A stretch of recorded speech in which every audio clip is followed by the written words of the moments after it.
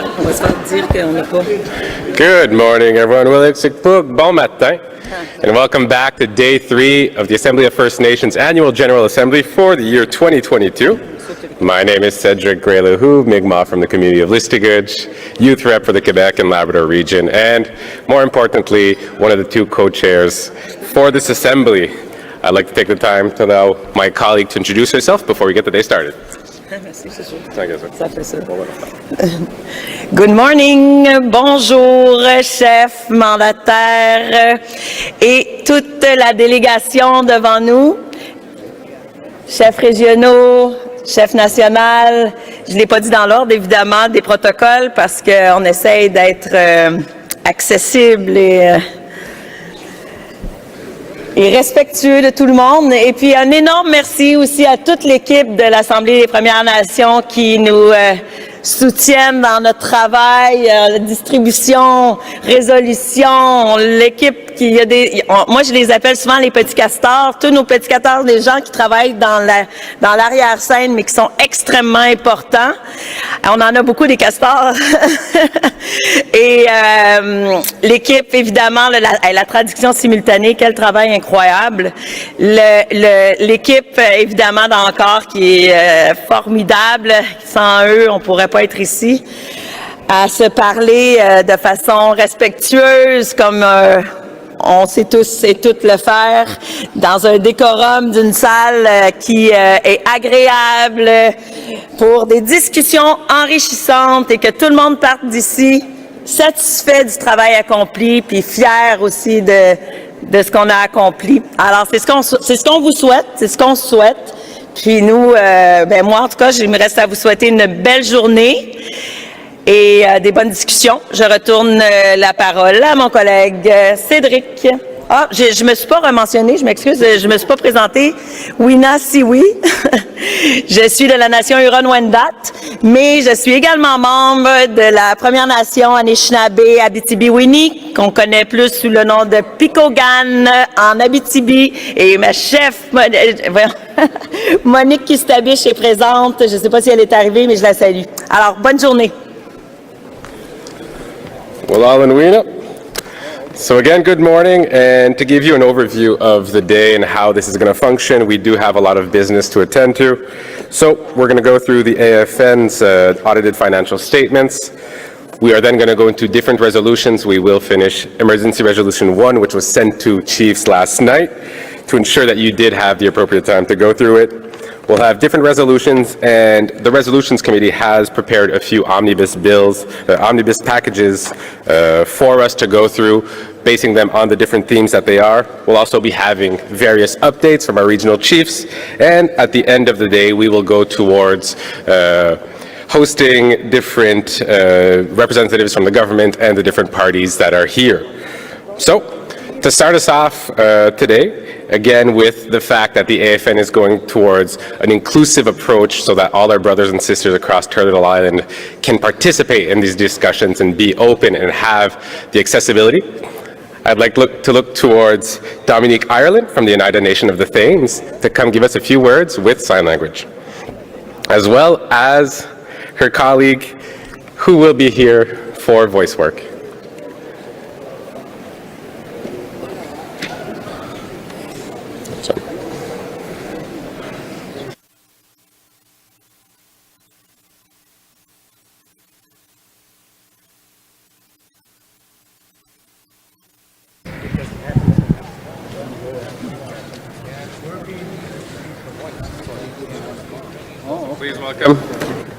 Please welcome Dominique to the stage.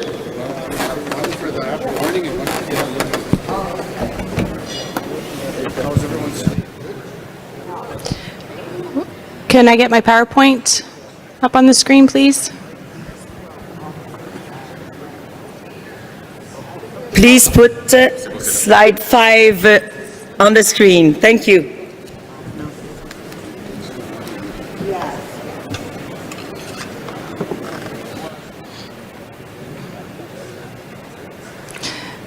Sagoli. I really appreciate all the hard work that's been happening over the last few days. And I want to recognize and thank the nations here and applauding all of the work that everyone is doing and coming together to find a way forward on our path. I really appreciate all the work that's been done over the last couple of days and that will be done today.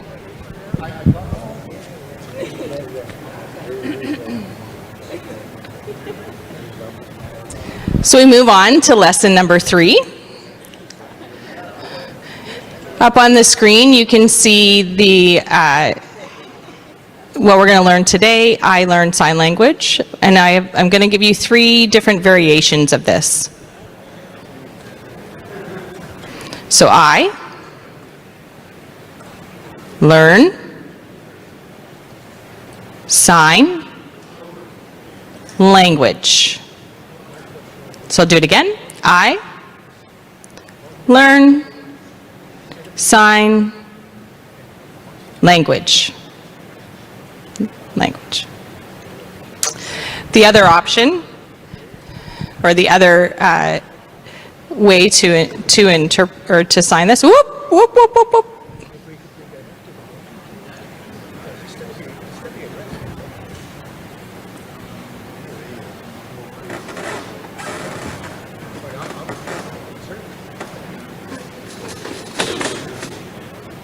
All right, so I learned sign language. So you can use sign language, it's a more formal way, or sign the way that I'm doing it now. So I learn sign language. And depending on your fluency as you move along your journey in learning sign language, you could also say, I know a little bit of sign. So I'll do it again. I know a little bit of sign, or sign language. So as you move along your journey, learning sign language, you can use the appropriate one, or whichever one feels most comfortable for you. And just now you have a little bit of vocabulary to start your conversations with Indigenous deaf people. So thank you to everyone for your time, and I hope everyone has a safe journey home with a good heart and good mind. Yonko.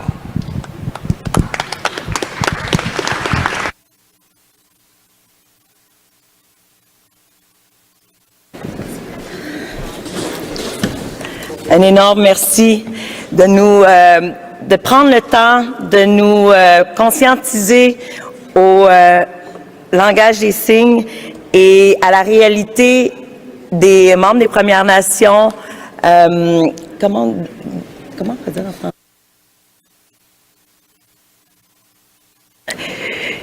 J'aurais une demande. J'aimerais apprendre le mot respectueux pour dire Deaf First Nations en français. Si jamais quelqu'un avait le mot, c'est ce que j'aimerais apprendre ce matin. So thank you so much for taking the time to show us some of your language, and it is really appreciated. I will now turn your attention, chiefs and proxies and delegates, to the next item on the agenda. At first, we proposed to do the test vote, but not sure if we got quorum here. Just to give the time for your colleagues to come in the room, we'll start with APTN NIB audited financial statements, and we'll then do the test votes after with my colleague Cédric. En français maintenant. Nous allons maintenant accueillir pour la prochaine présentation en deux parties. La première partie s'adresse justement aux états financiers vérifiés. Alors, nous allons accueillir Pour l'APN, nous allons inviter Matt McLeod, qui est le CFO, donc le Chief Financial Officer, donc le responsable en chef des finances. Et nous aurons Anne-Marie Etier, qui est présente de la firme Deloitte, qui est présente en mode virtuel sur Zoom, qui sera là et qui est préparée aussi à prendre des questions.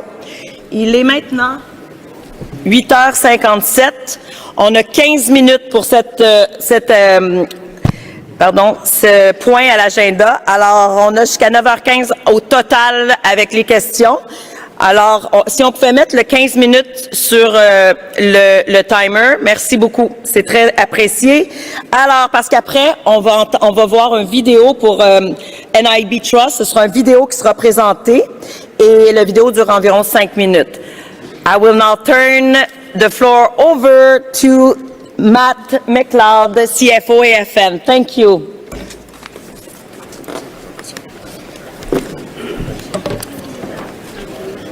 Sorry, what is this? Scan. I don't know. Thank you, Chair.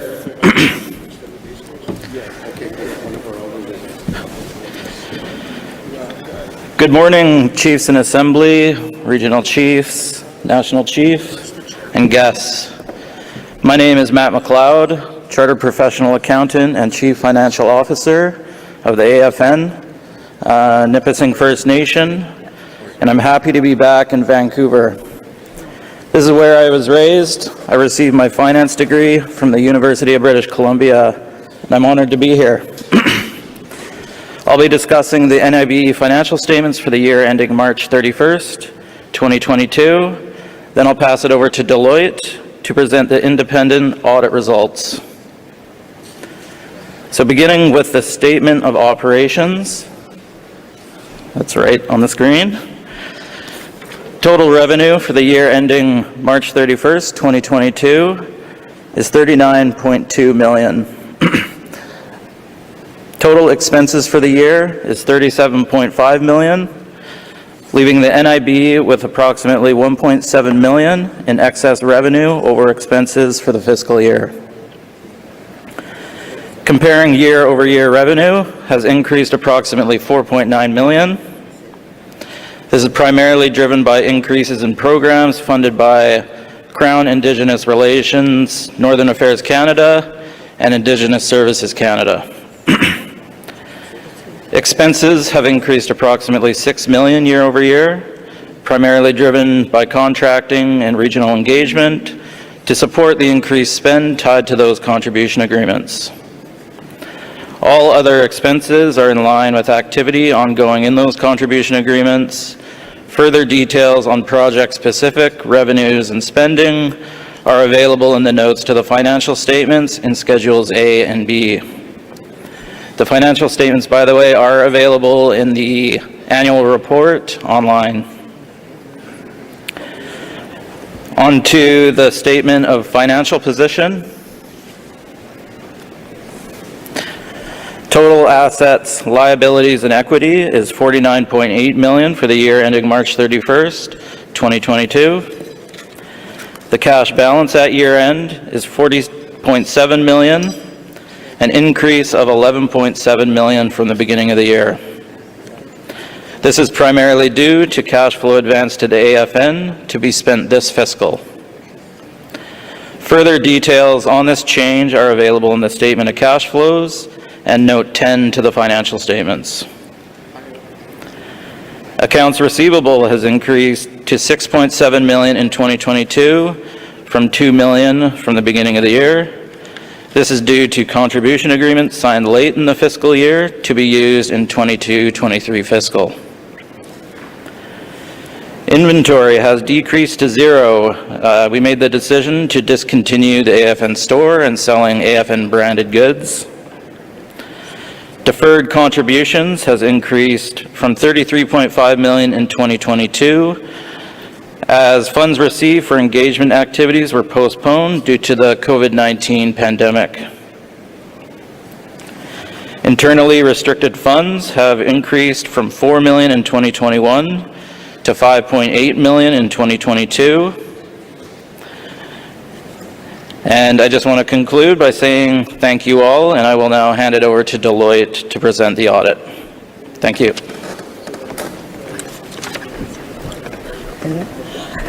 Thank you, Matt, for this presentation. Thank you. Yep, can be seated there. I now ask for Deloitte, Anne-Marie, to be put up on screen and to be unmuted. Thank you. Can you hear me?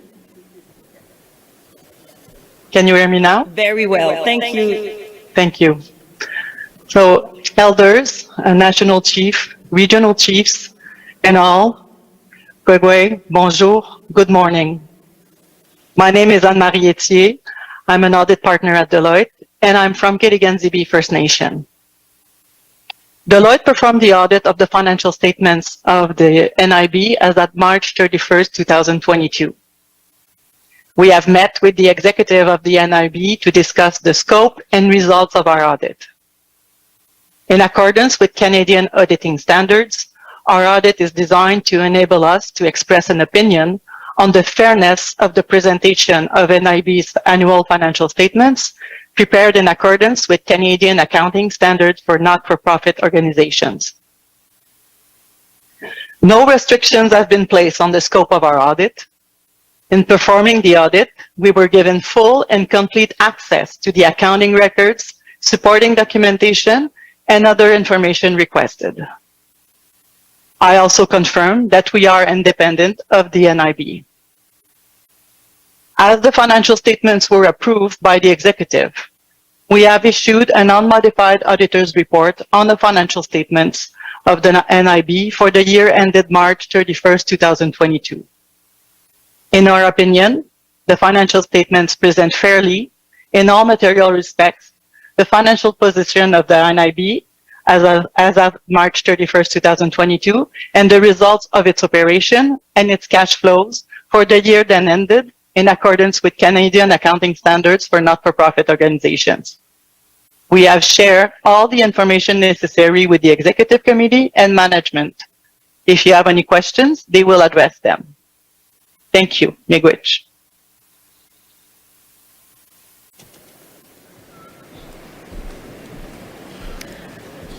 Un grand merci, Anne-Marie de Deloitte, pour cette rapide et claire, concise présentation. J'ouvre maintenant l'Assemblée pour des questions s'il y a lieu. Alors, je reconnais la présence de Chef Miracle au microphone numéro 2, s'il vous plaît. My question is for the auditor.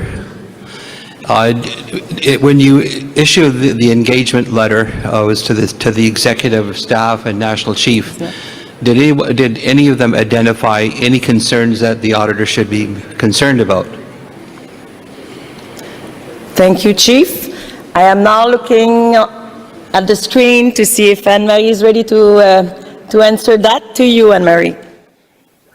We did perform our audit under Canadian auditing standards, and all the requirement and everything has been discussed, and the result of our work has been provided to the management. Microphone number 2 for clarification, please. The question was, were there any red flags raised to the auditors when you started the audit? I would presume that you give the engagement letter. I know a board of directors has to identify any concerns about that you should look into. Was there anything like that when you did this audit for the AFN? Thank you. Anne-Marie? I will reiterate that all the information was obtained to perform our work, and we did our work under Canadian auditing standards, and it's been all the result of our work has been discussed with the FN. But we did obtain everything that we need in order to provide an unmodified opinion. Thank you. Thank you. Comme je ne vois personne d'autre au microphone, ceci met fin à la période de discussion sur la présentation des états financiers vérifiés par la firme Deloitte. Merci beaucoup à Matt, CFO de AFN, et Anne-Marie de Deloitte pour leur présentation. Merci, chef et mandataire. Alors, merci. Nous allons poursuivre la journée avec un point essentiel, c'est l'établissement du quorum. Comme vous le savez, le quorum est établi le matin à chaque journée. L'Assemblée a 3 journées, alors il y a 3 fois qu'il faut faire l'établissement du quorum. Le quorum pour la journée 3, c'est la même chose que la journée 2, mais le chiffre va être différent possiblement parce que c'est l'établissement du quorum par le nombre de chefs et mandataires présents dans la salle, sur Zoom et au téléphone au moment où l'on fait le test vote, donc le test, un test de vote, et cette partie sera présidée par ou facilitée par mon collègue Cédric. Alors, à toi, Cédric.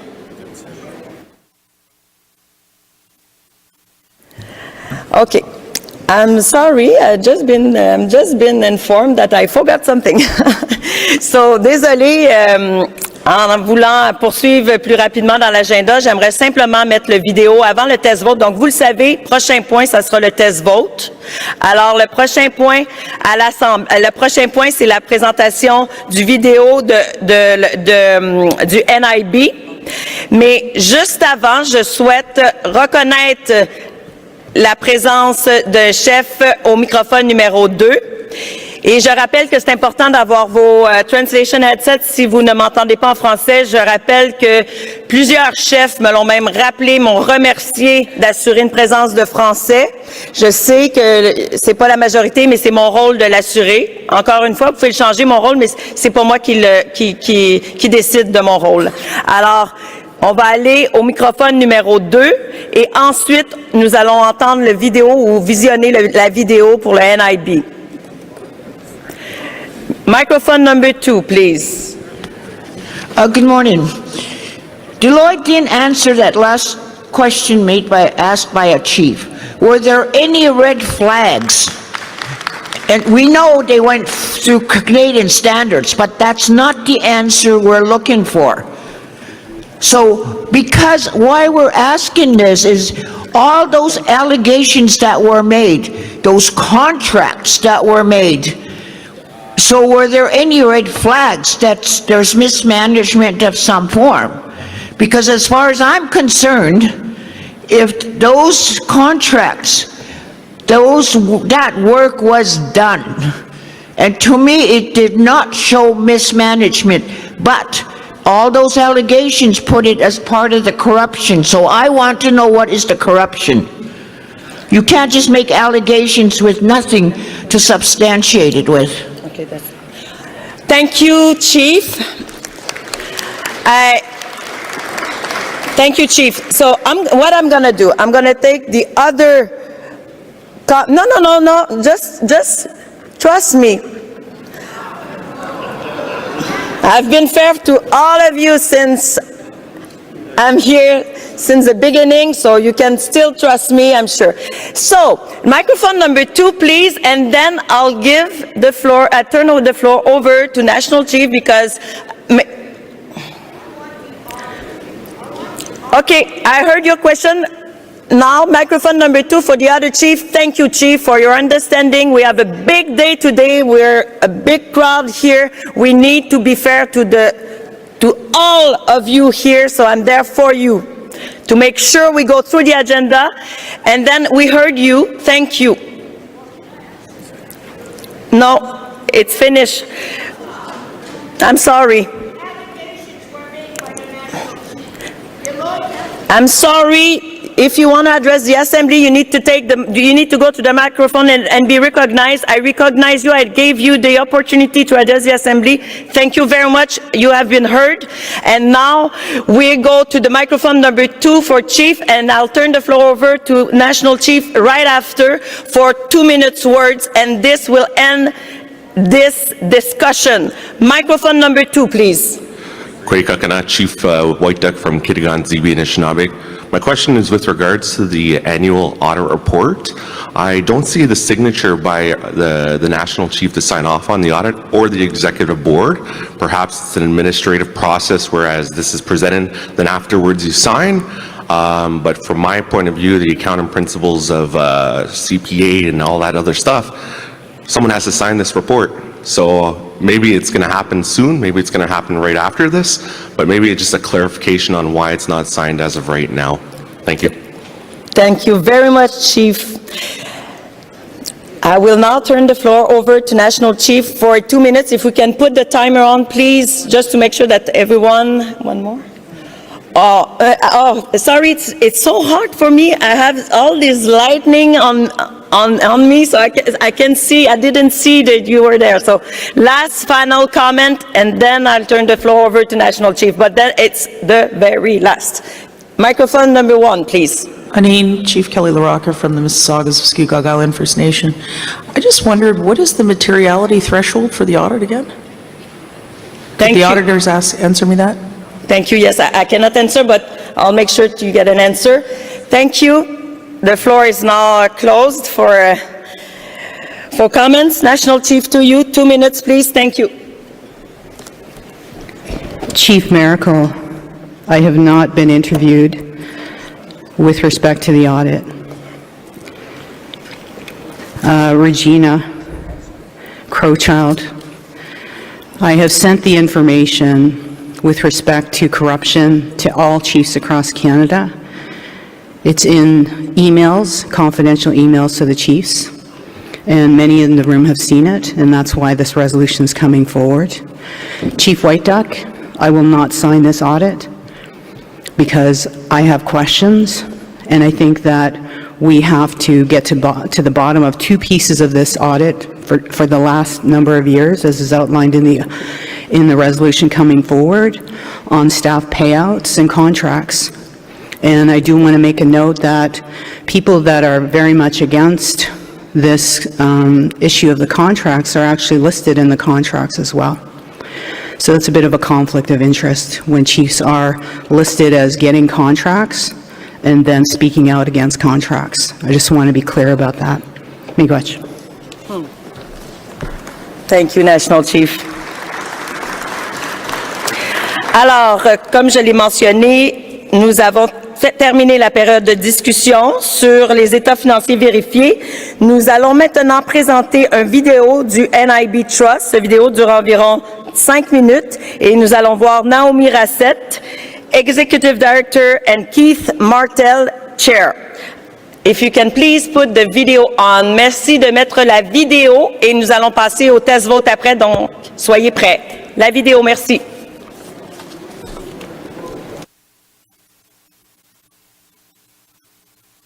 Delegates, elders, guests, and youth. I'm Naomi Rassett, the Executive Director of the NIB Trust Fund, and I'm coming to you today from our offices in Ottawa on unceded Algonquin territory. Keith Martel and I are here today to present the annual update on this year's activities at the NIB Trust Fund. I would like to take a small moment to honor all survivors and leadership that are working hard to find the truths of our children at residential school sites, and also recognize all the survivors as they individually process the Vatican visit and apology that we witnessed this March. Some of you will know who the NIB Trust Fund is, receive funding from us, know a program we supported, or maybe know a student that we supported in your community. For those of you that are new to the Assembly, I will provide a brief description who the NIB Trust Fund is. The NIB Trust Fund is a registered charity and was established as a trust in 1975. In 2015, the courts approved the surplus from the Indian Residential School Settlement Agreement to be transferred to and administered by the NIB Trust Fund under a strict set of terms and conditions and an administration plan. The NIB Trust Fund continues to administer programs with these funds within the objects of the trust. The NIB provides resources and funding to First Nations communities, organizations, and individuals to address the harms of residential school. There are 2 competitive applications yearly and a new program this year we launched to support the travails and the unmarked graves and recovery of children at residential school sites, called Continuing Our Journey. I'll talk about that a bit later. In the 2021-22 fiscal year, the NIB Trust Fund awarded $7.52 million to qualified donees in charitable organizations. 60% of the organizations that applied for funding were awarded. The total ask for this year's group application was $24.6 million, making our process to access funds very competitive. When looking at the graph, we see the funds were awarded to groups for language, healing, culture, family reconnection, youth and education and employment programs. We funded 58 First Nations community-led projects this year. The next group application opens in November, and I encourage all of your communities to apply. As I mentioned before, our second stream of funding is the individual call. It opens in April of every year and funds individuals to pursue education goals, which include traditional and on-the-land education. This past year, we awarded $4.46 million to 1,349 individuals across Turtle Island.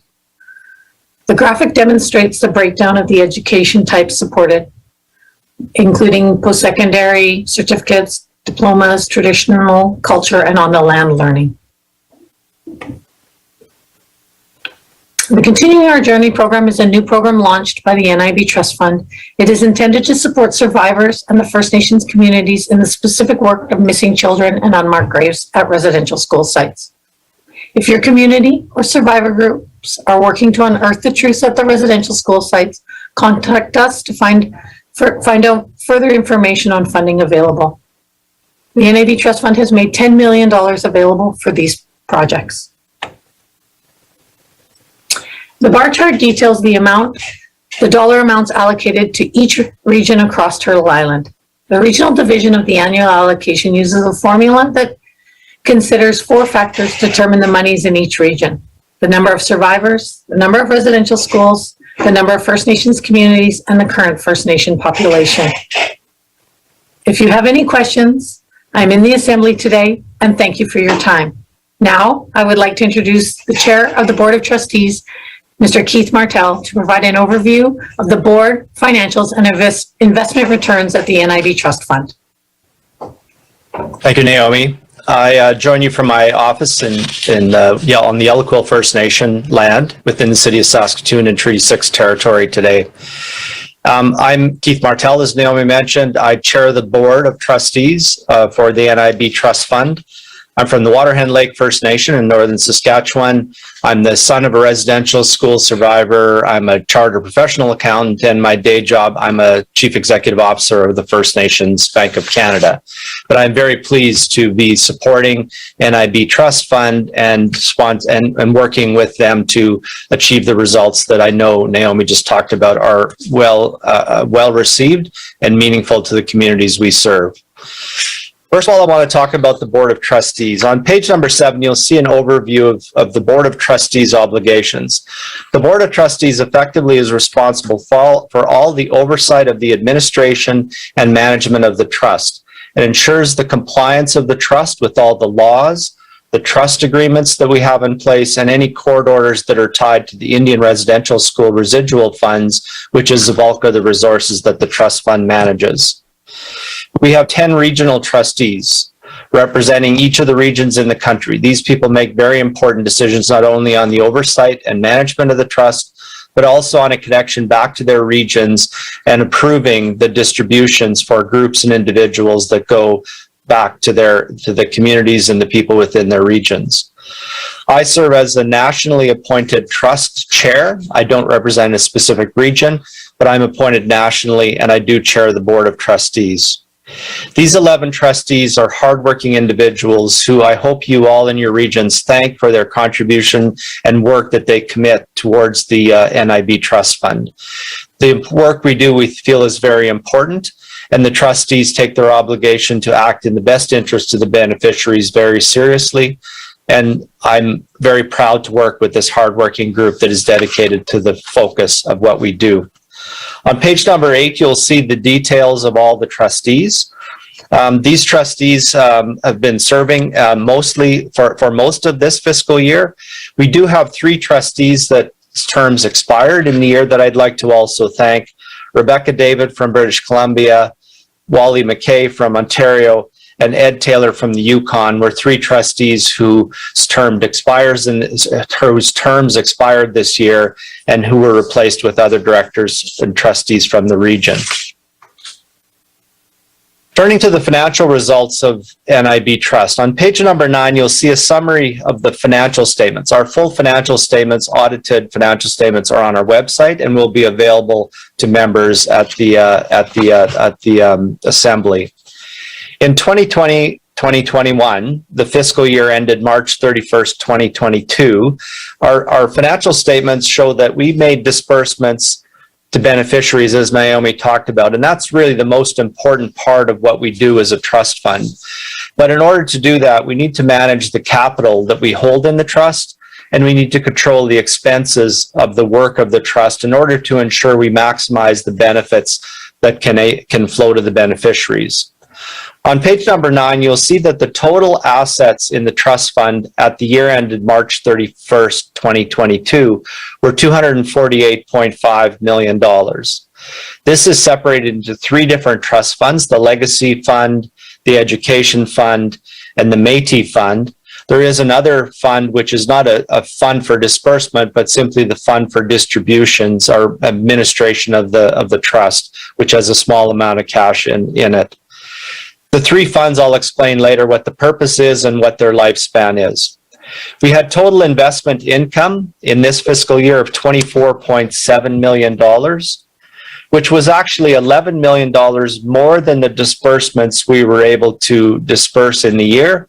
Investment income of $24.7 million was distributed to the Legacy Fund, Education Fund, and Métis Fund based on the amount of capital in those funds, the amount of return, and the objective for the lifespan of those funds, which, as I mentioned, I'll talk about later. In total, we distributed $12.2 million to beneficiaries, including $11.1 million to First Nations eligible beneficiaries out of the Education Fund, and $1.1 million to eligible Métis beneficiaries out of the Métis Fund. We incurred $1.3 million in administration expenses, which was only 10.8% of the total disbursements to beneficiaries, and was lower than the 15% that is allowed under the trust agreements to be spent. So we spent less, but our objective is always to spend as little as we can while achieving all the results we have to do in evaluating, fairly distributing, and overseeing the administration of the amounts that are sent to beneficiaries. On the next page, you'll see a reconciliation of each of the trust funds from the last fiscal year end to this fiscal year end. As I noted before, you can see that from the chart that the total capital during the year actually increased. If you look at the total of capital at March 31st, 2021, it totaled $237.3 million. And at fiscal year end 22, it totaled $248.46 million. Despite that retention of $11 million of earnings, we were able to support the $12.2 million of disbursement to beneficiaries and pay the $1.3 million of expenditures and not erode the capital. And I'll talk about why that's important in a minute.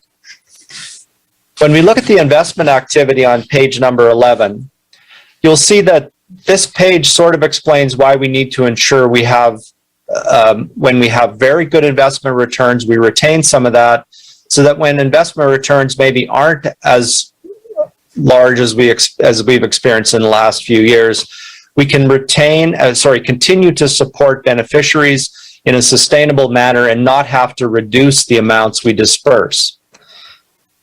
If you look at this, in the last few fiscal years, NIB has had very good returns on our investments. Our annual return on investment in this fiscal year was a total of 9.5%, which was 1.5% greater than the benchmark that we compare our fund managers against. So against the average of the market, we did 1.5% return greater than what the average fund in the same investments would have done. So we manage and oversee and evaluate our investment managers regularly, and we want them to at least meet or beat the markets that we're comparing ourselves to. And in this year, as they have in, I think in last 4 years, they've always beat the market expectations. So that's a good outcome. But if you look at the chart on page number 11, you'll see that it was not an even return throughout the year. In the first 3 quarters of the fiscal year, for the first 9 months, we had a return of positive 12.5% return on the NIB Trust Fund investments. And in the last quarter, the last 3 months of the year ended March 31st, 2022, we had a negative 3% return. There's, as many of you know who manage funds for your communities or trusts that your communities manage, markets are a bit volatile, shall I say, in the last few months. Rising interest rates and market volatility have caused a decrease in many of the asset classes, including equities in the international and Canadian markets, and even the fixed income bonds that we have invested because of the interest rate rises have decreased in value in the last few months. This volatility is something that the trust fund manages for. While we have an overall target expectation for the amount that we get as a return in order to sustain the distributions to beneficiaries, we know that that doesn't come in even amounts. It goes up, it goes down, and in the last few years, we've had some very significant returns, which will support any downturn if there is in the next year, so that we don't have to reduce or limit the amount of disbursements we can give to beneficiaries, which is a very good thing. On page number 12, you'll see a pie chart that shows you the funds that we had managed, the primary funds that we manage under the Indian Residential School Claims Program. You'll see that the 2 funds that are dedicated to First Nations beneficiaries include the Education Fund, which is the primary fund that we disperse all of the amounts to beneficiaries currently for individuals and groups. We also have a Legacy Fund, which is shown on the chart at $139.3 million. This fund is growing, and it is intended to grow. The objective of the trust funds that we received and the court orders that administer the IRS funds that we manage require that the education fund be fully spent by 2036, 20 years after its creation. So that fund has to be fully spent by 2036, and we will continue to spend all of the active disbursements out of that fund. But the intention is to put a portion of our investment income into the Legacy Fund, such that over time, that fund will be as large as the combined Education and Legacy Fund, and we should be able to maintain the disbursements to beneficiaries in perpetuity, even once the Education Fund is fully dispersed. It does note that we manage $2.8 million of Métis funds. These monies are managed by the First Nations appointed trustees on behalf of the Métis organizations in consultation with the Métis organizations that oversee those amounts. We do make the decisions on behalf of the Métis, but we do consult with their organizations regularly. At the pace these funds are being spent based on the priorities established by the Métis organizations, we believe these funds are likely to be fully spent in the next 5 years or so. So these will not be around as long as any of the other funds. And the Métis organizations and beneficiaries do not share in the legacy funds that we will have around for the very long term.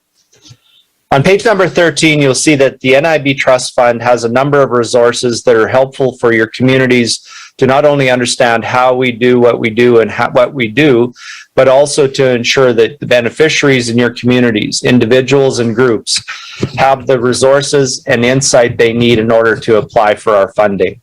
I encourage you to visit our website and to look at all the resources that are listed on this page, and to follow us on social media for issues like calls for funding applications and closing dates, which are really important because, as Naomi mentioned, it is a competitive process and we do have to have a cutoff date.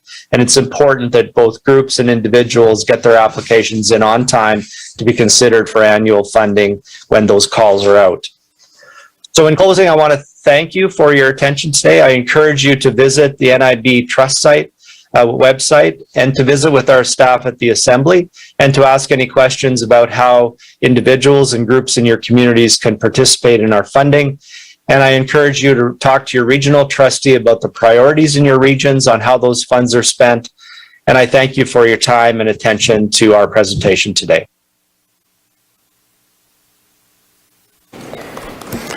Thank you very much to Naomi Resett and Keith Martel, Chair of the NIB Trust Fund. So we will now be moving on to yesterday's business, ER01, Investigation and Audit of AFN's Financial and Management Practices. The updated and revised and approved version was sent to all chiefs last night. There are versions that were distributed to the tables by the distribution team also in the past few minutes.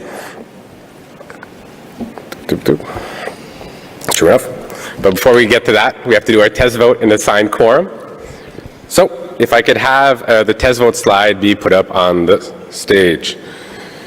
Once again, we're going to find out if you guys changed your mind on our test vote. So if I could have the Zoom poll opened up for our hybrid.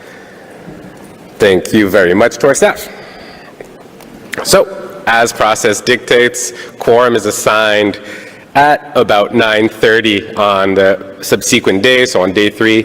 A count of the chiefs who are here present on the phone lines, on our Zoom, and here in the Assembly will be what dedicates quorum for the day. So, as a process, therefore be it resolved. Therefore be it resolved that the chiefs in Assembly, 1, chiefs affirm that pineapple on pizza is superior. Once this is done, we would go look for a mover or seconder. Open the floor up to discussion. 5 minutes for our mover, 3 minutes for a seconder, and subsequent chiefs. We really will have to try to stay strict on the 3 minutes today. We have a lot of work on the agenda.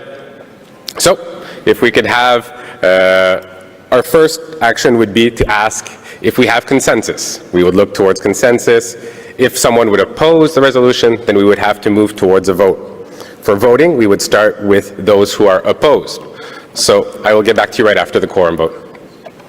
Once we go through those who are against, I would ask everyone who is against, therefore be resolved. 1, chiefs affirm that pineapple on pizza is superior, to raise the red lanyards, and also ask that our distribution staff start counting the chiefs that are present, the chiefs and proxies, please. We would then proceed to those who abstain from test vote 01. Therefore be it resolved, chiefs affirm that pineapple on pizza is superior. And finally, we would go to those who are for, and we would ask you to raise your lanyards, and once again, keep them raised as the count is being finalized. So I'll look towards distribution, see if our numbers are good.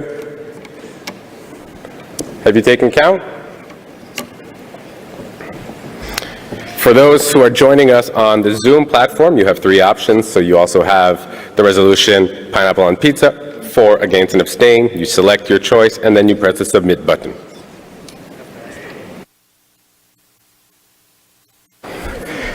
With regards to test vote DR00, pineapple on pizza, therefore be resolved that the chiefs in Assembly, 1, chiefs affirm that pineapple on pizza is superior.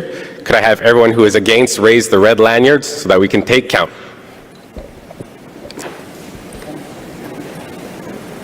Keep your hands raised as our distribution team is going through and counting.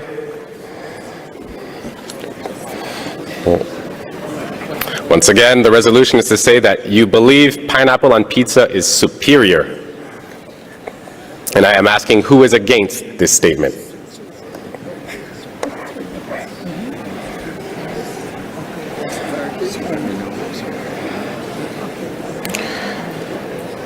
Our staff is confirming that we have no one on the phone lines also.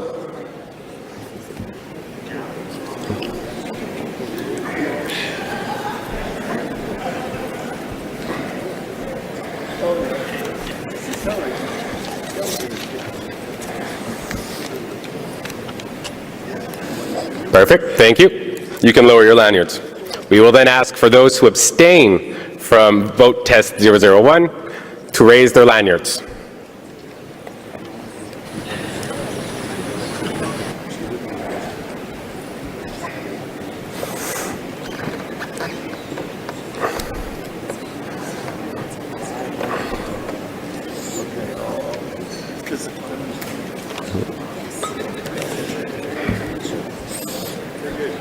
Perfect, you can lower your lanyards. And finally, we ask those who are for chiefs affirm that pineapple on pizza is superior. Please raise your lanyards and keep them raised as our team counts. I'd like to take the time to thank Distribution also for being here and doing that work.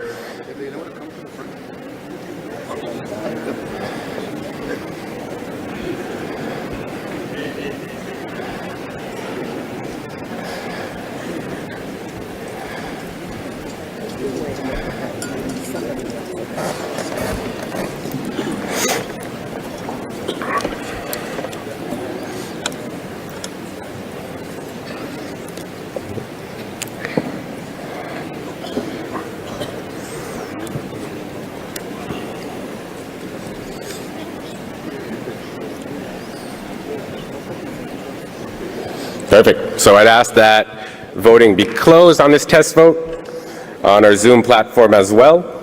So final results will be tallied by our distribution team. So we will get into the next agenda item, and before going towards the vote, we will be sure to inform you of quorum.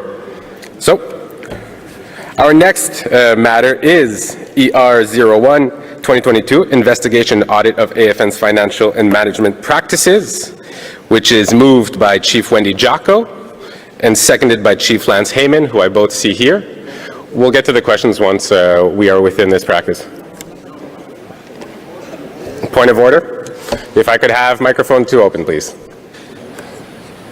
Miigwech, Chief McLeod. I'm a little concerned here, and it's not, doesn't have anything to do with pineapple pizza.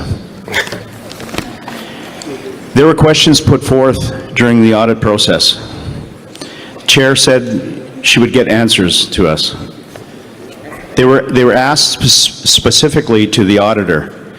We got an answer from the National Chief. She's not the auditor. We asked about red flags. There was no answer given. Instead, the National Chief got up and said it's because she said so. She sent us the information. But we didn't hear from the auditor.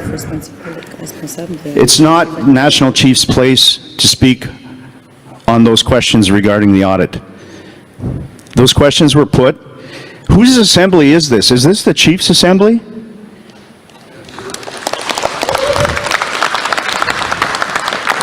Now we're moving forward to the resolution without even getting those answers. Deloitte, reluctant to answer, but did follow the Canadian standards, so in there it is embedded. Their answer is no, there was nothing. Otherwise they wouldn't sign off on it. They've been listening to the comments, the allegations. Surely they looked into those things. They're not going to sign off without looking into any of those things. But we still have not got the answer that was asked to the auditors, not the National Chief, the auditors.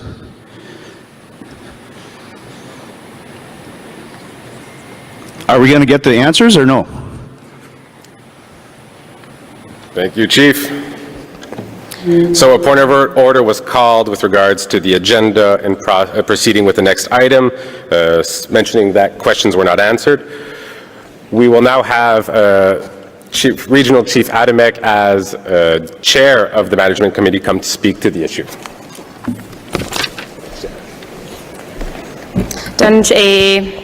Good morning, everyone.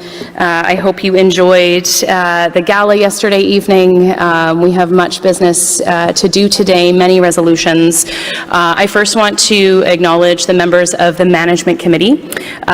So my name is Kluani Adamek. I'm the Yukon Regional Chief. I am Chair of the AFN Management Committee, have been a trustee for the Kluani Dene Trust for 4 years, have also been on the Kluani Dene Show Development Corporation as Chair for 5 years, and have an MBA from Simon Fraser University.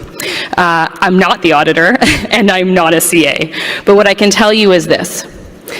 We were presented with information with respect to the financial statements by Anne-Marie earlier this week. And at that time, the approval with respect to the audit is required, of course, as we know, by the auditor, but it also requires sign-off from the management committee. I have already signed off on the audit as chair of management committee. I want to be very clear about that. So with respect to process, I understand, and I think what's really important is that we can't isolate concerns. And I've heard this morning that the National Chief does have concerns. So let's keep that here for just a moment. In terms of our process, the executive, including myself, with the information that was provided to me as chair of management committee, it is within my responsibilities to sign off on the audit, which I have done, including my co-chair, Regional Chief Prosper. So that business has been complete. Now, in terms of the questions that you have, and the questions that have been raised by the National Chief, those questions could be responded to as contemplated in the resolution that will come before you. So I want to be very clear that with respect to specific concerns, I have already signed off on the audit as of, I believe, Sunday, and the auditors required certainty from myself that based on what those statements showed that I've reviewed, that has been signed off. I think it's important that we not isolate concerns that have been raised, and the resolution has contemplated a number of those pieces. So I look forward to the discussion amongst the chiefs in assembly to ensure that we can have open dialogue around concerns. But as a matter of process, I want to be very clear that the audit has been formally signed off by the Assembly of First Nations by myself as chair of the management committee, but do raise that those concerns could be addressed at a later time through another process. So wanted to provide that clarification to you, and I'm not sure, co-chairs, if you'd like me to remain here to answer any questions. Oh, you do, okay. Again, not the auditor, to be very clear.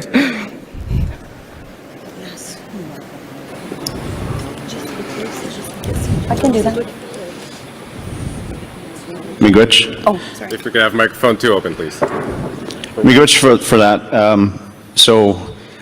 If you're anything like me, you wouldn't sign off unless you were totally confident of the audit. So then the question is, then, the National Chief was saying that she wasn't going to sign off on it. Is she required to sign off on it?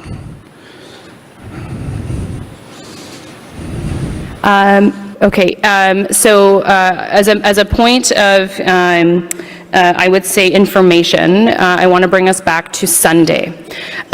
Sunday, we met as an executive. That meeting did not include the National Chief, and so the National Chief was not part of the decision to approve the audit and the financial statements as presented. So that information is important to share, and thank you for reminding me of that, National Chief.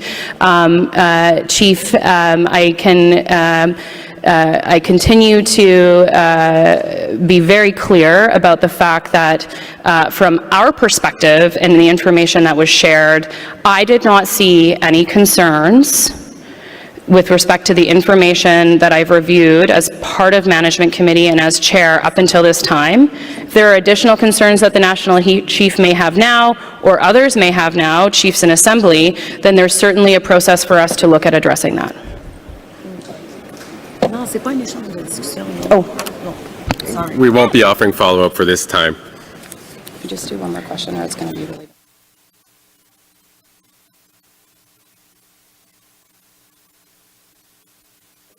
Okay. Hey, I want to be very clear. I'm not taking a question from the National Chief. If you have a question, I'm happy to respond to it. If we could have a supplement on microphone 2. I'm happy with your answer, but I just want clarification then, because it was perceived in the comments earlier by National Chief that she was required to sign off on it and she wasn't going to. But you're telling me she doesn't, it's not required.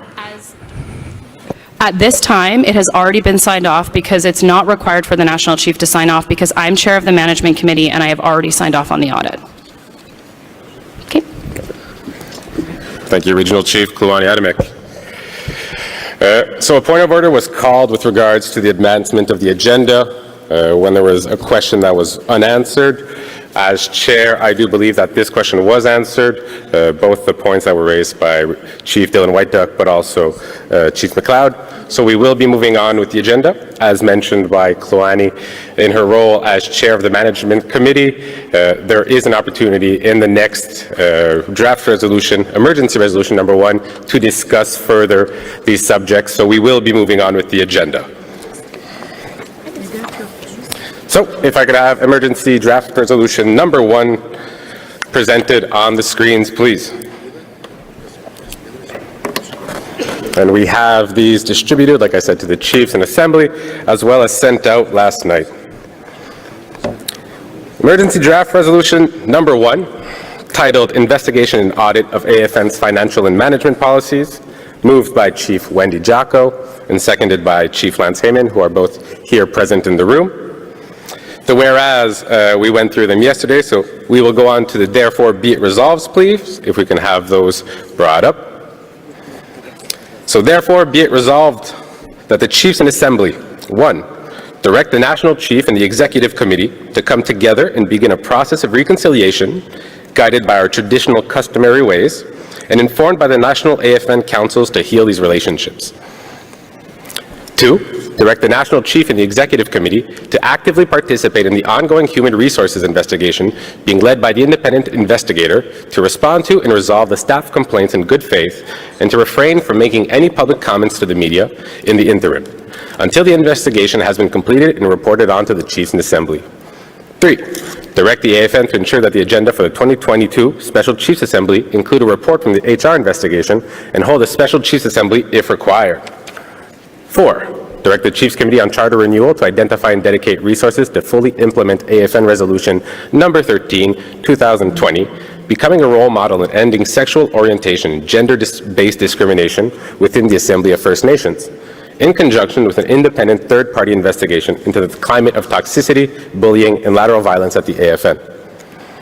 5, direct the Chiefs Committee on Charter Renewal to conduct a review informed by Resolution 11, 2021, improving Assembly of First Nations financial procedures to reinforce transparency and accountability and advance First Nations jurisdictions, priorities, and interests. 2, A, conduct a review of AFN financial policies and practices, in parentheses, the review, and provide a report with the recommendations to the AFN Executive Committee with the intent of implementing the recommendations in the 2022-2023 fiscal year.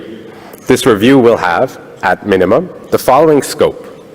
I, identify how the current practices and process of awarding contracts is exercised. I, review any concerns, past or present, with conflicts of interest with respect to AFN Executive Committee members and AFN management. I, make recommendations to strengthen financial policies and procedure with respect to conflict of interest. IV, review policies and processes with respect to transparency, accountability, and reporting to the AFN Executive Committee on contracts awarded regardless of value. V, make recommendations on potential amendments to the financial policies and procedures on how to ensure greater transparency and accountability and consistency with other governance tools and processes. And VI, make recommendations with respect to potential governance models which distinguish and clarify political versus administrative roles and responsibilities. 6, the Chiefs Committee on Charter Renewal, whose mandate includes governance review, shall also make recommendations regarding the scope and nature of a forensic audit, not be limited in time to anything less than 10 years. 7, direct the Chiefs Committee on Charter Renewal to hire an independent auditor consistent with the recommendations as to nature and scope, and if it is necessary as determined by the Chiefs Committee on Charter Renewal.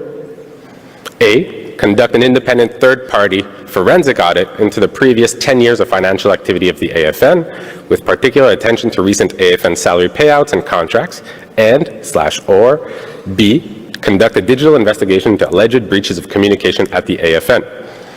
And finally, 8, direct that the Chiefs Committee on Charter Renewal return to the Chiefs and Assembly, in parentheses, otherwise known as the First Nations and Assembly, with updates and a final report by end of fiscal year 2022. So now that the resolution has been read into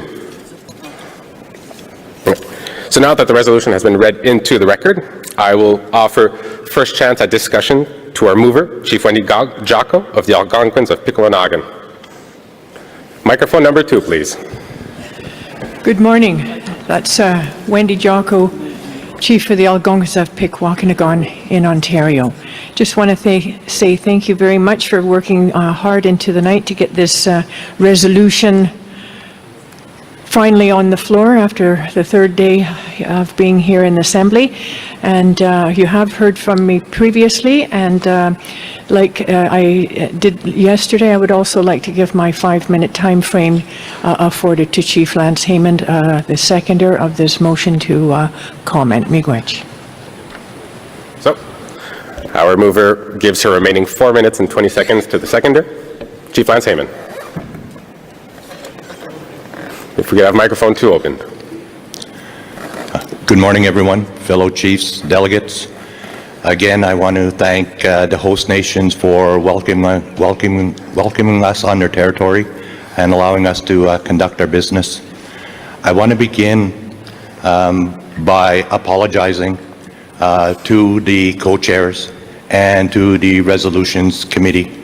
Yesterday was a difficult time with the confusion in regards to the various iterations of the resolution, and unfortunately, you know, the good copy did not make it to the floor, onto the screen.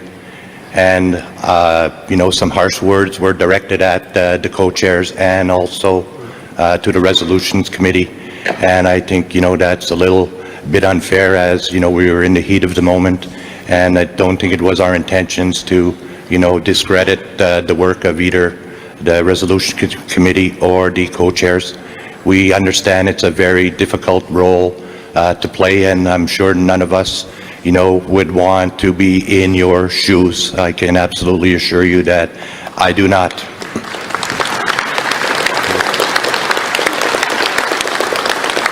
And there's a little bit of blame to share on all our parts in terms of getting the right information to the Resolutions Committee so that we could discuss, you know, the right resolution. So now turning to the resolution, I really want to speak to and thank, you know, the various interveners who come and spoke with us, either formally at the mic or informally after the resolution was tabled, and brought forward their suggestions, ideas, friendly amendments. And so, as Chief Jocko indicated, we worked extremely hard yesterday. There was 4 chiefs, technicians from Yukon region, BC region, the Director of Resolutions for the Assembly of First Nations, and a couple of legal advisors, and together we've crafted the resolution that you see before you. We believe it addresses a lot of the issues and concerns that were raised by the regions. And as we all know, there's never a perfect resolution that can be brought to the floor. But we feel that with the combined effort that was done, and I really want to thank the individuals who took the time and energy to come and sit in the room and work through this so that we could present a resolution that speaks to a process that, you know, first of all, you know, confirms the reinstatement and lets our national chief assume her full role and authority. And second of all, to ask, you know, with all due respect to the chiefs in assembly, to allow the investigation to go forward in terms of some of those financial irregularities that, you know, we've heard rumors and of course many of us have seen, you know, the list with the names of the various, you know, chiefs and individuals who've benefited. So we as chiefs, you know, deserve to know what's happening inside of our organization. And I'd close with that I felt pretty beat up yesterday after the resolution was tabled, but I was uplifted by the huge amount of comments that we got from chiefs and delegates, and many texts, DMs into our Twitter from our grassroots people telling us that this work needs to be done and that the eyes of our people in our communities are watching us live, now as we speak for the need for that transparency. So my heart was lifted in knowing that the work and the resolution we're putting forward and asking the AFN to do on our behalf is really important. It's not only chiefs who want to understand what's going on. Our grassroots people, want those answers as well. And this resolution will lead, to work, and I think very much complements resolution number 5, which was passed yesterday, in terms of moving forward and looking at what a new governance model could be brought in place in the AFN to replace the current structure, as many have noted, is not working. When it was created 40 years ago, absolutely it probably met the needs. But in today's day and age, with the capacity that we have in our existing communities, nations, and regions, we've become quite sophisticated, and we need to look at a model that's more representative and one that, again, starts to diminish the power of national chiefs, regional chiefs, community chiefs, and, through this work, I hope that at some point we give a voice to our grassroots people. And I would go so as far as hoping that one day it's our grassroots people who are electing us in universal suffrage, whether it be community chiefs, our regional chiefs, tribal chiefs, our national chiefs. Our grassroots people deserve to have a voice directly in this assembly. And so we need to develop a model that reflects that. The time has come. It's great that, we've used this model for 40 years, but it's broken. And let's do the work. Let's get the answers that the chiefs are asking for, and let's work towards a more renewed and better AFN that really responds to the realities that we have to live today. Thank you very much. Thank you. So our mover, Wendy Jocko, and Chief Lance Heyman for your opening statements. And thank you for that recognition too.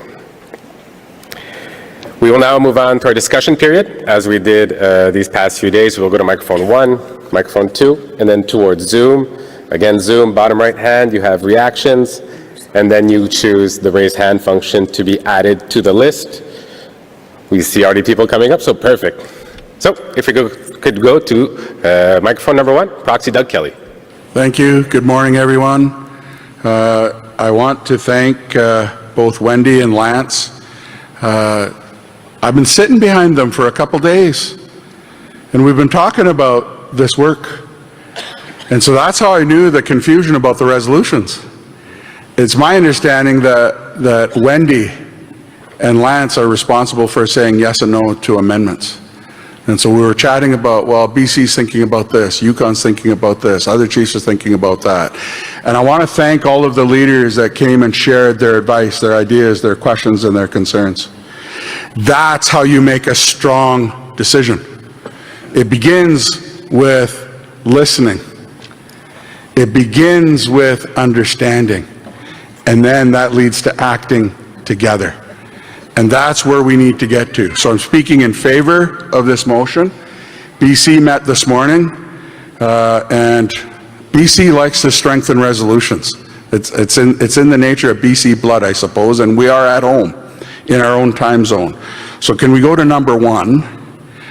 Direct the national chief, the executive committee, the CEO, and chief of staff to come together and begin a process of reconciliation. So we're just being really clear about who we're asking to come together. I think somebody said put a hatchet away. I hope when they said that they meant in the ground or in a stump. Oh, bury it. Thank you, Chief Miracle. Funny how my memory works.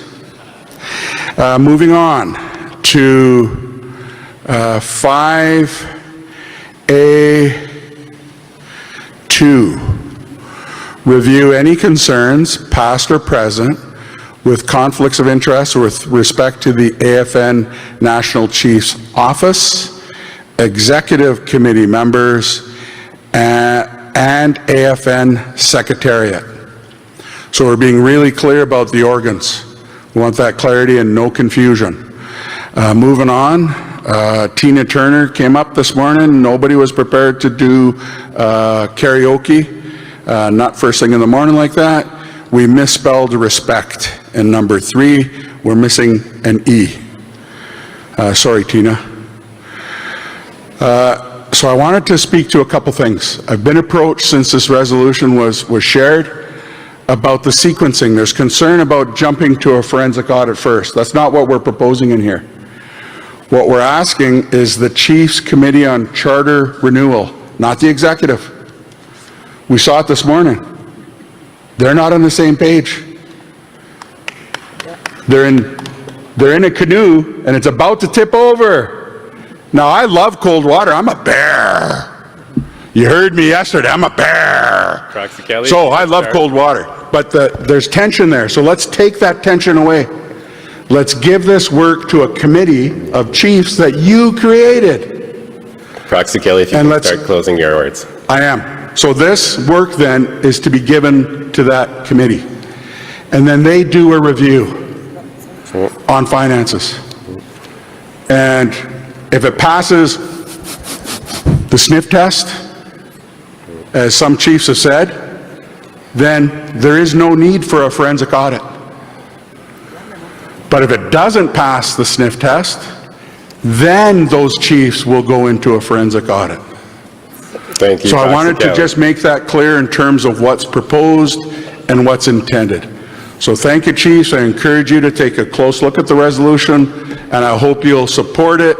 I hope you'll give our leadership a chance to look at the opportunity to separate business and politics, which has also came from some chiefs saying we need to restructure the separation of business and politics. Thank you. Thank you, Proxy Kelly. So we have 2 proposed amendments that I will be looking towards, or 3 proposed amendments I will be looking towards our mover and seconder for. The first one is, and therefore be it resolved, number 1, direct the National Chief and the Executive Committee, the CEO and Chief of Staff to come together and then proceed as. Does the mover accept the First Amendment? Could I have microphone 2, please? Yes, I accept those amendments. Thank you, Madam Mover. Our second proposed amendment is, and therefore be it resolved, 5A2, where we ask that at the end of the point, when we say APTN management, we replace the word management with secretariat. I look towards the mover. Do we accept the amendment? Could I have microphone 2? Yes, I accept that amendment. Thank you, Chief. And final proposed amendment in 5A3, to correct the misspelling of the word respect and adding the letter E. I imagine that's okay. Yes, please do. Please do. Perfect. Thank you to our mover. We will now be going on to microphone number 2. If you can state your name and which committee you're from. Thank you. Eva Clayton from the Niska Nation. If I may afford my time for my colleague to speak, Charles Morvan, who is a former BCAFN board member. Thank you, everyone. And just a point of order on Doug's first comment, it was Aretha Franklin, not Tina Turner.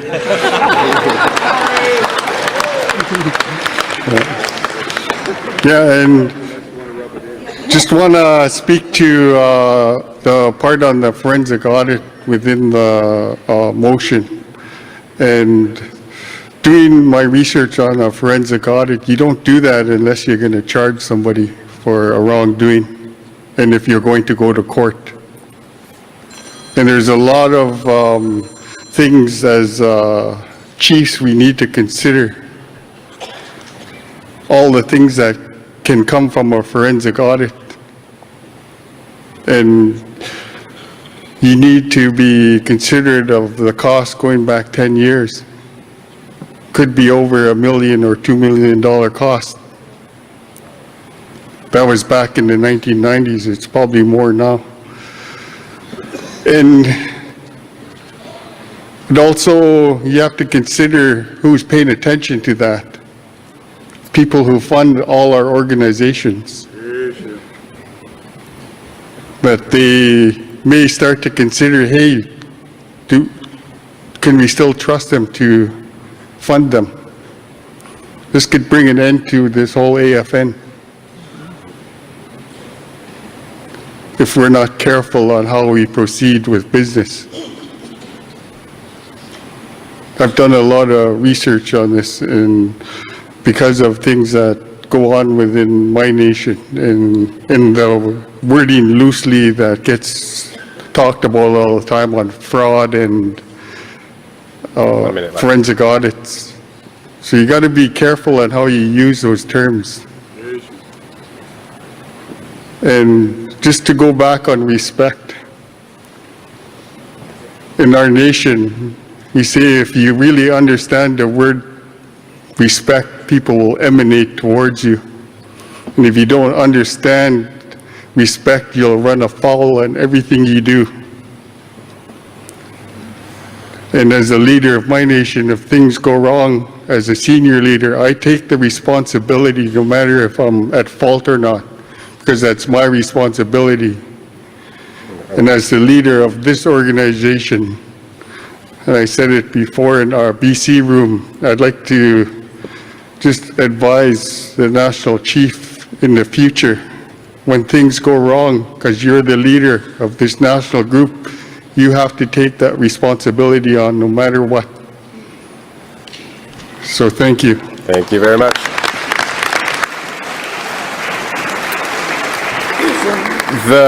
Before we move on to our representatives on Zoom, the Resolutions Committee is asking me to clarify a point. For the proposed amendment to 5A2, there was also the adding the National Chief's Office within the list of mentioned bodies. So the three amendments for point 5A2 were adding the National Chief's Office, adding AFN Secretariat, and removing the word AFN Management. If I could look towards our mover to confirm that the proposed amendment as suggested would be accepted.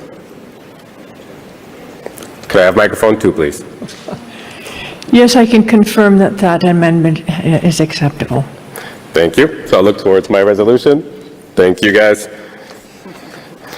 We will now move on to the first hand that we have up on Zoom is Proxy Kevin Hart. So if we could have Proxy Kevin Hart put on screen and unmuted. Proxy Kevin Hart, do you want to test your audio? Mr. Chair? Perfect. We can hear you now, so you can go. Proxy Kevin Hart, 3 minutes. Good morning, National Chief, Regional Chiefs. I want to acknowledge the elders, the women's and the youth council there, as well as the chiefs, the delegates, and the other proxies. I wanted to see this as a very important resolution that everyone's speaking to. And I wanted to bring some facts forward on my experience as a past executive member that our management committee consists of 3 regional chiefs that oversee finances, of course, and contracts, as you see from the great work from Regional Chief Adamek and Prosper, as well as the other regional chiefs that oversee the management committee. They oversee the contract, of course, working with the secretariat side. And with Chief Heyman, that you would know if we could look back at 2015 when the housing infrastructure at AFN, we had no budget at all. And with the hard work of our Chiefs Committee, with you helping to oversee that, including when contracts were awarded, they were brought to our Chiefs Committees for direction. And if any discrepancies came forward, it was brought forward with a briefing note to us as an executive member.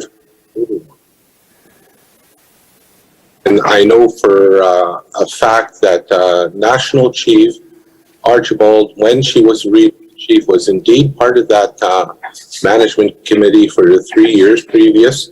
She was duly elected as our national chief last year in July of 2021.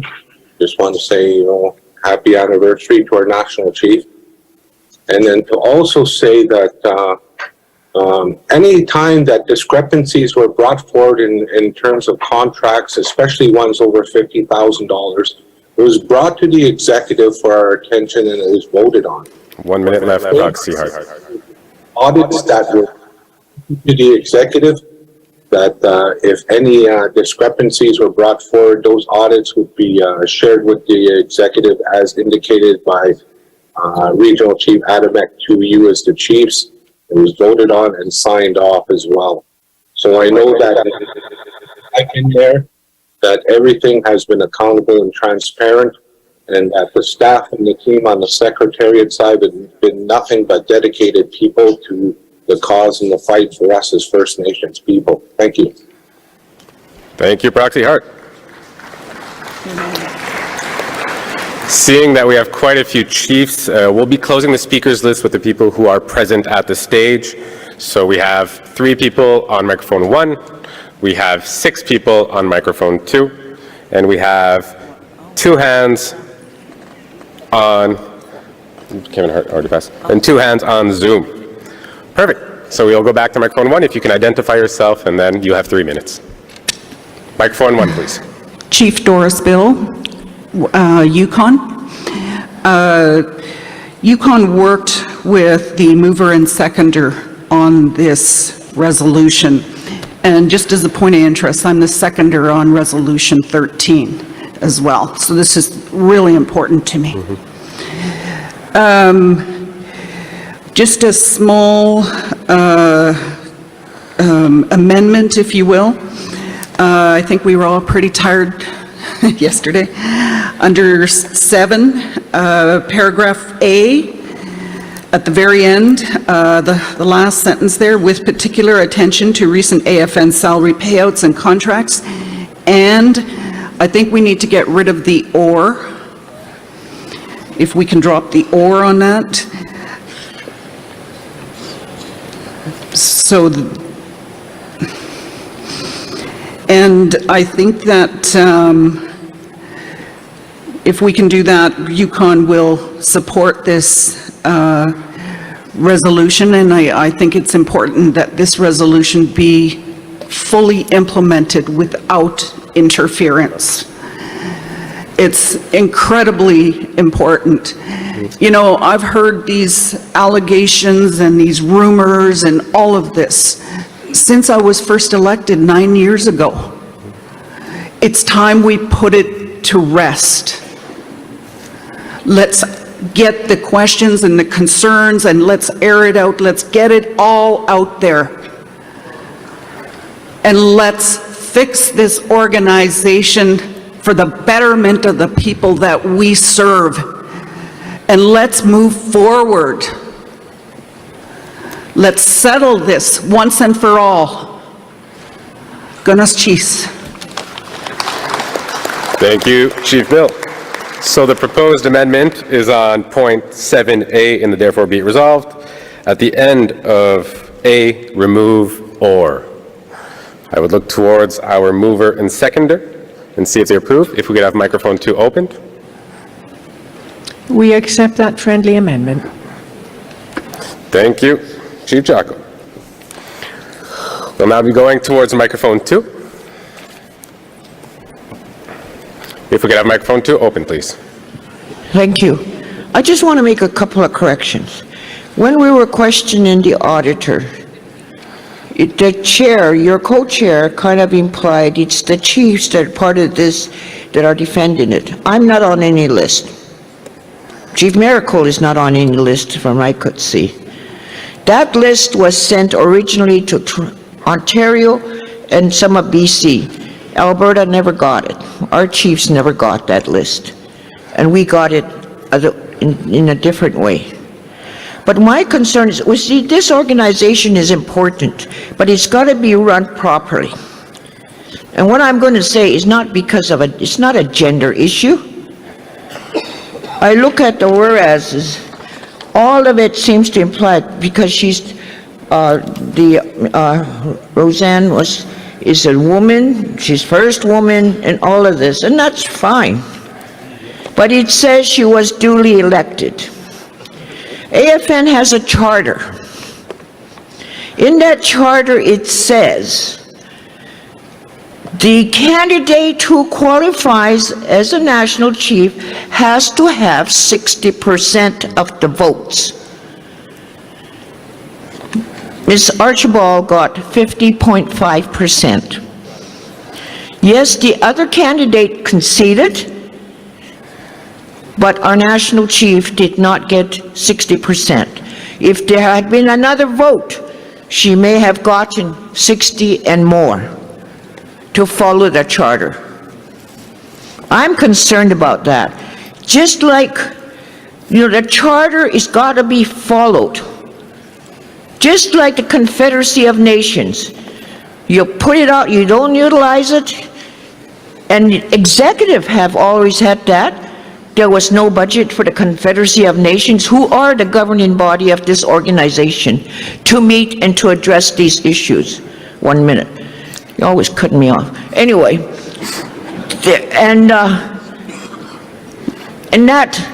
then when all this chaos started about the allegations, the national chief said, only the Confederacy of Nations or the chiefs in assembly can suspend me. You use it when you can, when it comes to your benefit, and you don't use it.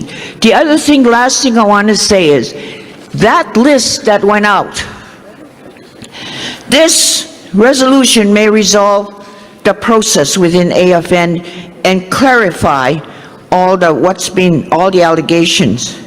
However, there's that list that's out there that's that's against the characters of those, how do you say that? Defamation of character. Those people can sue. And who's going to pay for it? Who's going to go to court to defend this organization? Who's going to pay if we lose? This is a serious matter because you are destroying the reputations of those people that actually did the work and was not corruption. Thank you.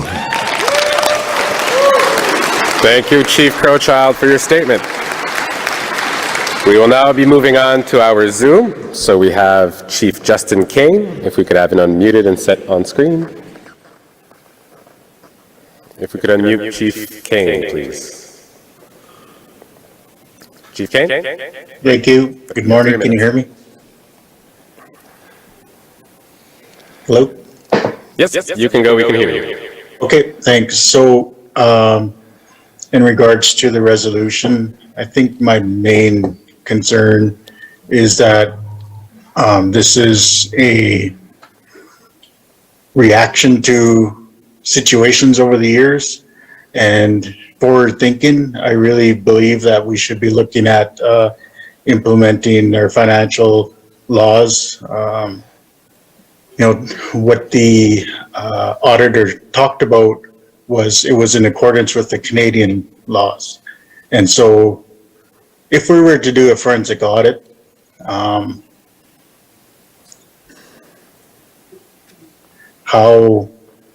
would we, if we find wrongdoings, how are we going to recover any costs or any of those financials if it's within the Canadian laws and we don't have our own? I don't even know what our policies are. Do we have policies? So digging back 10 years to find wrongdoings, is there actually a recourse for us to recover any of those costs or to charge somebody? Is this a breach in policy? I don't know. I think, but going forward in our community, there was a forensic audit done a few years back, and from that we are, we in Esquila, we have we're working on the financial management board, and it's been 3 or 4 years, and we're not fully certified yet, but it's a long process. And if we're gonna, I think today we need to look at implementing something to start managing going forward and stop the corruption. If there's any, I don't know, any possibility of corruption going forward starting today, because that's what our youth are telling us. And we all know what's been going on for the last 10, 20 years, the accusations, the assumptions. But how can we put something in place today to stop going forward? We're already 2 months into fiscal. Money's already being spent. We have $15 million in finance or in staffing. You know, in our BCAFN this morning, we talked about some of the resolutions that were passed before that are still not implemented. Who's ensuring that process is implemented? 30 seconds. The resolutions that were put on the table from our past leaderships over the years. I think we need to really look at those things. Thank you. Thank you to Chief Kane for your comments. We will now be going back to microphone number 1. If you could identify yourself. Okay, Chief David Putra, Salt River First Nation, number 195, Northwest Territories. I'm not a bear, but I like to say a few words. I like the way that guy talks. You know, when I'm up here, I'm 78 years old, and I have a whole bunch of little great-grandchildren, grandsons and granddaughters, and when I speak, I imagine them here looking up at me. I'm speaking for them, because they're not able to yet. Someday they will, but today I'm here. This is a huge undertaking, a huge one. And if it's going to fix things, I support it. The only part I'm concerned with is Article 7A, with recommending 10 years with particular focus on recent AFN salaries and contracts. Well, if you're going to focus on recent activities, then that's where you should focus. My nation went through a forensic audit, and let me tell you, it cost, we were up to $2.3 million by the time I got elected almost 3 years ago. And you know, the best we could have got back from that was about $300,000. Not 300,000, about 800,000. So my council and I decided to take it out, and we did. We lost money, but we saved a pile of money because all that was completed up to that time was discoveries. We still had to go to court, and there was about 12, 13 people that would have had to go to court. How much more would have cost us? When you say forensic audit, that's a huge, huge thing, and it's very, very expensive. And what are you going to find? What I'm going to recommend is that if you're going to find something within the past year or two, let's go that far. If you don't find anything, leave it be. 1 minute? Okay. That's about all I have to say anyway. Thank you very much. Thank you, Chief Patra.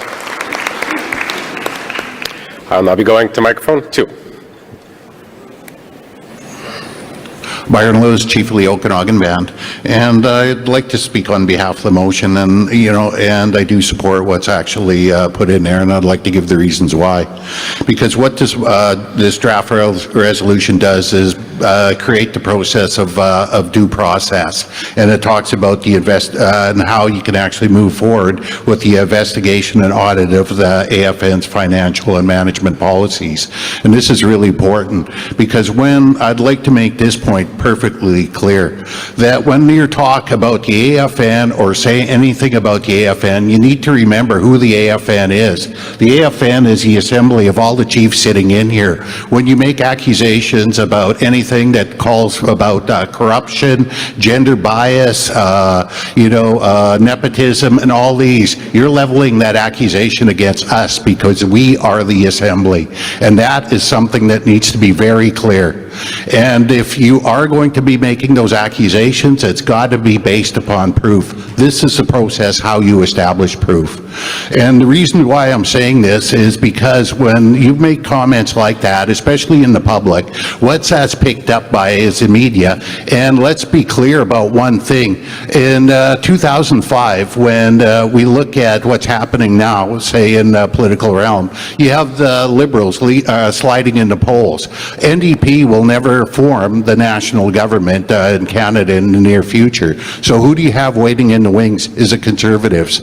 And when the Conservatives came to power in 2005, they cut the Assembly from 195 employees to 65. And what gives them the ability to actually provide these cuts is comments about us being corrupt, being despotic, being practicing nepotism, and all these other things. And that is accusations leveled against us as the Assembly, chiefs that represent our communities, coming forward and being a part of this Assembly. So I think in the future there needs to be a real clear understanding who is the Assembly of First Nation. That is us sitting in this floor.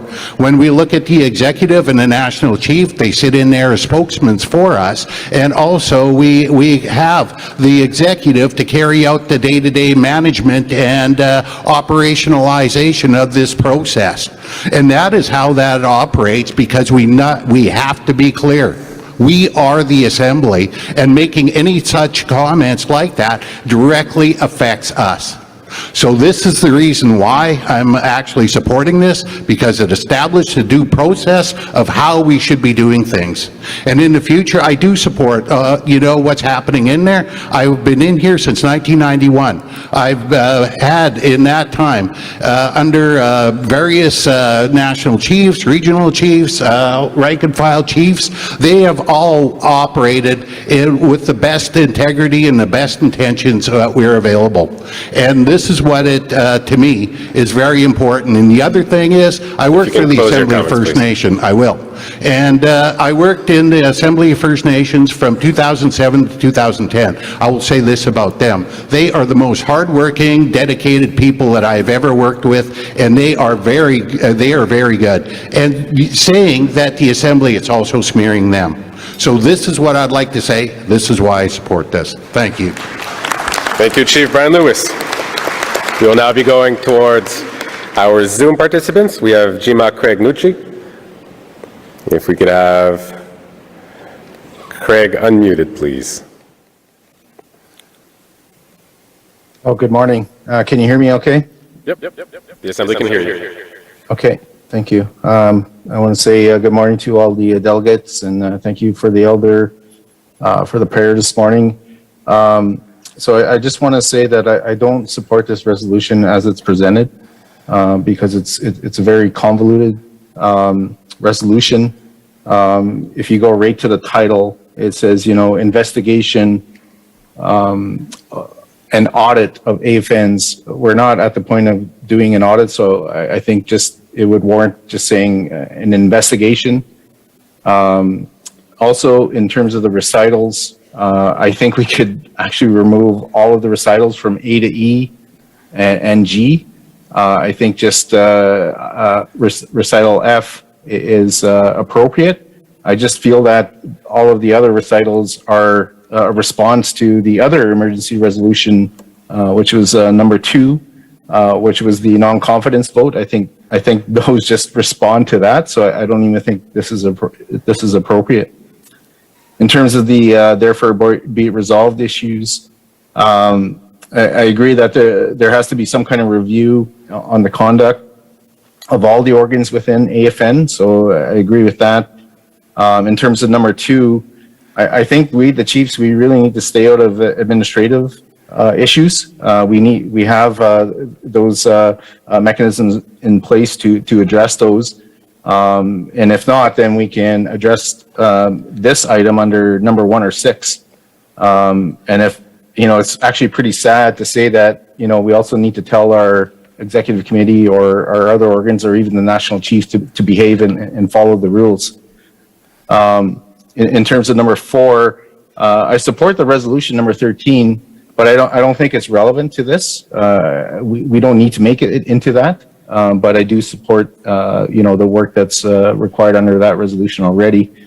And in terms of number 5, I support it and fully support Resolution 11, 2021 and the amendments that were proposed this morning. And I agree with the item 68. So the way it's presented, it's very hard to, that I just found it, hard to agree to this because it's so convoluted. It's bringing in subjects that I feel are not relevant. Those are my comments regarding the resolution. But I just want to say that I really hope we can, regardless of the issue, I hope we can get this done and that we can, so that we can actually do the work that we were here to do in the beginning. So thank you all for listening to me today. Miigwech. Thank you, Jim Craig. So I will look towards our Resolutions Committee to confirm the proposed amendments. We have proposed the removal of whereas D to G.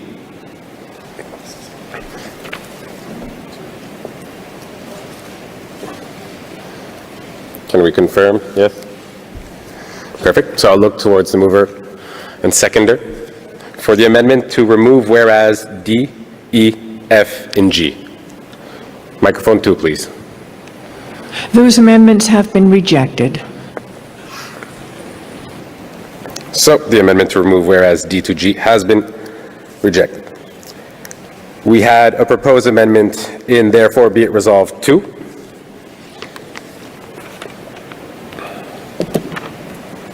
If I can look towards my Resolutions Committee.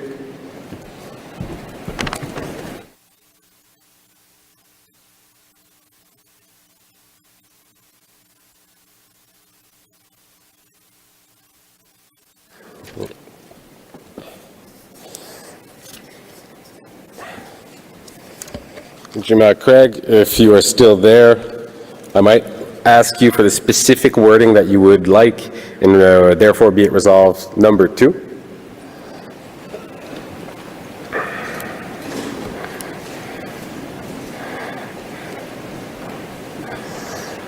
If we could have Jim Craig unmuted, please.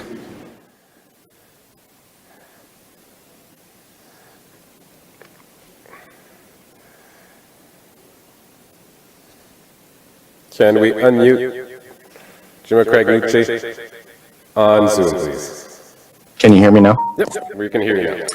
Yeah, I just don't feel that item number 2 is required at all. I mean, why do we need to tell them to behave and follow the rules? I don't agree to that. I mean, I think everybody's made it pretty clear here. Don't take this to the public anymore. And there is a charter, there is a code of conduct. So I don't even know why this is on the resolution. Miigwech. While I have you on the line, the other proposed amendment is to remove TBIR number 5. Can you confirm?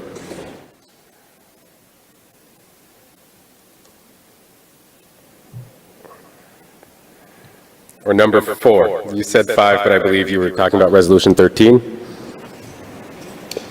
I don't even, like I said, I don't understand why resolution number 13 is embedded in this. It's already an approved resolution. We don't really need to bring this into this resolution. I just think that it's not required. I think all chiefs here support it, and I think we don't need to bring this up as well. Miigwech. Thank you. So I will look towards our mover and seconder. For the first proposition, the first amendment is to remove, therefore be it resolved, number 2. If I can have comments from our mover.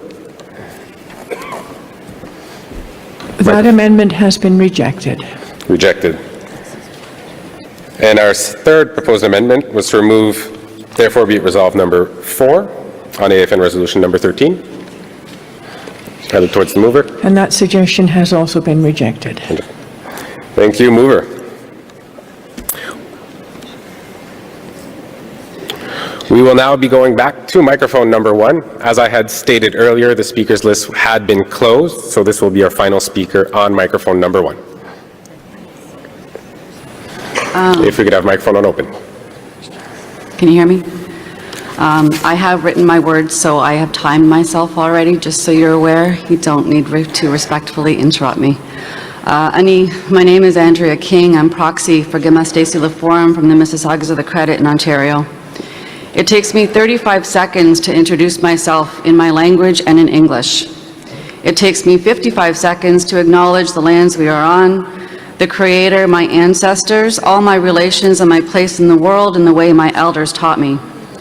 If those are not the words I use before all other words I speak, then I am not following the way my elders have taught me. If I use my Sema as my elders have so diligently instilled in me to do, then I cannot say all that will need to be said in your 3 minutes. If I cannot do those things, then I cannot address my chiefs in assembly in a good way. If I cannot address my chiefs in assembly in a good way, then I do not represent my nation in a good way. I am new to this arena, and I am disheartened by the lack of respect that has been shown. I'm an Anishinaabe Kwe, recovering half-breed Catholic who grew up too white for the res and too brown for town. I've weaved through realities and I've stumbled through remembering and reclaiming my identity, my place and belonging, and my purpose. I've dedicated my career to mental health and holistic well-being in the field of recreation therapy. I hold the Nation Wellbeing and Wellness Pillar for my council, and I come from a long line of humble educators, leaders, knowledge keepers, and elders. Our people are suffering. Our communities are in crisis. Our nations need healing. Our people need their chiefs' voices to be heard and our ways to be honored. Our people depend on us to lead them in a good way. I need our words to hold more value than your currency. I need our truths to be heard and championed. I need our work here to matter. We have been here for 3 days and we have not done the work we have traveled here to do. What do I say to my community about the business we have conducted here this week? Am I returning with 44 unresolved resolutions meant to help address the plight of our nations, or are we going to get to the business that we are assembled here to do? It is clear that there are critically serious issues within the construct of the AFN, and without these resolutions, you have no mandate. We need our elected Grand Chief to be able to do the work we've entrusted her to do and ensure that our traditional customary ways are respected when we gather. I am concerned with the undertaking of a forensic audit because of the magnitude and expense of the work, and I'm saddened that this entity has come to this. I am supporting this resolution as it is clear something needs to be done, and I am hopeful that we can all come together to move forward in a good way. I remind you that we all need each other. Miigwech. Thank you. Thank you to Proxy Andrea King. I hear that question is being called, but as we had the speakers list, we have 4 more speakers at microphone number 2 that were on the list. So if we could have open microphone number 2. Bonjour. My name is Duncan Machano. I'm from Beekdagong, Anishinaabe, right on the shores of Lake Superior. I too, like that chief who is 78 years old, I'm 76 years old. And believe me, I've seen a lot of shit in that 76 years.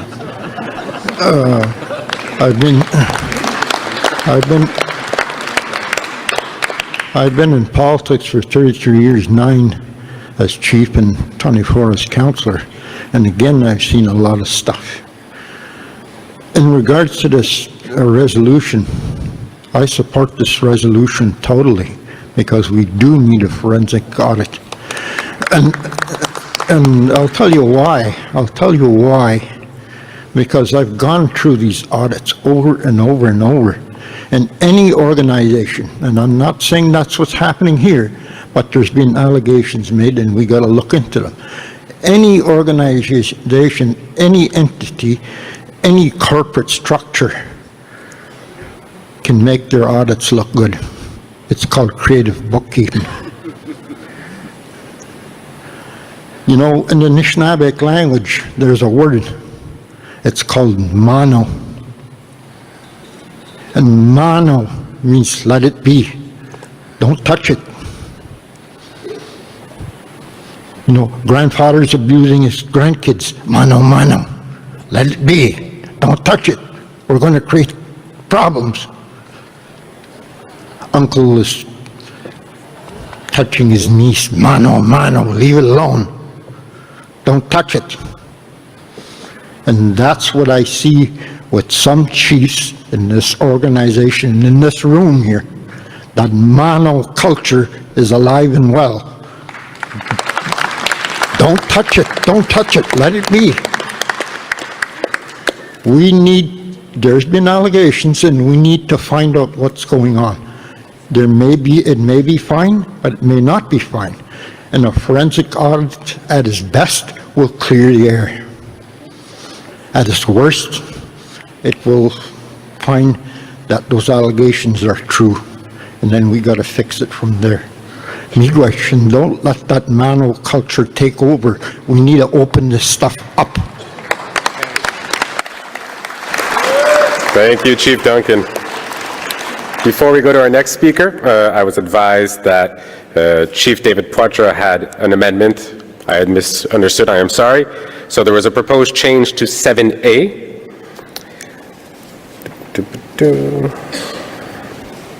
7A, where we talk about into the previous 10 years, to modify that for into the previous 1 to 2 years. So I will look towards our mover and seconder.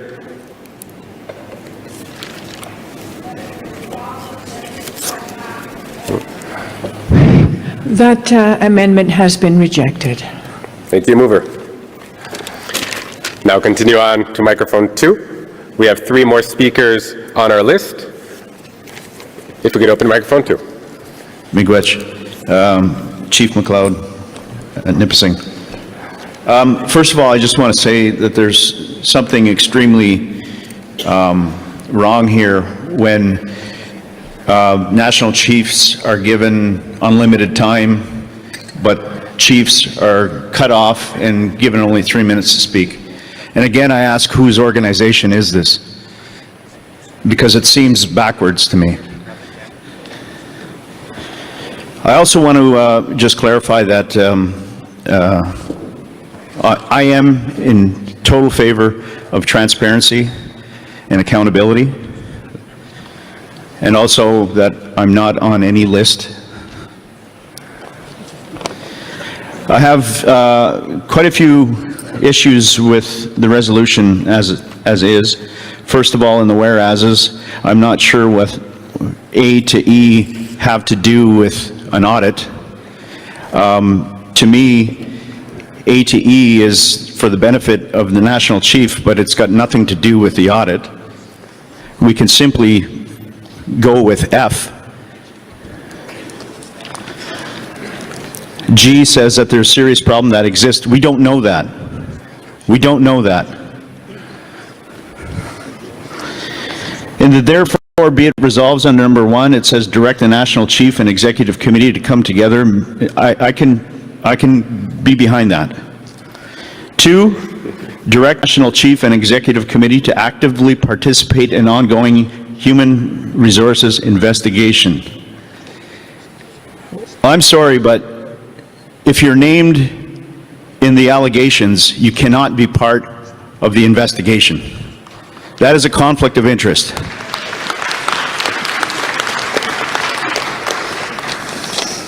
Number 4 is a resolution on its own. I'm not sure why it's in there, other than to paint this as some type of gender issue, and it's not. But I can get behind that. If somebody wants to put that on a resolution after this, I can get behind it. But it doesn't need to be here. As far as the audit itself, we have to consider 10-year forensic audit. 10 years forensic audit is not going to be cheap. That is money that can be spent in our communities, not digging up bones. I'm all about going forward here. I think the AFN already has good financial policies in place, but can we strengthen them? Absolutely. Let's strengthen them and move forward and make sure that none of this stuff, these allegations, could ever happen. We don't need to go and dig up bones just for what? To spend the money that could be going to our communities? What's the end game here? I don't understand. I don't understand. And if we do want to decide on one, let's go back a reasonable time. But I don't support going into a forensic audit without having a probable cause to do so.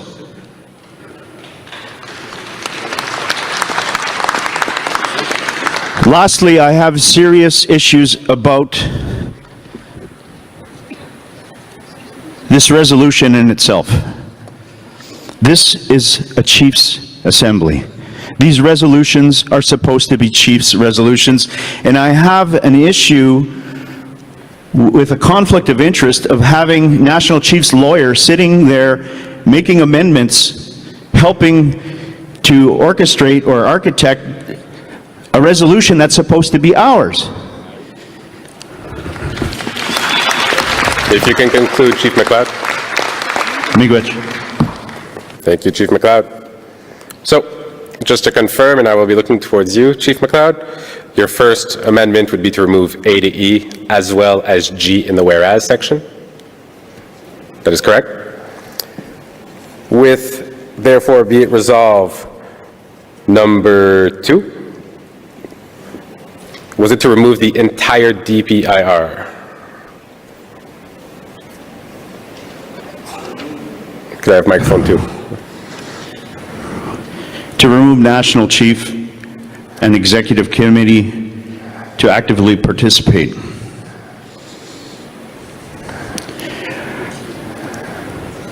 So yours would be direct the ongoing human resource investigation being led by the independent investigator to respond to and resolve the staff complaints in good faith and to refrain from making any public comments. The modifications speak directly to the role of those two organs. And also, it needs to be struck to respond to and resolve the staff complaints in good faith. If the complaints are made about the National Chief, they need somebody to go to that they can actually speak to those issues about, that are not the person that they're making the accusation about. Do you have proposed wording for TBIR? Remove it. Remove it completely. Perfect. Did you have other amendments to add? Just that we, if we're going to do this, 10 years is too much. It needs to be something more reasonable and affordable. Do you have a proposed time? 2 years. 2 years, thank you. So, our first amendment, proposed amendment, is to remove in the whereas section points A to E as well as G. So I will look towards our mover. That proposition has been rejected. Thank you, Speaker. We have to remove, therefore be it resolved, number 2. I look towards our mover. That has also been rejected. However, we could change that word participate to cooperate. Perfect. So I will look towards our seconder. Do you agree with the proposed change from the word participate to cooperate? Our seconder has approved. And our final proposed amendment is therefore be resolved 7A, remove previous 10 years and replace it with 2 years. That has been rejected. Thank you. Mover. We have 2 more speakers on our speakers list. If I can have microphone 2. Kleko, Aklama Klois, Hupachasaksup Nuchanathat. I'm Judith Sayers. I'm proxy for the Toquat Nation, and I do acknowledge the First Nations lands that we're on. I want to say that I support the National Chief. I support the regional chiefs. I support all the hardworking people at AFN. And I came here today to this week, to untie the hands of the National Chief and to fix the organization. That's what I think this motion is, fixing the organization. And it needs to be done, and I support the motion. I do want to express 2 concerns. Number 1, Kasalem got up yesterday and told us how hard it is to get a quorum in the Charter Renewal Committee. He passed a motion that hopefully will resolve that. But what if it doesn't? What if the Charter Renewal Committee can't do this work? My preference would have been to have a committee struck that didn't have rules of quorum, that could just get the work done and report back. I'm not proposing an amendment because it sounds like everybody is here, but I want to express that concern. And that if that committee can't get together and start addressing these very important concerns, then each of the regional chiefs should be coming to us or calling a special assembly to put together another committee to deal with that. This whole issue of quorum of chiefs committees is real. and we need to deal with it. I do want to express that, and I'm not asking for an amendment. My other concern, and I want to ask for a friendly amendment, and that has to do with enforcement of the policies, and I heard another chief talk about this earlier. We have policies in place. These contracts should not have been given, some of them. Employee contracts, why are employees getting such rich payouts? Why are those kind of contracts being put in place? They shouldn't be. And that's what my question is, and I would like to add the word, and we shouldn't have to do this, but obviously if these policies are in place and they're being abused, then maybe we need the word compliance or enforcement. So on 5A5, I would like to add the words, after transparency and accountability, compliance and consistency. And I do that only to ensure that there is some kind of enforcement mechanism for these policies. If contracts are being let out, who's saying no to those contracts? And we should be some sort of policy in place to address that they should be canceled, or, you know, who has that authority? And if that's not already in place, it should be. And thank you, I do support the motion. I thank all the hard work it's been.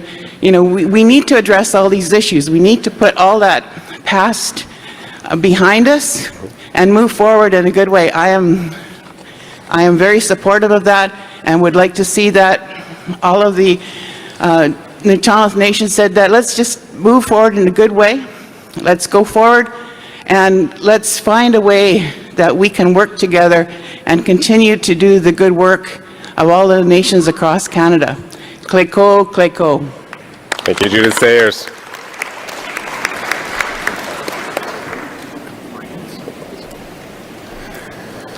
So the proposed amendment from Judith Sayers is in 5AV.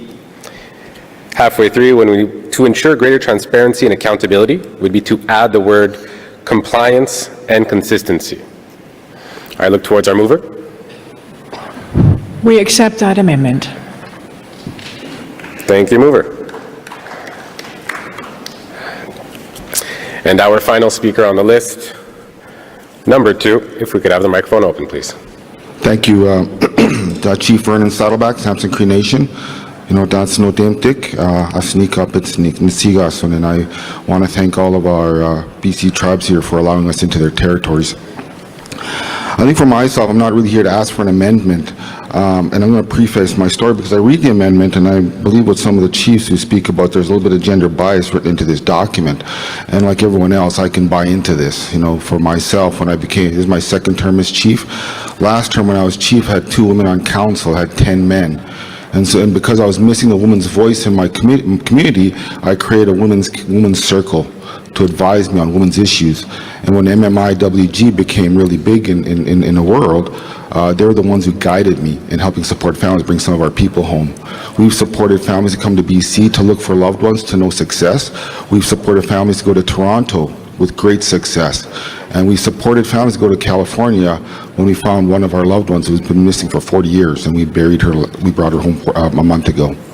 So we have supported the women in our community steadfastly and stronghold. And as chief, I'd be remiss if I didn't come up here and stand and speak for the women of my community. And for myself, my concern is simply this. When that list of contractors was released, 2 of my band members were on that list, and they were female. And they did nothing but honest work for AFN. And that list is unjustified and unfounded. And I'm here today, and I'm going to keep mine very short, as I'm here to ask the National Chief to give a public apology for releasing that list. Thank you very much. Thank you, Chief Remy Saddleback, for your comments. So now our speakers list have been closed, as was mentioned earlier. We will be now looking towards the voting period. I will first ask if we have consensus. Do we have anyone who would oppose and go towards a vote? We have opposition, so let us go towards a vote. If we could have the Zoom poll brought up for our hybrid attendees. If we could have our distribution team get ready. So the vote is on Emergency Draft Resolution 01 as amended. I would first look towards our chiefs and proxies and ask those who are opposed to the adoption of Emergency Draft Resolution 01, Investigation Audit of Avon's Financial Management Policies, to raise your lanyards. Those who are opposed to Resolution ER 01. Keep your lanyards raised as our team counts.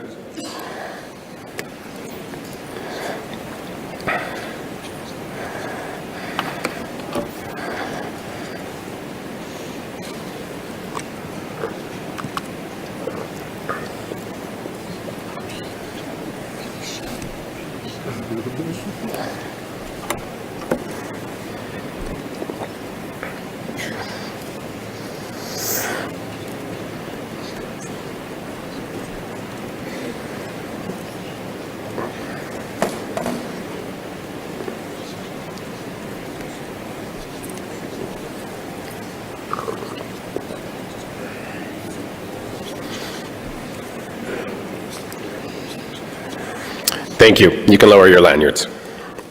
I will now ask those who wish to abstain from Emergency Draft Resolution number 1, Investigation and Audit of AFN's Financial and Management Policies, to please raise your lanyards.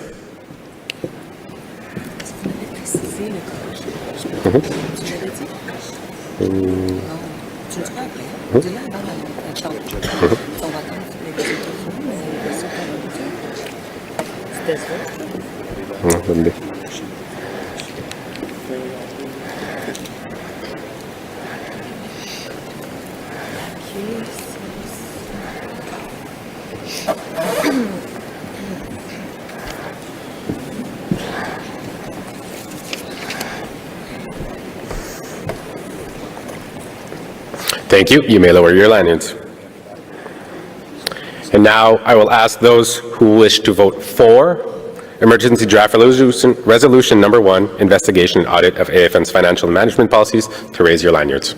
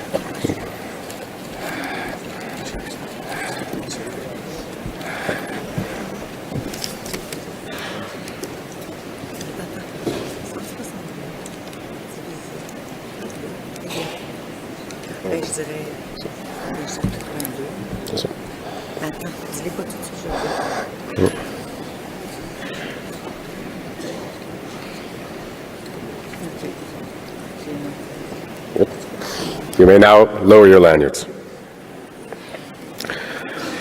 Could I have the Zoom poll be closed, please?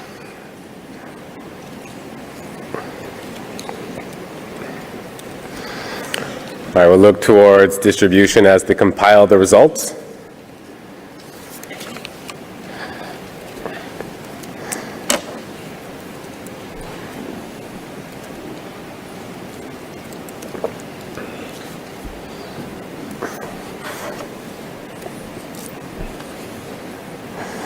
I will also remind the Assembly that for a resolution to be passed, we need 60% of members who voted to vote for a resolution for it to be adopted.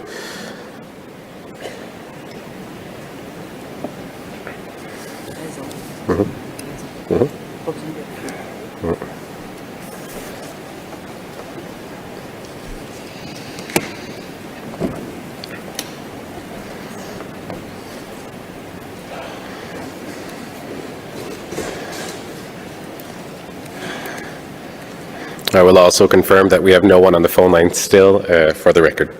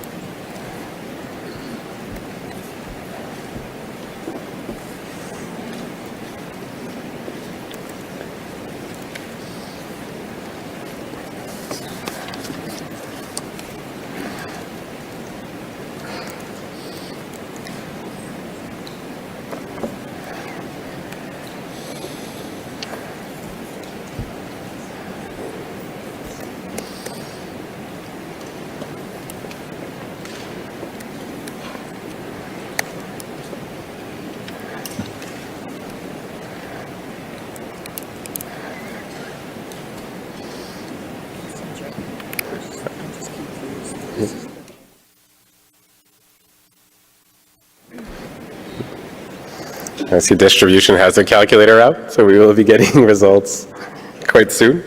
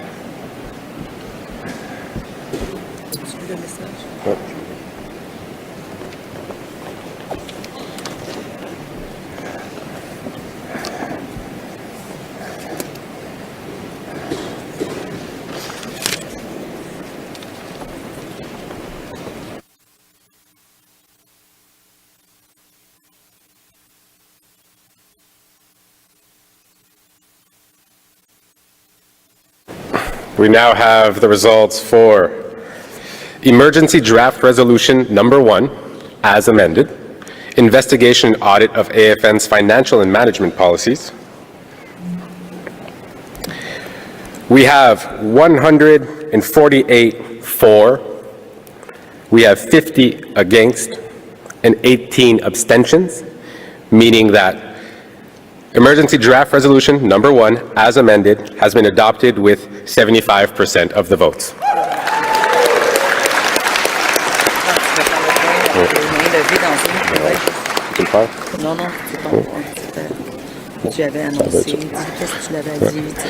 We will now be passing on to our next item in the agenda.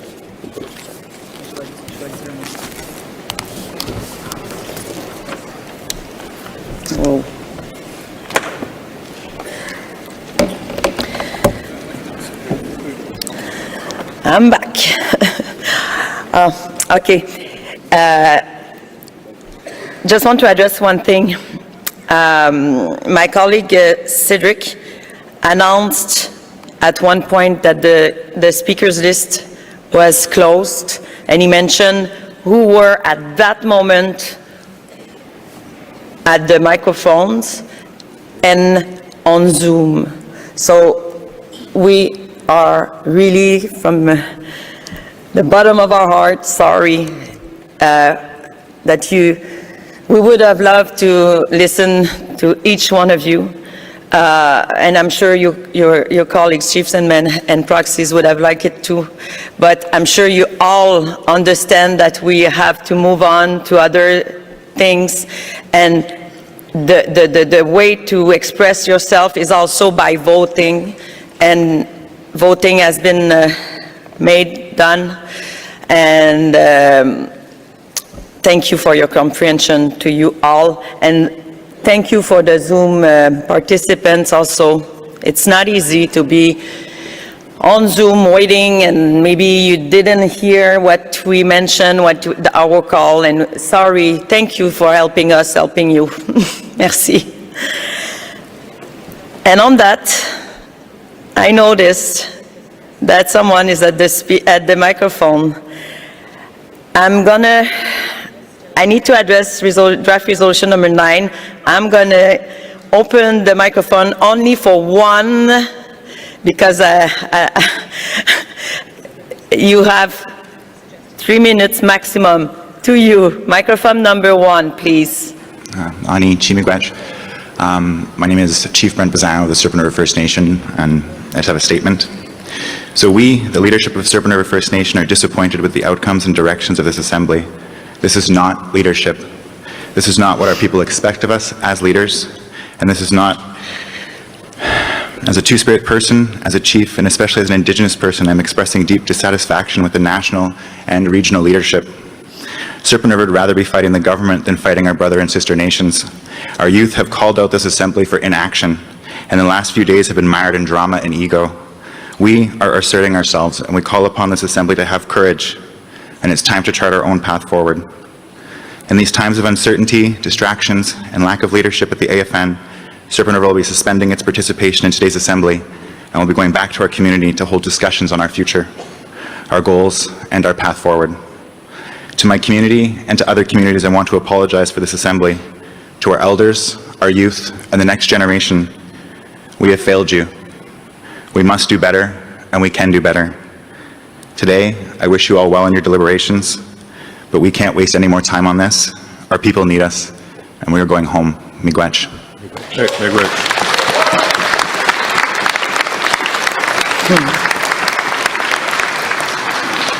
Thank you very much.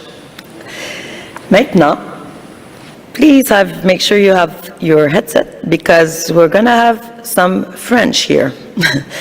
Because I can see that French chiefs are in the room also, and maybe they need just a little break and have to use their ear, not their headset, for a few minutes. Alors, nous allons maintenant adresser le projet de résolution numéro 9 qui s'intitule, juste un petit moment,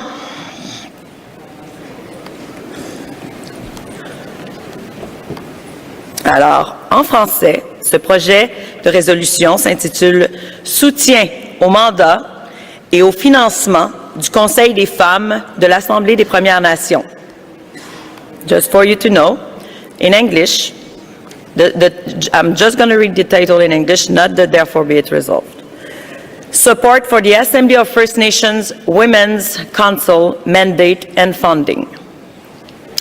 Ce projet de résolution numéro 9 a été proposé par chef Constance Big Eagle, Ocean Manitoba First Nation. Et ce projet de résolution numéro 9 a été co-proposé par Chief Shelley Sabatis, Oromocto First Nation, New Brunswick. Proposeur et coproposeur, est-ce que vous êtes dans la salle? Simplement me mentionner si vous êtes mover seconder. Ce n'est pas le moment, pour le moment, ce n'est pas le moment de discussion. Je veux simplement être certaine. Microphone number 1, please. Good day to the Assembly. That's Chief Connie Big Eagle from Ocean Man First Nation in Saskatchewan-Weena. Thank you. Et maintenant, le coproposeur, je cherche Chief Shelley Sabati, coproposeur. Microphone number 2, are you Shelley Sabati? Okay, I'm just looking for the mover now.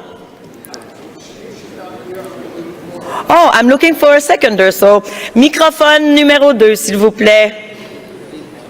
Chief Alan Polches, I'm moving it for Chief Shelley. Merci. Thank you. Alors, ce projet de résolution a été appuyé, coproposé en bonne et due forme. Et maintenant, je vais lire la portion des décisions, de la décision pour ce projet de numéro 9. Si vous pouvez, s'il vous plaît, mettre à l'écran. Merci. En français. Alors, le projet de résolution 9, soutien au mandat et au financement du Conseil des femmes de l'Assemblée des Premières Nations. Et cela va comme suit. Pour ces motifs, les chefs en Assemblée, 1. Demandent à l'Assemblée des Premières Nations, APN, de prendre les mesures appropriées, selon les directives du Conseil des femmes de l'APN, pour que les organes, comités, caucus ou organismes consultatifs nouvellement créés ne produisent pas ou n'usurpent pas le rôle, le mandat et les responsabilités du Conseil des femmes de l'APN. 2. Conformément aux résolutions 59-2019 et 46-2021 demande à l'APN de veiller à ce que le Conseil des femmes de l'APN dispose des ressources adéquates et soit à l'avant-garde de la promotion de toutes les questions relatives aux femmes des Premières Nations, en demandant que le Conseil des femmes de l'APN reçoive et supervise toutes les allocations de fonds octroyées pour les enjeux relatifs aux femmes des Premières Nations, y compris, mais sans s'y limiter, les femmes, les filles et les personnes bispirituelles, plus disparues ou assassinées. L'analyse comparative entre les sexes, plus, ACS+, la violence fondée sur le sexe, VFS, et le caucus national des dirigeantes élues, CNDE. Alors, maintenant, le projet de résolution numéro 9 a été proposé, coproposé, il a été lu et entré dans le registre. Je vais maintenant ouvrir la période de discussion par rapport au projet numéro 9 et je vais offrir la possibilité aux proposeurs de parler sur ce projet de résolution, donc d'introduire ses remarques et je regarde donc au microphone numéro 1, 5 minutes pour la coproposeur Connie Big Eagle. À vous, microphone numéro 9, s'il vous plaît. Merci, Weena.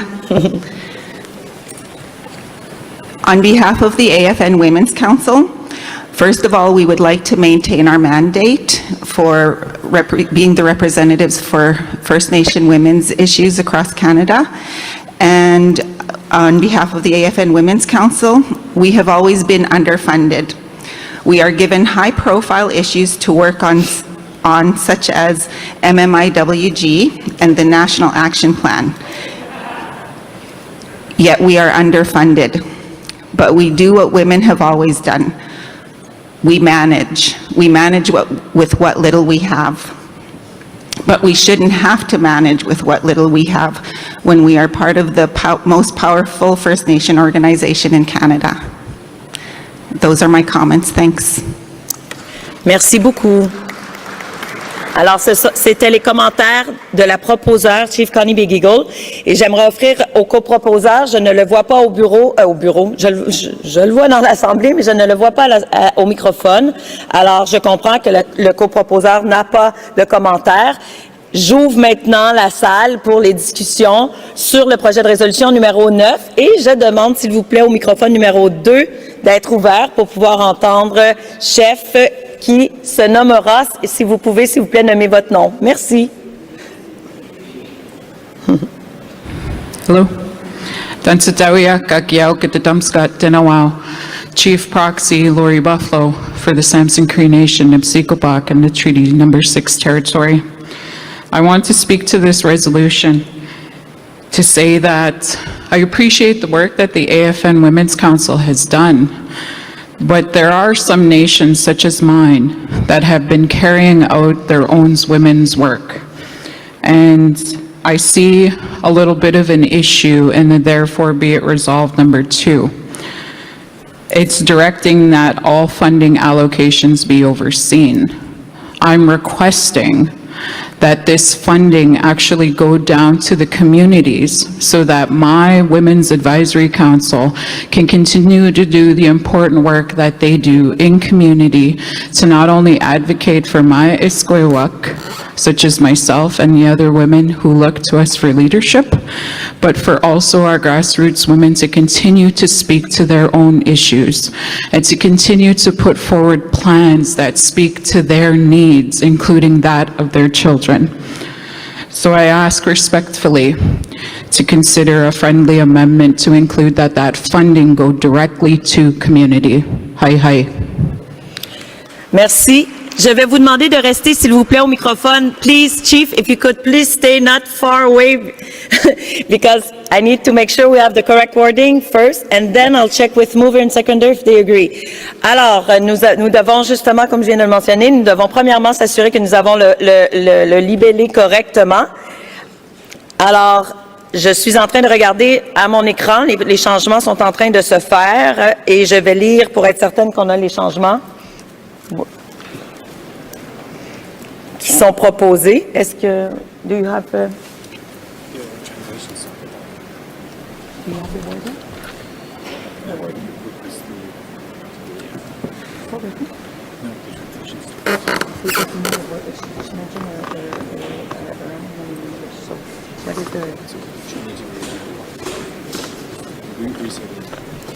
You said?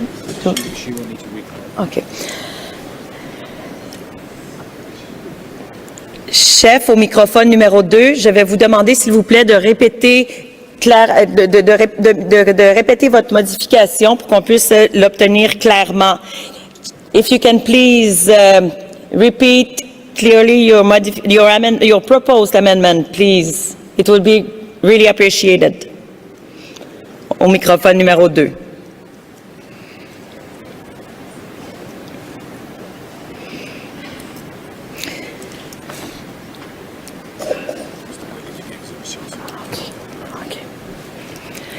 And I can see that a team from the resolution committee is with Chief at microphone number 2 discussing the amendment. So it is okay for discussion because they're just helping here to make sure we have the correct wording that satisfies the proposed amendment by Chief at the microphone number 2. Thank you for your patience, but nous allons attendre la proposition d'amendement et nous allons poursuivre. And please, Chief Big Eagle, don't go too far because we'll need you to make sure you agree with the change, the proposed amendment.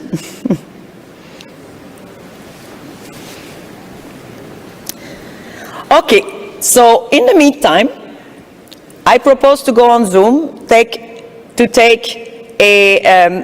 je vais revenir en français, j'avais dit que j'allais en français, alors on va maintenant retourner, on va aller maintenant aux participants sur Zoom, on va poursuivre et on va revenir avec le microphone numéro 2. Alors j'aimerais que Proxy Kevin Hart puisse avoir le microphone, s'il vous plaît, pour s'adresser à l'Assemblée. Proxy Hart, to you. Please. If you can please unmute it. Okay, we can hear you, Proxy Hart. Thank you very much. I agree with the resolution in that. However, I think that we need to look at securing dedicated funding for the Women's Council, including First Nations and their respected women's groups across this country. And I think that if we look at a friendly amendment to that, it could suffice to the chief prior, as well as to, I believe, the Women's Council, so that all areas have any report and reports from respected regions to talk about the related women's issues or our other relatives of the community and such too. Is that in the wording that we're looking for dedicated funding, and that we have many portfolios that receive funding from the federal government that talk about these very issues, and I believe working with the management committee and the executive, they can look for funds to pull from these different portfolios to bring together to properly resource our work. Thank you. Merci. Thank you. I could hardly understand, the sound was not good, and I asked the technician to put the 3 minutes on the timer, and it has not been, but thanks to my colleague, he gave me a timer, so thank you, but we need to make sure that the 3 minutes is always on the timer. Thank you. Alors, I'm going to read the proposed amendments to therefore be it resolved number 2 as it is being modified lively by the resolution committee, and I have this just right in front of me, and I will make sure that once they're done, I will read it. Because I can see, you can't see, but I can see that they're working now on this, so it's like typing. and they're working very hard to get this done as soon as possible.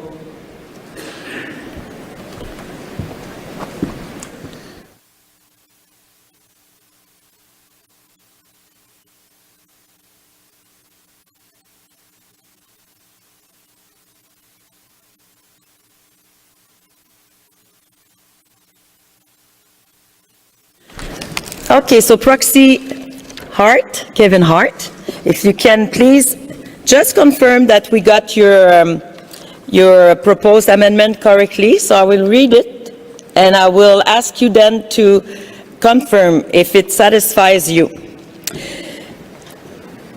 So, therefore be it resolved, number 2, direct the AFN to ensure that the AFN Women's Council and First Nations women, sorry, I have a doctor just here that he writes like a doctor, so.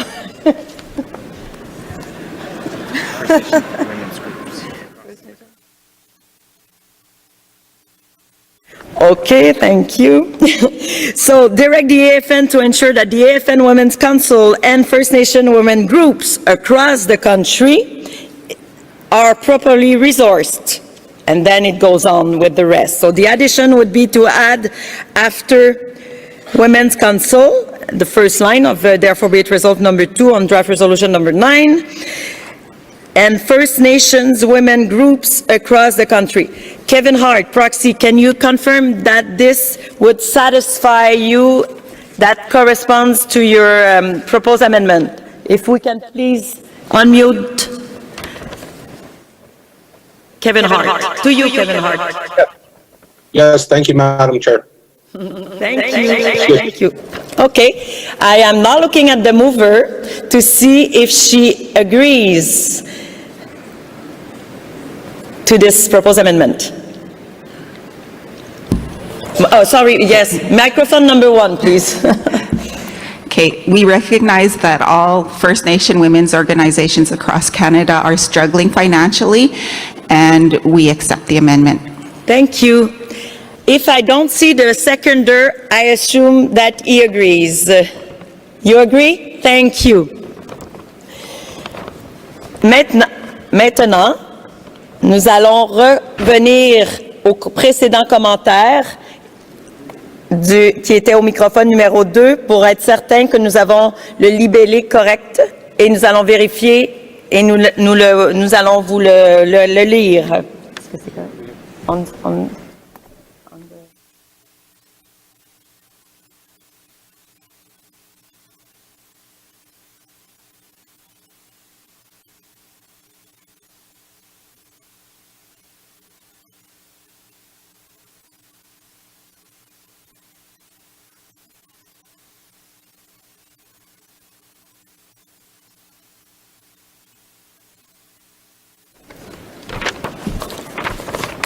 Okay, so I will ask the previous chief that came to microphone number 2. I will ask her to please come back to microphone number 2 because we will check if she agrees with the wording of her proposed amendment. So please, if you can please come back. Her name?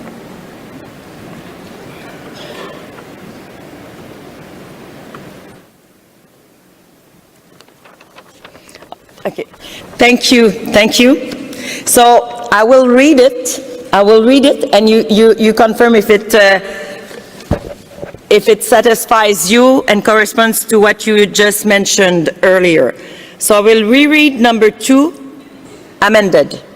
Direct the AFN to ensure that the AFN Women's Council, and First Nations women's groups across the country is properly resourced and at the forefront of advocacy for all First Nations women's issues as directed by AFN Resolution 59, 2019.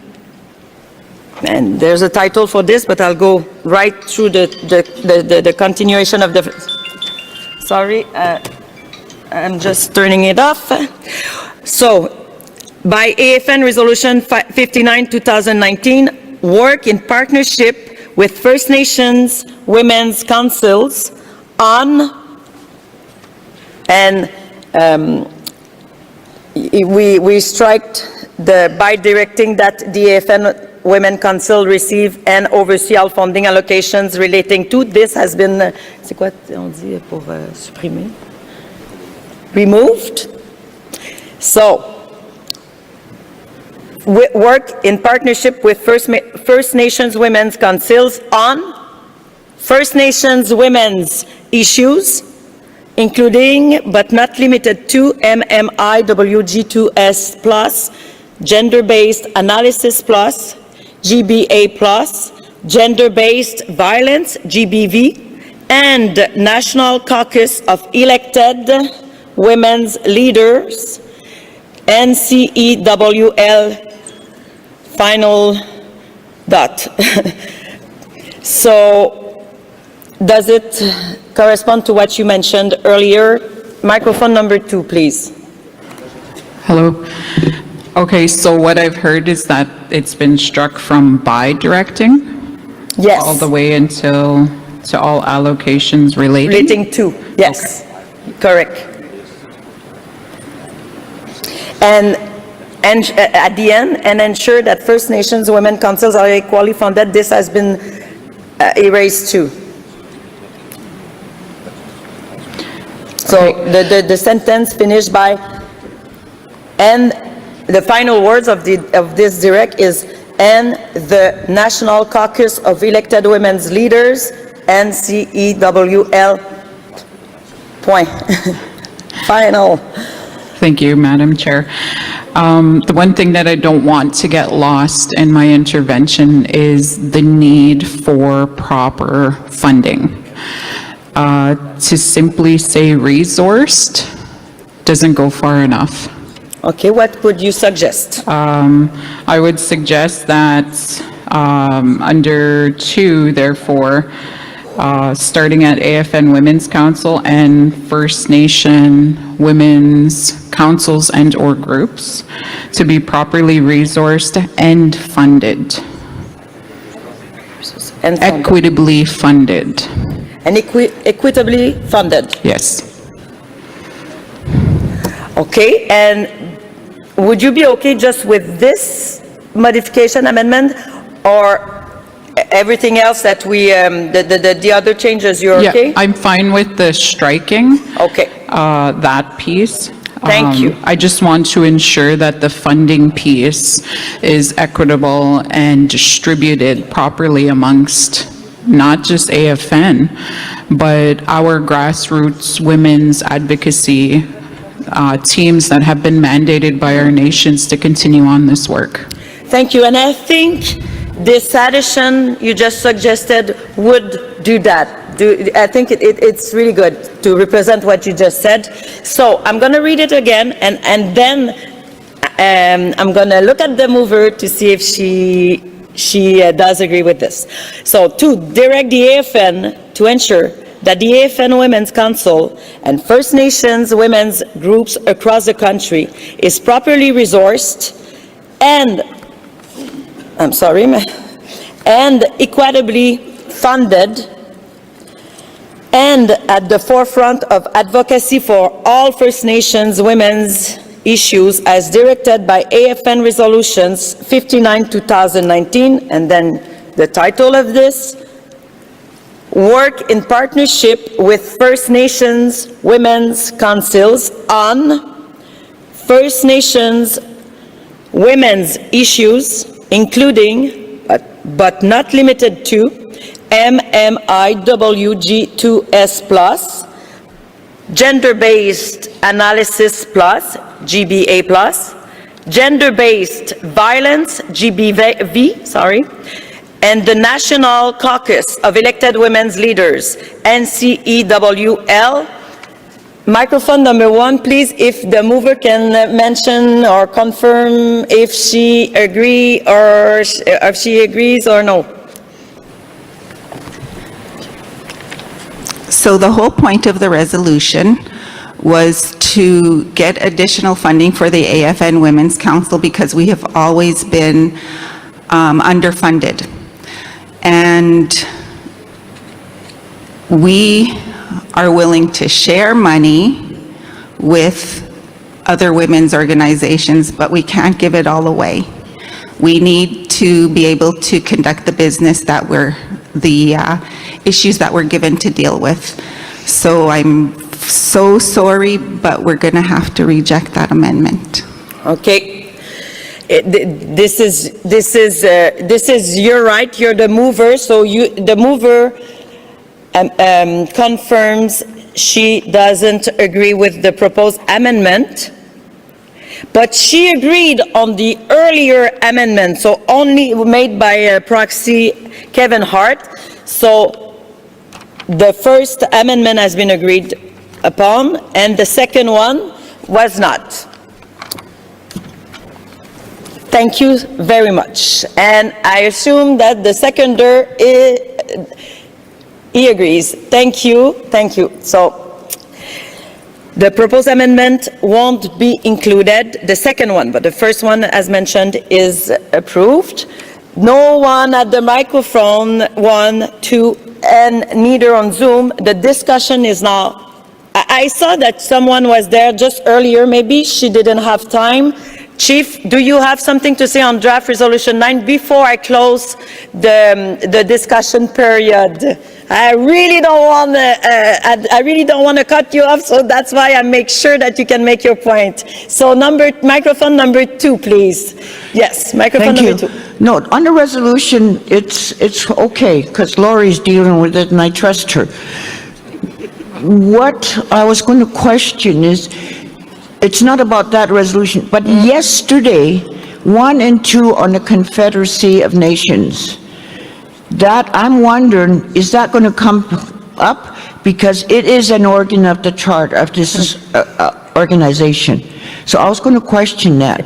The reason why I'm questioning that is because last December, we didn't finish all the resolutions. This assembly is chaos. And there's going to be more resolutions and omnibus resolutions that are going to be brought in. I don't want the executive to deal with it because some of them impact our rights. And we have no regional chief. Okay. So I want to question that to see where they are going. Okay. Because they should come back to the next assembly, where the chiefs, because the chief is the appropriate body to address those resolutions. Thank you very much for this. And as I was the one dealing with this, and yesterday, or the 2 last days seem like 2 weeks for me, so I don't remember day 1, day 2.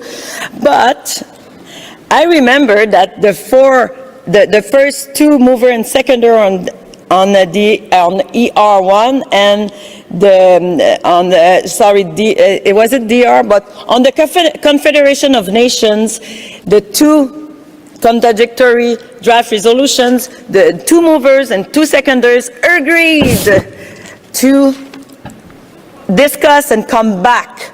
So I cannot do more than repeat what they said, but everyone here, proxies and chiefs and proxies are free to present the draft resolutions they want to. So it is in your hand now. Thank you. Microphone number 2, please. Hello, thank you. My name is Chief Gould of the Abegood First Nation. I'd like to speak to that comment. Hello, everyone. My name is Roderick Gould, Jr. of the Abegood First Nation and the Muskrat Clan from Prince Edward Island, the unceded territory of the Mi'kmaq. I'm honored to be here today. I also am an acting regional chief for PEI. I'm also part of the Chiefs Committee on Charter Renewal. And I want to speak not to the table or the forum up there, not to the chiefs in assembly, but to the people in the background, to the people at our home, to our community, to our people that we represent. I want to show you why this body and this function still works. the Assembly of First Nation, we are the authority. We are the chiefs. We represent our people. What happened on draft resolution number 1 and draft resolution number 2, I want the people at home that are watching us, I want my family that are watching me and PEI on my Facebook Live feed as I explain to them the complexities of what they're seeing. What happened in procedure, that all charter issues are addressed first and set precedents for the following assembly, for all the chiefs in assembly. I met with the chief who seconded my motion to look at a non-functional part of the charter as a part of the chief who sits on the committee. It has something that's been there for years that hasn't been addressed at that committee level. My colleagues that sat on the committee as well countered that with the draft resolution number 2. This is what I want everybody to understand. This body does function. The chiefs in assembly, us the deciding bodies, we went to the back of the room, the 4 of us, from the East Coast to the West Coast, and we decided this is not the place to talk about authority. This is not the time. We, the 4 chiefs, agreed to table that, send it back to the committee, Chiefs Committee on Charter Renewal, where we can have productive conversation and move it forward. We are a productive part of this assembly, and we have the power and authority to do it right, regardless of what's being said here, what's being said in the media. Remember that at home. The draft resolution number 1, draft resolution number 2, all 4 chiefs in assembly agreed to send it back to the proper place and come back to the chiefs in assembly with recommendations. Walalio. Thank you very much. And before going to the floor again, I just want to mention and be really clear on this. It's really important that when the discussion period is open, it's only to discuss on the matter presented on the floor, which was draft resolution number 9, and we were going to vote. I mentioned and I specified that the discussion period on DR number 9 was closed, and we will proceed to a vote. So that's what we're going to do now. I don't want anyone here to be confused and start another discussion on something else. Let's please stay on this matter, but thank you very much for this exchange. I think it's very good, but I'm not allowing any other matters to be discussed at that time, but I'll get back to you. Thank you. We're just gonna do the vote, and then I'll come back to you. Microphone number 9, number 9. I'm all confused now. Microphone number 2, please. Hello, Charles Mormon, and just holding proxy for our Madam President of the Nisga'a Nation. I was just going to come up and, because of where the discussion was going, and to rule those comments out of order because we're taking away from the motion that's on the floor. Thank you. Thank you, Chief. So it is my understanding that my comment was seconded. Thank you for that. But we're going back at the ranch. We're going to vote on the draft resolution number 9, and just want to confirm that only one proposed amendment was approved, and this amendment is the addition of, so number 2, direct the AFN to ensure that the AFN Women's Council and First Nations women's groups across the country is properly resourced. Is properly resourced.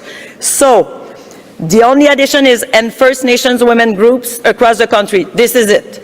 Okay? So now please open the vote on Zoom on draft resolution number 9. This draft resolution is entitled Support for the Assembly of First Nations Women's Council Mandate and Funding. And please, all of those against draft resolution number 9, please raise your lanyard, your red lanyard if you oppose. And I'm looking at my right to see if the counting is going on.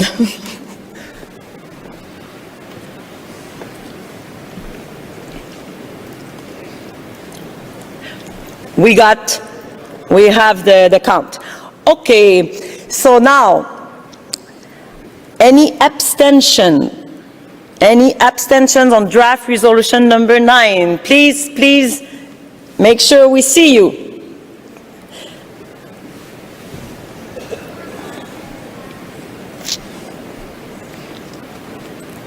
Thank you.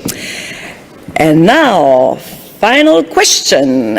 Please, chiefs and proxies, those in favor of draft resolution number 9, please raise your red lanyard. If you carry 2, raise the 2.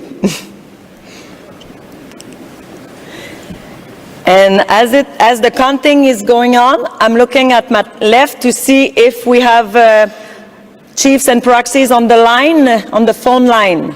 Do we please confirm me? I'm looking at you. Do we have anyone on the line?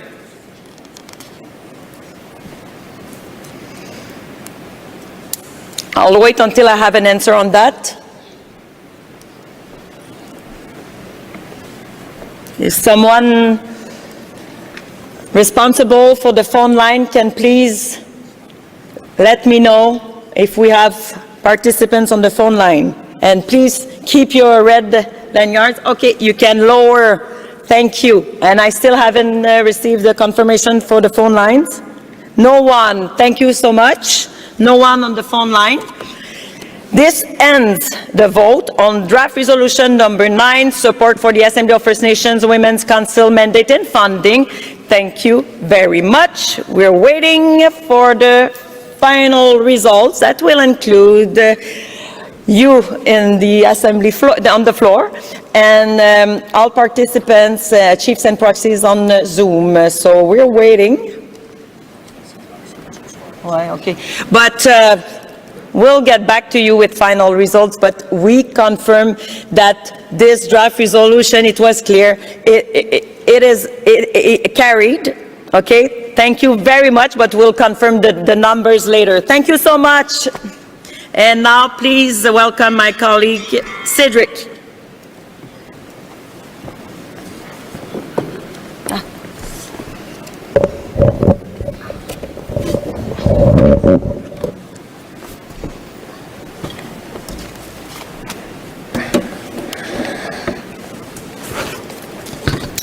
So welcome back.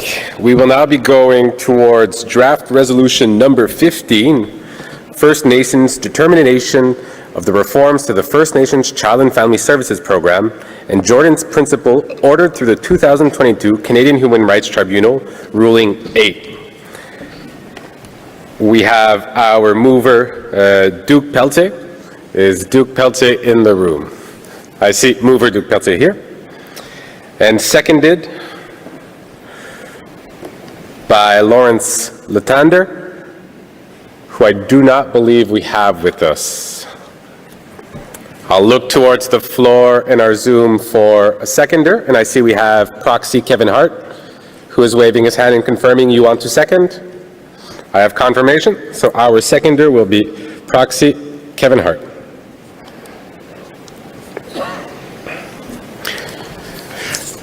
We have the revised resolution up on the screen. We will read them for the record. Therefore be it resolved that the Chiefs in Assembly, 1, call on Canada to honor its nation-to-nation relationship with First Nations by immediately recognizing First Nations' inherent right to care for their children and families, regardless of whether they reside on or off reserve. 2, direct the Assembly of First Nations, AFN in parentheses, to make a submission to the Canadian Human Rights Tribunal, CHRT in parentheses, requesting that they support First Nations' right to self-determination by ordering that all funding provided through the 2022 CHRT 8 ruling be dispersed to First Nations in order for them to determine how to allocate this funding between their governance and FNCFS agencies. 3, call on Canada to redirect provincial and territorial funding for First Nations children living off reserve 2 First Nations reclaiming jurisdiction over their children and families. 4, call on Canada to ensure that any First Nations exercising jurisdiction over child and family services will not receive less funding than they would have received had they remained under the reformed First Nations Child and Family Services Program following the implementation of 2022 CHRT 8. Those are all the therefore be it resolved. So we will open the discussion period, and I will go to our mover, Chief Duke Pelletier. If we could have microphone number 1 open, please. Wani, you have 5 minutes. Nigan Wosa Ganabat Geni Indigenous Cause, Kondo Dem, Wiquem Kongeni Benjaba, Migwetchwak, Yenok Nishnabek Mopi Enjabat, Gobejik, Gibabi Jage, Sogon Jaja Gimbabi Jage, Wandawi Debatama, but no Jim Nanik, Chapi 10 dogs a jik. Panageni Makwen Mak, Gaknomagik. Nemdegewa Shikamba Menawa get sit Mapiga Nakit, Penagi the Batman, Benojim Nanak of the Queen Makwen Mananak. Midashkeni as in Nakit Mageni, Gema Eyaoya, Dankit Toge, Nishnabek, Geni Benjamba. So good morning, everyone, chiefs and delegates, regional chiefs, national chief. This resolution here is in regards to children, and in particular the Canadian Human Rights Tribunal ruling, as well as the negotiated settlement. And in my language, I remembered many of the voices that I continue to hear that have taught me and provided some words of wisdom to this assembly as well as other assemblies that I've attended, both with the Anishinaabe Nation, the Chiefs of Ontario. And I think of those ones, Shikamba, the late Gordon Wendebees. He'd always tell us to remember about the children, as well as our late elder here, Elmer Kershane. He would always take time to speak to the children and the Youth Council. And it's been my responsibility on behalf of the Anishinaabe Nation, by being appointed as the Children's Commissioner, to ensure that children's rights and their services be maintained within the family homes. And this resolution speaks to that inherent right for our families to be supported by our leadership, supported by the First Nations, in determining the best course of action for those children that we're speaking of. And we welcome and celebrate the accomplishments of the Assembly of First Nations and the First Nation Child and Caring Society and Dr. Cindy Blackstock, and in her approach to ensure that our children receive the best possible supports and services. And this resolution speaks to allowing for that to happen by respecting our self-determination, by respecting our ability as leaders in our communities to provide for those services for our children and our families.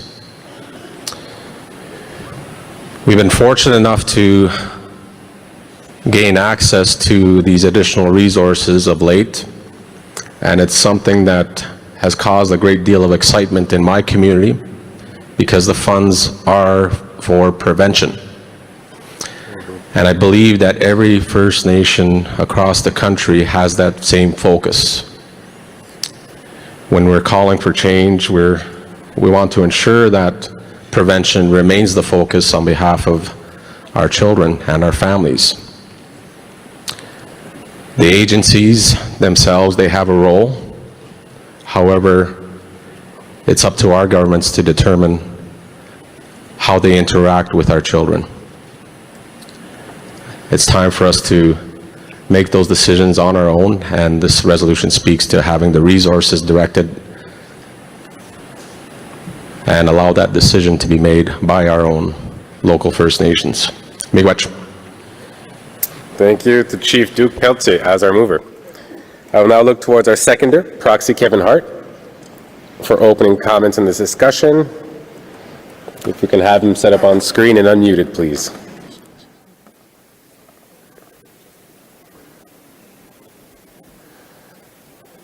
So Proxy Kevin Hart, you would have 3 minutes. Sir, can you hear me? We can hear you now. Thank you very much. Yes, I'd like to second this very important piece of work.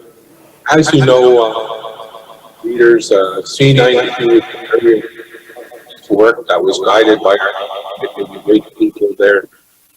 But before we talk about the resolution, I want to just take a moment. I want to thank Region TG and the 3 host nations, as well as the national chief and the regional chief for hosting us there in Vancouver this week, and for especially our relatives from the BC region for being such gracious hosts to us this week. Let's give them all a big round of applause, including the technicians and all the AFN staff.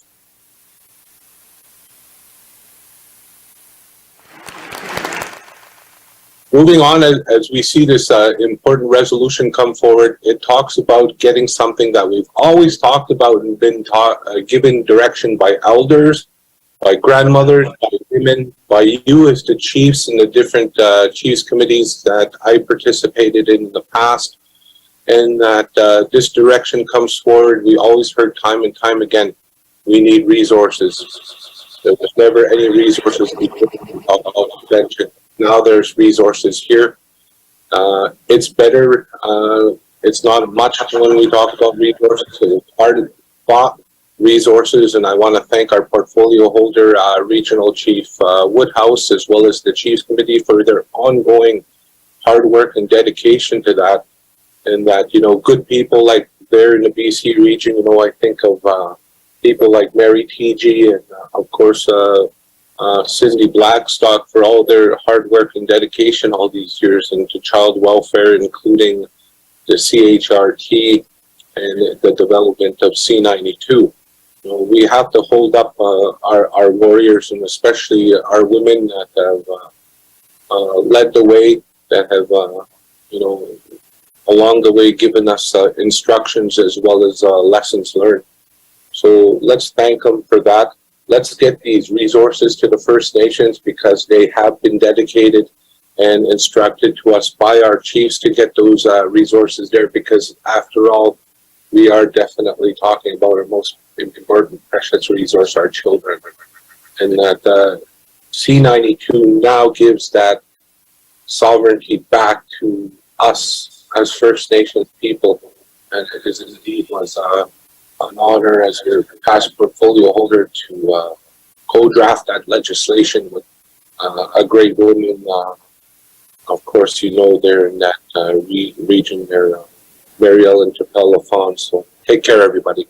Have a good afternoon. Thank you, Proxy Kevin Hart. I'm seeing the time and I'm seeing the amount of people already at our microphone, so I'll do one last call. And after our next speaker, I will close the speakers list just to make sure that we could keep going forward. So if we could start with microphone number 1. Chief Doris Bill, Yukon. I just asked for a friendly amendment here. Just the political dynamics in the Yukon, we don't have a child welfare agency in which we can flow the funding through, and not all Yukon First Nations belong to the advocacy body of CY, the Council of Yukon First Nations, CYFN.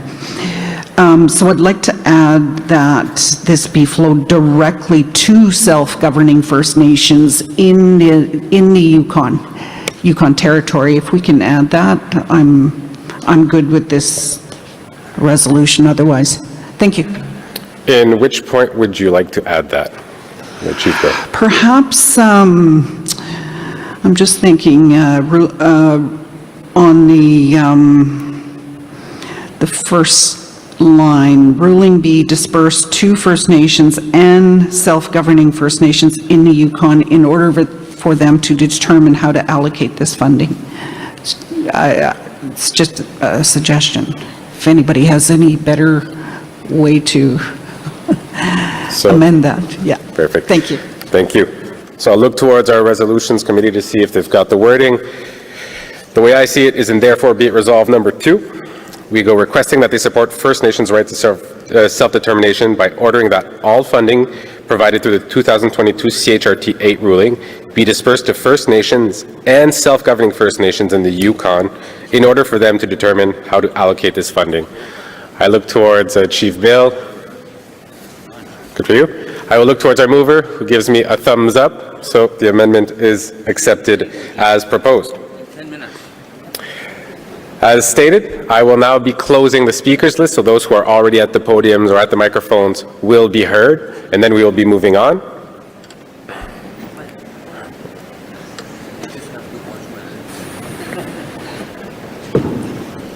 So, if I could have microphone 2 open, Proxy Doug Kelly. Thank you, Mr. Chairman.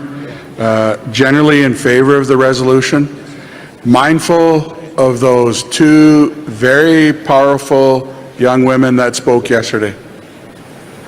They talked about children wherever they are and in whatever circumstances they find themselves in, and future generations. And that's the nature of my concern. I had a good chat with our champion from British Columbia, Cindy Blackstock, from the First Nations Child and Family Caring Society of Canada. She had a number of questions. She's not opposed to the work. She's concerned about making sure that we leave no child behind and that we make sure that we address all of the concerns. And we talked about past efforts for children like Jordan's Principle and how long that's taken to go from unanimous consent by members of Parliament to funding hitting the ground in the regions, and then government not doing a very good job of delivering on Jordan's Principle. And we're very afraid of the same kind of dynamic with this $20 billion. So, Mr. Chairman, I'd like to propose what I consider a friendly amendment in number 2.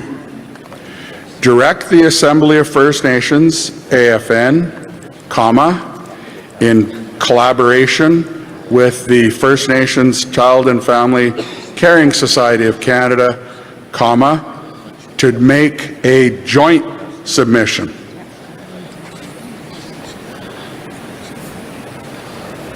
So, we have a proposed amendment, therefore be resolved 2. Direct the Assembly of First Nations in collaborations with the First Nations Child and Family Caring Society to make a joint submission. I will look towards our mover.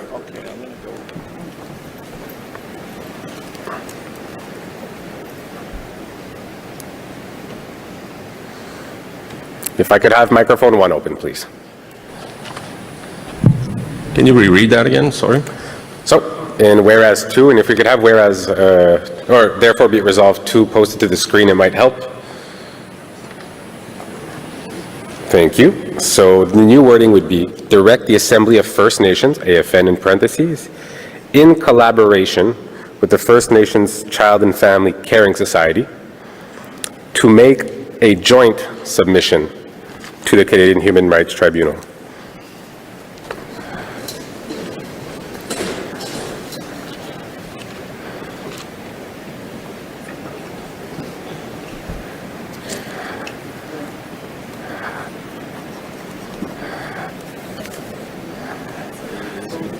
Microphone 1, please. I feel it would be beneficial that the Child Caring Society make their own submission. It perhaps may create more weight for the children that they're representing. So I would suggest perhaps not a joint submission, but support a submission from the Child Caring Society. So the proposed wording has been refused, as I understand. And a new proposed amendment by our mover would be to direct the Assembly of First Nations to make a submission to the Canadian Human Rights Tribunal requesting that they support First Nations' right to self-determination, bartering what we did with the amended with the self-governing First Nations in the Yukon. And at the end, we would add a section, and collaborate with the First Nations Child and Family Caring Society. I would look towards our seconder, Proxy Kevin Hart. If you would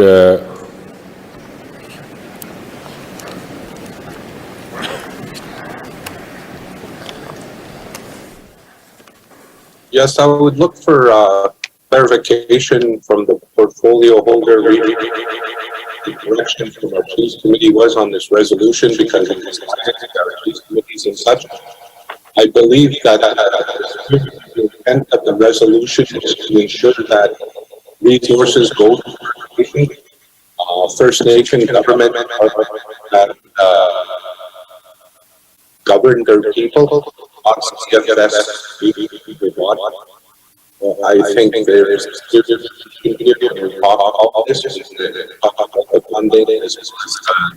going forward. Can our technical staff try to see with Proxy Kevin Hart if there's any way to fix his microphone? It is echoing quite significantly. I heard at first, though, that you would like Regional Chief Woodhouse to speak to the matter. She is not in the assembly room.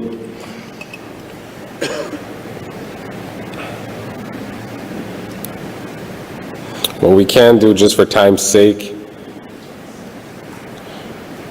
is put this to the side for now, continue with our other speakers, and then we'll reconfirm the language and come back to that before closing. So, if I can go to microphone number 2. Good morning, proxy for Chief John French, Takla Nation. I'm Mary Tiji. I'm the Executive Director, Child and Family Services for Carriers County Family Services. I am also the Chair for the Indigenous Child and Family Services Directors Forum here in BC. I also represent British Columbia on the National Advisory Committee for Child and Family Services Reform, and I am the President of the BC Aboriginal Child Care Society and a proud board member of the First Nations Caring Society for the last 16 years. I'm just going to let you know that I have my 3 minutes, but I also have my 3 minutes from my second sister here, because this is too important. I think that one of the only things that we should have been discussing in the last few days is this issue around child and family. We have the largest settlement in Canadian history, $40 billion. We have one shot at it to make sure that no child is left behind, to make sure that there is substantive equality for all our children and families, and we can't be rushed to do that. Yesterday, there was a talk of compensation and there was a panel, and I just want to commend all our representative plaintiffs. But we would not have been at this point in our history with talking about $40 billion had it not been for Cindy Blackstock. Yet I did not hear her mentioned once yesterday. We must give credit where credit is due. We've had many people that have helped us along the way. We right now, our caring society, we have President Ray Shingus. When we first took this to court back in 2000, we started in 2003, 2004. We never thought it was going to take us this many years to get here. So finally, after 16 years of fighting, we're here. We got the money, we got the ruling in 2016. We are now negotiating the final settlement agreement based on the agreement in principle. I want our chiefs to know that I did have a draft resolution that's not going to make it to the floor. I do have copies I will present to you because it's something that you should know. Did you know that there is a push by Canada and by some of our lawyers to push us so that we are out of the Canadian Human Rights Tribunal jurisdiction in December, that we would have a new reform funding by April. We have not completed the work yet. In order for us to get out of the jurisdiction, we need something there to protect us. We know that Canada has not done anything from the goodness of their heart and because they were willing, they were forced to. We're still 22 non-compliance orders, 3 federal orders. Every step of the way, they fought us, and we've been in court again and again and again. Now, we're going to get out from underneath the jurisdiction of the CHRT when there's still too many unanswered questions. I don't think so. We need to ensure that we have an ADR, a really protected system, so that if anything goes wrong, that we have some recourse. So those timelines, what we're asking for is to be extended. Canada and the AFN lawyers don't disagree with us at the society. We have technical advice from the National Advisory Council to advise, to say this is what's happening on the ground, this is what's happening in remote communities, this is what's happening in the rest of Canada, to say this is what we need, these are the changes. We need to know how much it costs for prevention in every part of Canada. Every chief should know what is in the agreements before it is filed in federal court. Did everybody know what was in the compensation final agreement? We didn't receive it until the night before. This is Cindy Blackstock that didn't receive it until the night before. I think there's certain things that we must practice due diligence. We cannot rush this. We're not saying that we're going to need 2 or 3 years. For heaven's sakes, we want it to be ending too, but we have work to do. We still, especially in British Columbia, we still need to get all of the information from the Institute of Fiscal Studies and Democracy. All the chiefs across Canada have received surveys. Those still have not been compiled. You have just the chiefs, the regional chiefs have just received money to enter into consultation with their provinces to find out what does prevention mean to you and how much does that cost by September 30th. We still don't have enough time because July and August we're out in the land fishing, hunting, gathering food. How are you going to get the information? So we're asking for some more time for that. I think the resolution as it is, I will speak to the resolution now. The one thing for certain, when we talk about self-determination, I 100% agree with the resolution in principle. However, there are certain wordings I think that we would like to propose. One is that when we talk about the money to be dispersed, it's to First Nations, the self-governing Yukon, and or their authorized service providers. Right now, in the rest of Canada, there are systems already where agencies are working with their nations, and the nations have given them the mandate, how they're going to deliver their services. So we want to ensure that that is still there. In some of our communities, we know this, it's the first time they're ever receiving prevention dollars. And so how are they, we need to build capacity, we need to support each other, so it should be up to the nations who have already given the mandate to the agencies. So that's what I'm proposing, to be dispersed to First Nations and or their authorized service providers, whoever that may be. The other piece that I think I need to bring to your attention, we need to ensure that that a clear and transparent process be developed to prevent under any circumstances the interruption of existing child and family services, including prevention services and least disruptive measures.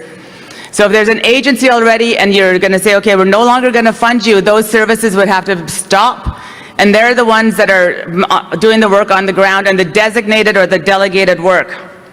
The third addition, and I do have this written down, I'll just give it to you.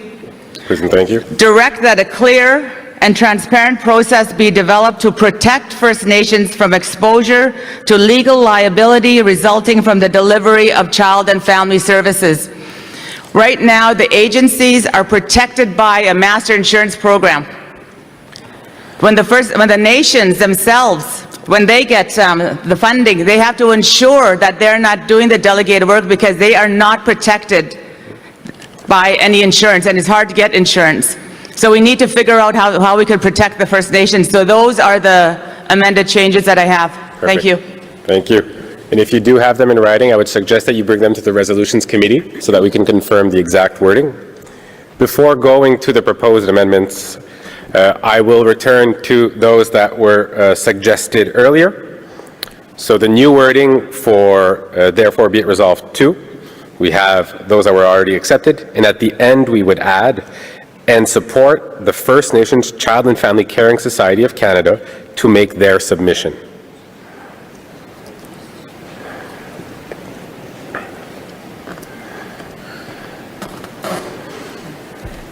Approval? So I see our mover giving me a thumbs up, approving the proposed amendment to add and support the First Nations Child and Family Caring Society of Canada to make their submission to therefore be it resolved to. Thank you. I will now look towards our resolution committee for those that are proposed by Mary TG.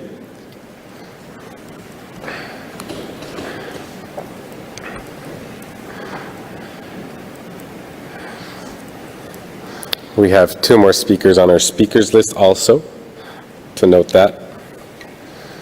As the Resolutions Committee is working on that, you okay if we keep going? Yeah. We will go to microphone number 2 and come back with the appropriate wording. So, microphone number 2, please. Chief Vera Mitchell from Poplar River First Nation in Manitoba. I want to speak in support of the resolution, but I just want to make some points, just so we're all aware of what specifically we're asking for in this resolution. Like specifically, therefore it be resolved, number 1, it points out the residency regardless of whether they reside on or off reserve.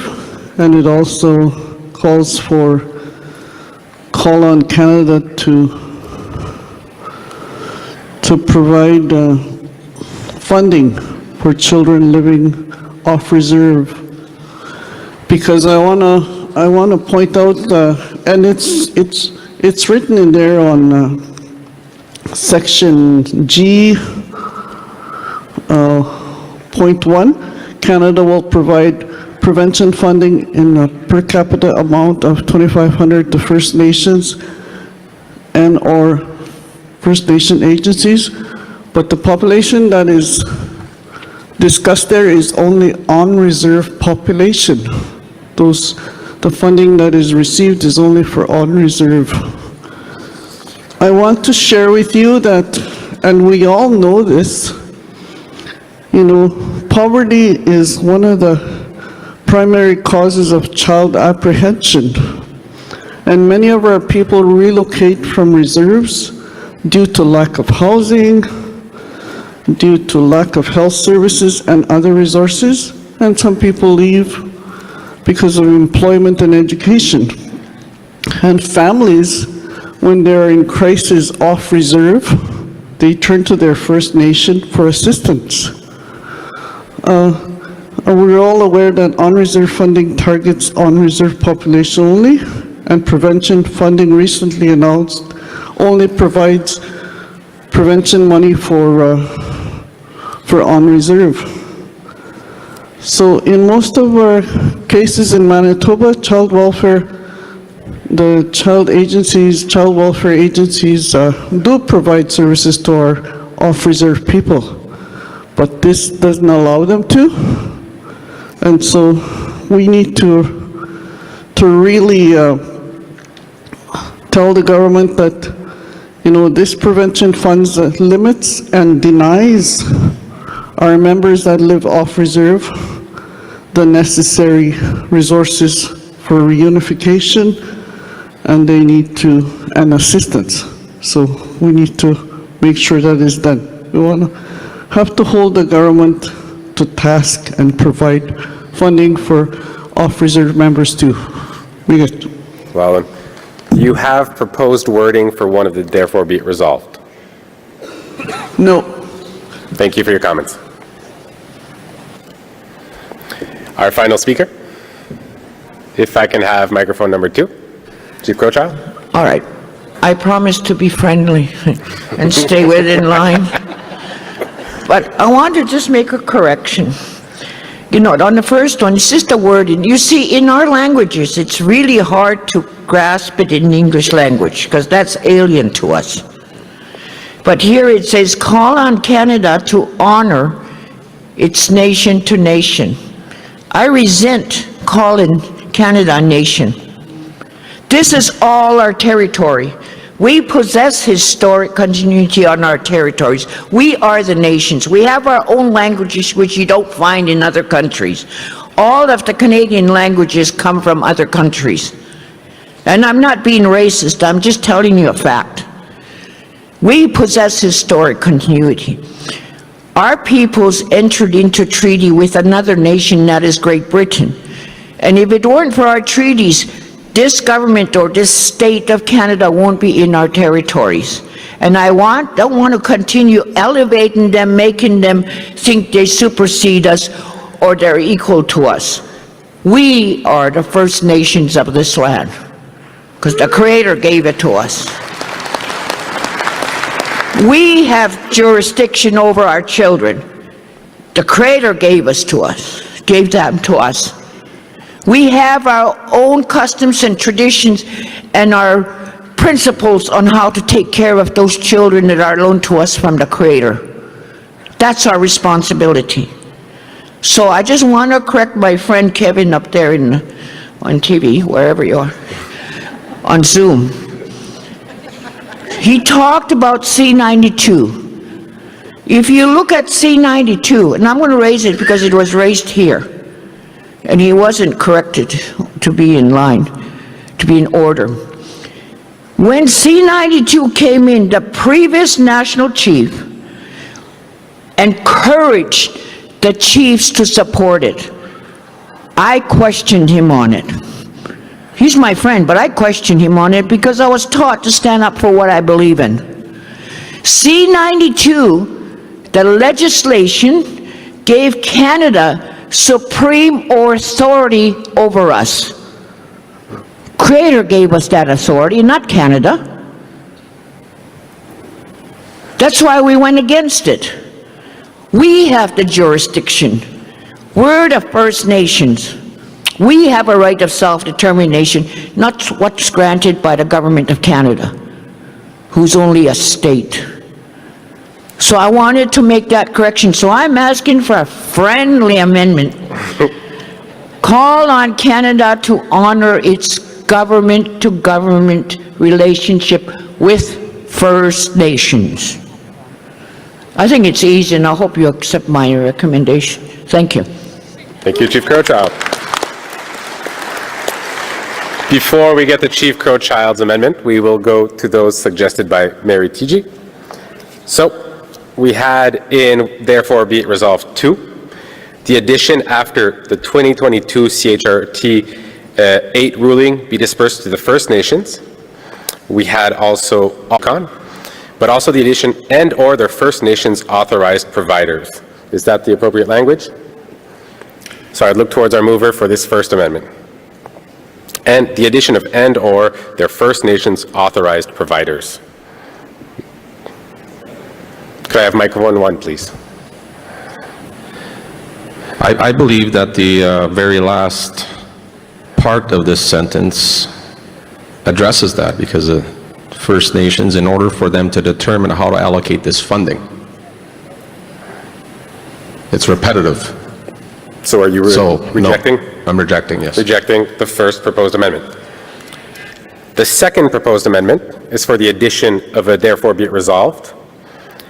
Direct that a clear and transparent process be developed to prevent, under any circumstances, the interruption of existing child and family services, including prevention services and least disruptive measures. So this would be a new therefore be it resolved that would be added. I will reread it. Direct that a clear and transparent process be developed to prevent, under any circumstances, the interruption of existing child and family services, including prevention services and least disruptive measures. I will look towards our mover on microphone 1, please. I'd love to have a crystal ball and wonder what some of those issues might be. And my understanding within the actual agreement is that there is dispute resolution processes that have been identified, and without having knowledge of what potentially some of those risks might be, I'm inclined to not agree to that amendment right now. So the suggested therefore be it resolved is not accepted.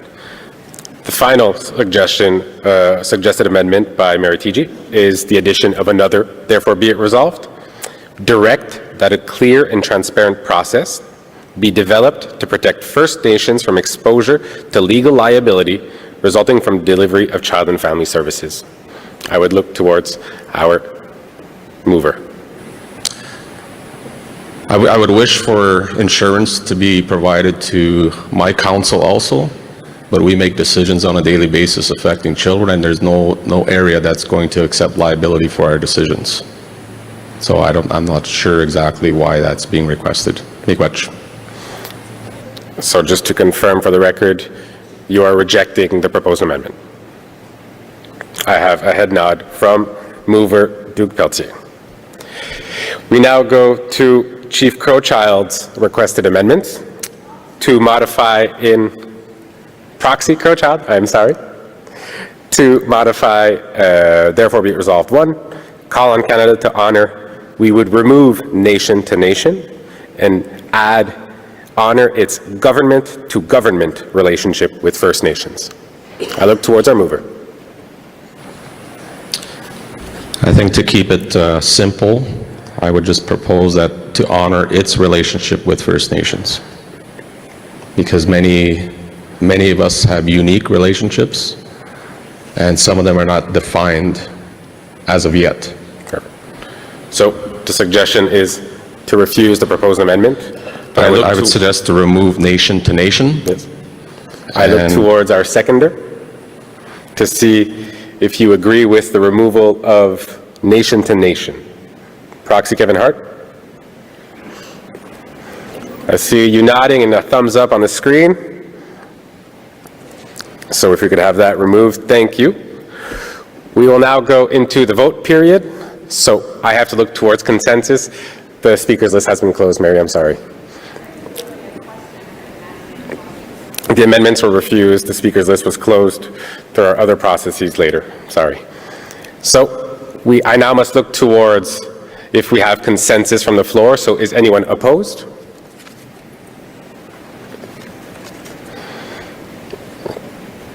I will ask one last time, do we have any opposition towards adopting by consensus?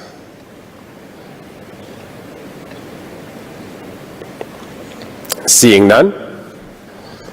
Draft resolution number 15, First Nations determinations of the reforms to the First Nations Child and Family Services Program and Jordan's Principle ordered through the 2022 Canadian Human Rights Tribunal ruling 8 is adopted by consensus. Thank you.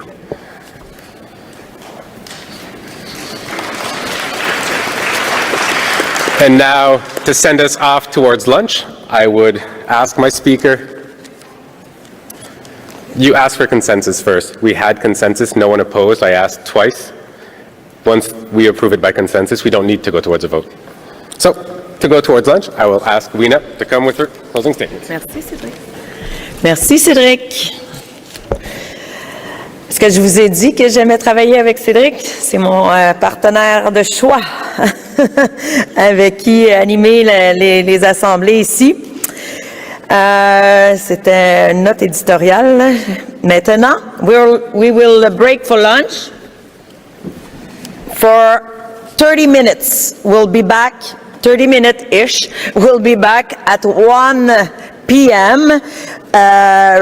So 30 minutes. We break, 1 p.m.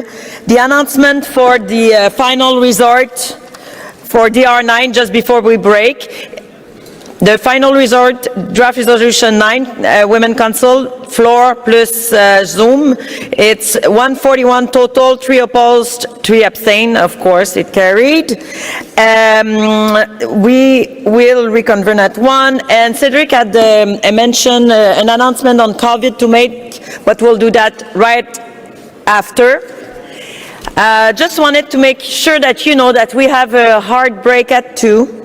We have 4 ministers coming this afternoon after 2, so we have a hard break at 2 and a hard break, and we shall be the closing around 5. So we have some time left for regional chief reports and omnibus. Don't know which one we're going to do. We'll have to check with resolution committee for that and to get their advice.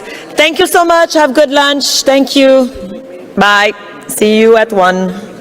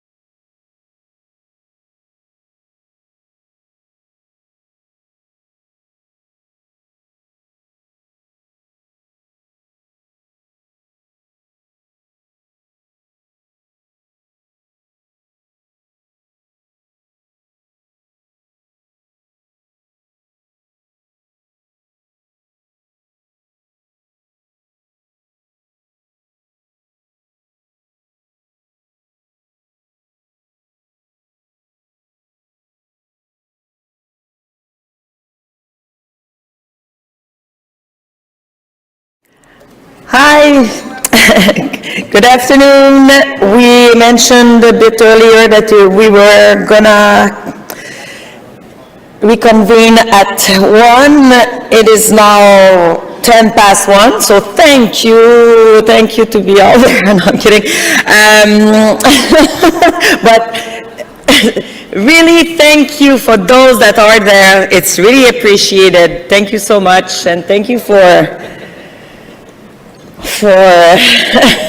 I don't know what, but everything. No, I'm kidding, but we'll wait some few minutes because for obvious reason, but just want to maybe make sure that we know what is the plan for this afternoon. So just a second. Okay, so this afternoon, we have 4 hours to go to our closing time, which is 5. So we also have a hard break at 2. So the time that we are losing now is time to discuss draft resolution. Just wanting to point this out because at 2, it's we have guests, and the first guest we have at 2 p.m. the interim leader of the Green Party of Canada, Amita Kotner, will be here with us at 2. And then at 3 we receive the visit of the Honorable Mark Miller, following at 3:30 by the Honorable Patty Ajdu, Minister of Crown Indigenous Relations, and just to make sure that you're all aware that the Honorable Mark Miller is the Minister of Crown Indigenous Relations. Sorry, there are, okay, there is a, I'm sorry, there is a mistake in my annotated agenda, so, elle est ministre de quoi, non, Patty Ajdu? Mark Miller.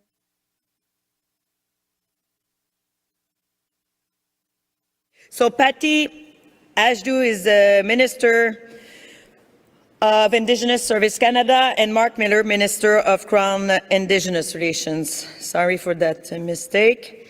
And then we receive David Lametti, Minister of Justice and Attorney General of Canada. And we will receive at 4:30 the leader of the NDP, Jackmin Singh. So this will lead us to the closing remarks by the National Chief, the closing prayer. We might have a hearing ceremony as well, organized with Regional Chief TG, with drummers from Squamish, Musqueam, and Tsleil-Waututh First Nations. Remembering that they're hosting this event, not an event, but this AGA of the AFN. Alors, je peux peut-être te dire à mes amis francophones qui sont peut-être dans la salle, je ne sais pas, je n'en vois pas vraiment, mais pour vous dire que nous souhaitons recommencer dès que possible, mais à ce moment, on a besoin d'avoir votre présence. Alors, le moment qu'on pourra reprendre jusqu'à 2 heures, c'est le moment qu'on a pour parler des résolutions et les rapports des chefs régionaux. Alors, on est en attente. Vas-y. Cedric has an important thing to mention in regards to COVID situation. He wants to mention something. So, Cedric, to you. Well, Meliagwich, good afternoon, everyone.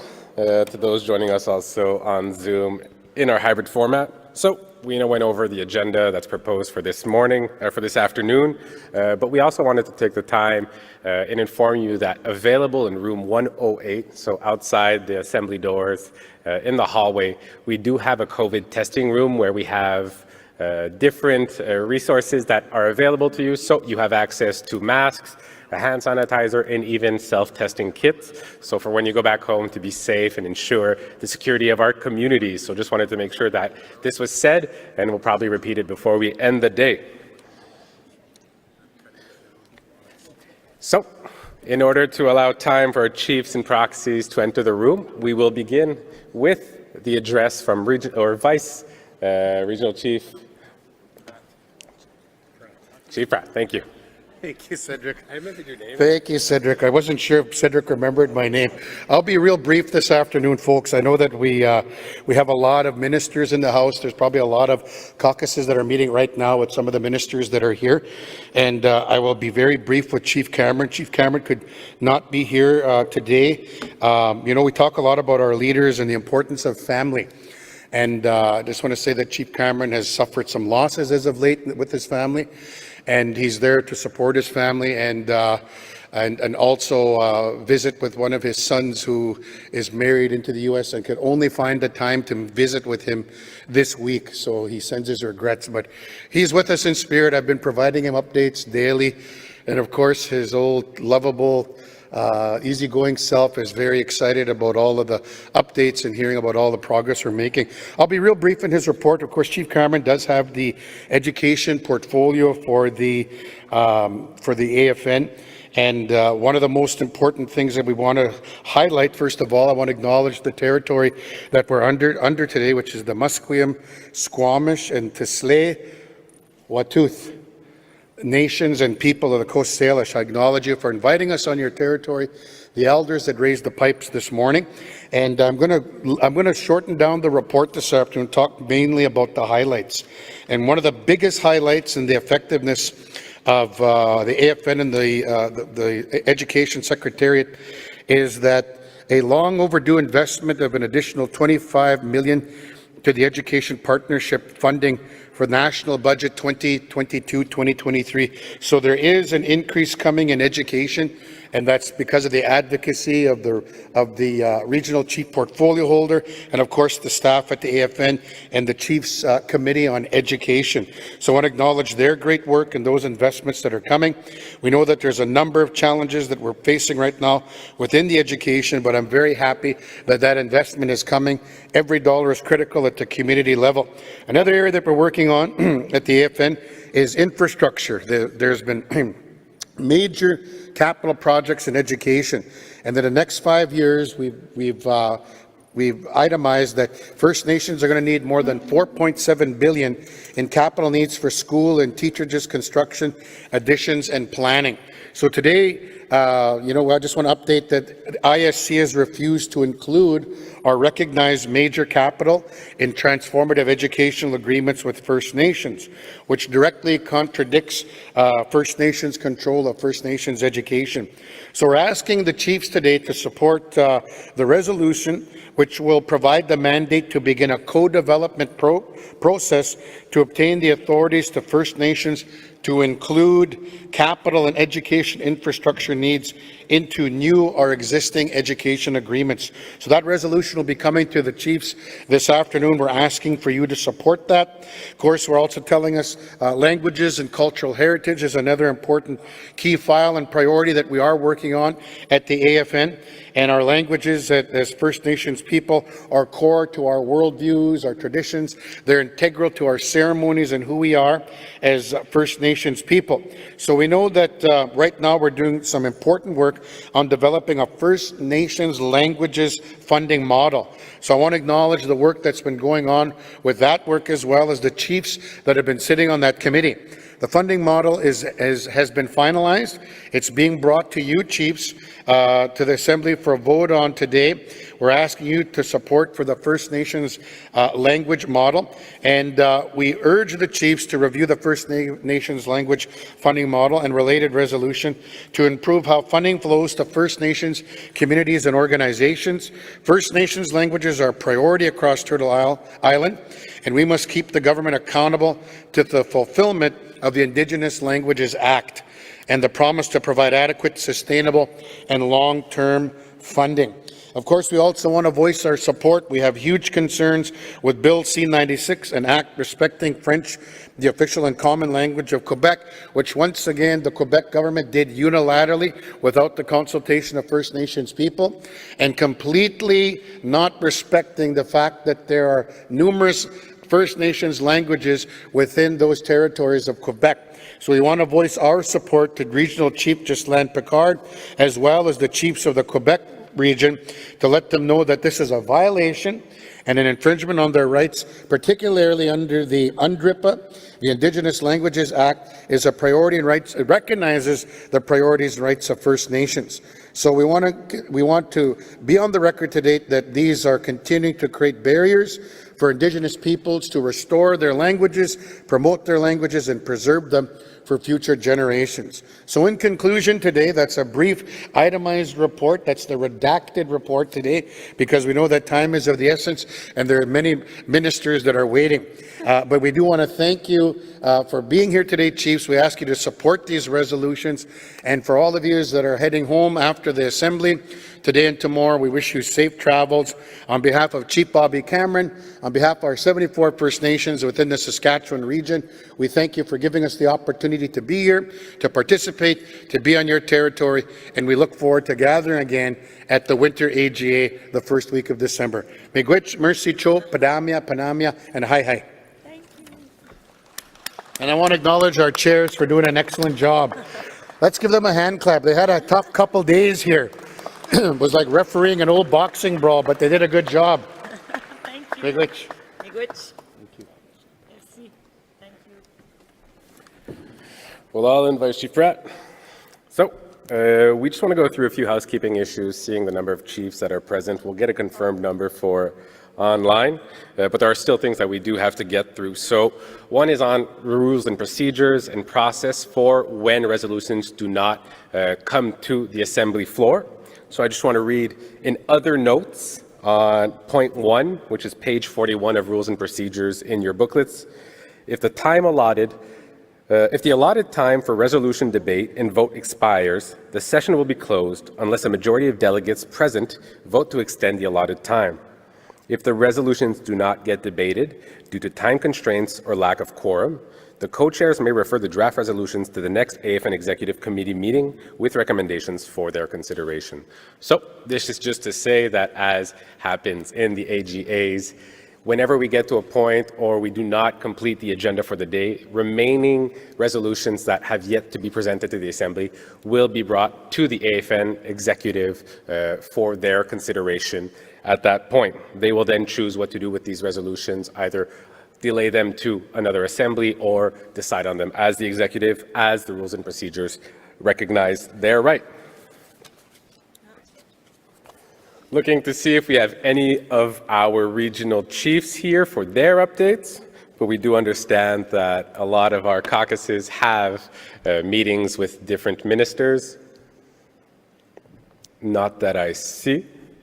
And seeing that we do not have quorum so that we cannot proceed with votes on the different resolutions that had to be presented today, what we would think as chairs might be advisable. What we think would be advisable was to go into recess until 1:50, so allow ourselves a 10-minute buffer. And at this point, it'll give you the chance to go to our trade show that we have here on the right-hand side over there, as well as we mentioned earlier, go get your COVID testing kits, your masks, and those things that can help protect you and your families.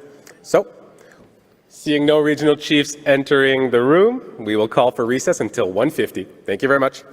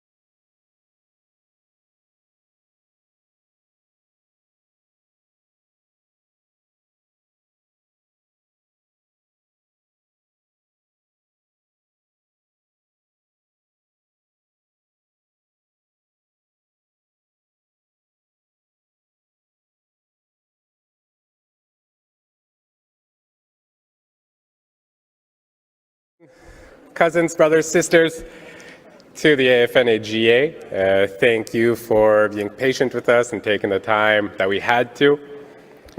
We will be looking towards our Green Party representatives to come around 2 p.m., so we have another 5 minutes.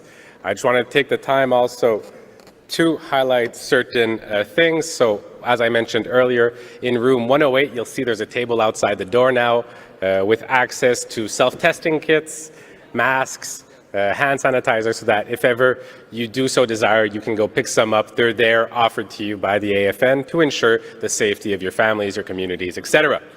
So, I'm going to look towards my staff, see we don't have them yet.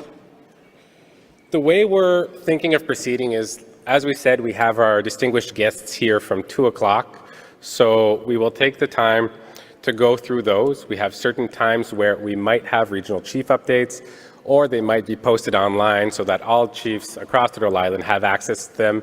The executive will take care of ensuring that the follow-up necessary is given so that all regional chiefs can give their sector updates. You do also have these booklets that are made available to you outside a bit everywhere. The issues updates for 21-22.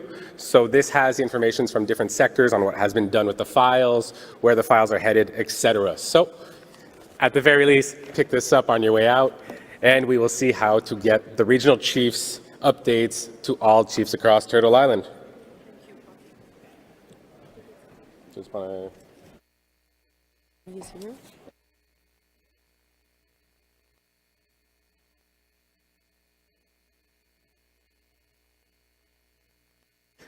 So, before we get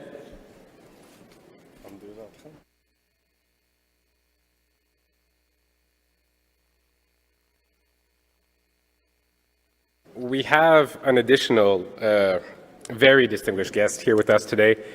I was just informed that Chantal Moore's family is present at the Assembly. In order to allow them adequate time to address the issues which we are all very well aware of, we will proceed with the Green Party at 2 o'clock in the next few minutes. And at 2:30, we were supposed to have a break. We will give the floor to Chantal Moore's family to be able to address the Assembly. We will also have, depending on time availability at that point, Regional Chief Antoine here to provide his sector update. As we said, we will also look towards virtual options to be able to offer these to the chiefs.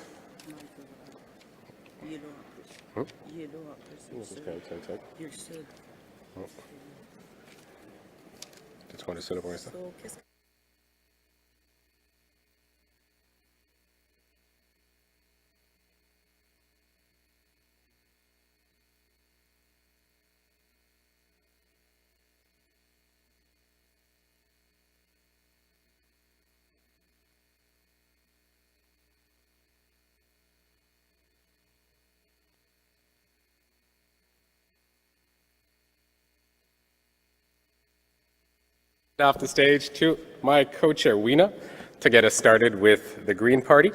To give you a quick explanation of how the process will work with our distinguished guests is a 10-minute opportunity to address the Assembly, and then we will have 20 minutes for questions following that will be moderated by myself or Weena. So, Weena, the stage is yours.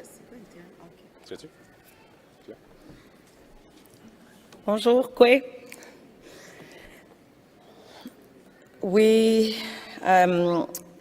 I want to finish with some French.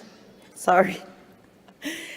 Alors, nous allons poursuivre la journée, l'après-midi, avec en premier le leader interim leader of the Green Party of Canada, et nous allons accueillir Anita Cotner, interim leader, donc la chef par intérim du Green Party, du Parti vert, et Rainbow Eyes, qui est la vice-chef, donc deputy leader du Parti vert, du Green Party. Alors, comment ça va fonctionner? Ils sont ici pour 30 minutes. Nous allons les inviter et ensuite Ils auront une période de 30 minutes. Alors, ce qu'on va faire, c'est qu'on devrait mettre sur le chronomètre, donc le timer, on va mettre 10 minutes pour les deux invités et ensuite pour leur présentation et ensuite on aura 20 minutes pour les questions et réponses. Alors, once we introduce the leader of the Green Party of Canada, Amita Kuttner, interim leader, and Rainbow Eyes, deputy leader of the Green Party, they have a 10-minute time limit for their speech, their address to you, and then they have a 20 minutes period for question and answers, and we'll be doing what we just did since Tuesday. So microphone 1, 2, Zoom. We won't forget you, Zoom participants, and we're sorry if sometimes it's hard for you not being here, but we'll manage it like that. So let me introduce you and invite to come to the stage Anita Kuttner, interim leader, and Rainbow Eyes, deputy leader of the Green Party, to come and join me on the stage. Oh, sorry, c'est pas là, hein? C'est quoi?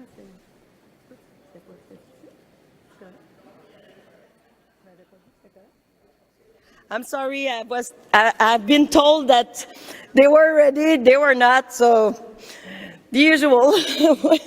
we will confirm once we know. Sorry.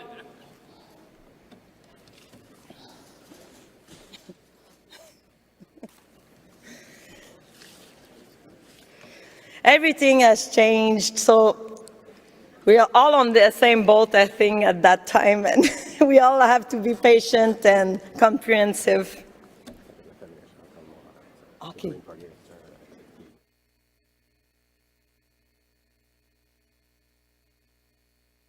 So, finally, we were informed, and I'd like to recognize interim leader from the Green Party and deputy leader for accepting to say that Chantal Moore's family should be first to address this assembly. So I'd like to invite our distinguished guests to join me on stage, please. We need chairs. The chairs.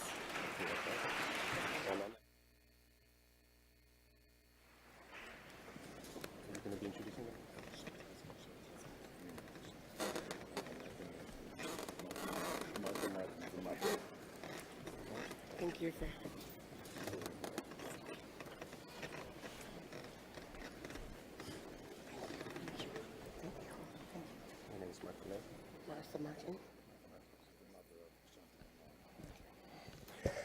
So, ladies and gentlemen, cousins, brothers, sisters, I'd like to introduce Martha Martin, Chantal Moore's mother.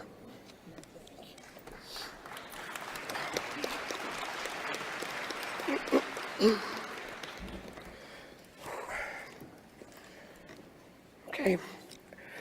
First, I'd like to thank our nations for having us in to do our business. It's important work that we're doing. As most of you know, on June 4th of 2020, my daughter Chantal Moore was shot and killed on a wellness call. I would receive a knock on the door at 2:19 in the morning. And at 4:19, they would come back to tell me that my daughter had been, that she had been shot and killed.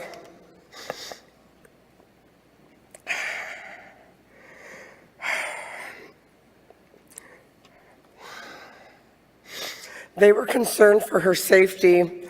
They thought that somebody was there stalking her. And they wanted to go and check to make sure that she was safe. And with no hesitation, I gave them my daughter's address.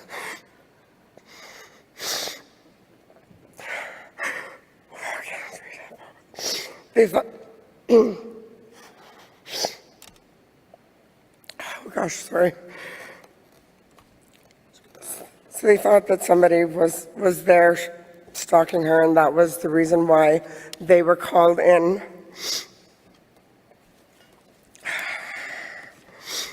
And today I stand up here as a mother to fight for the biggest battle I've ever had to fight. because I'm not the only one fighting for my daughter since the passing, and for my son as well. 5 months after my daughter was shot and killed by the police, my son died in police custody. I have made a commitment to fight for change. I fight for change for my granddaughter who lost her mom. Gracie deserves to have a safe environment.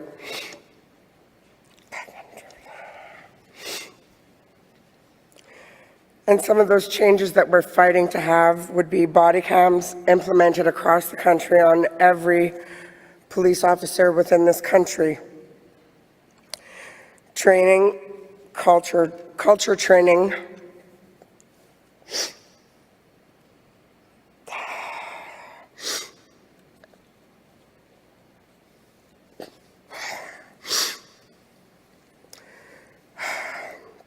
For police to create programs for specialized Indigenous teams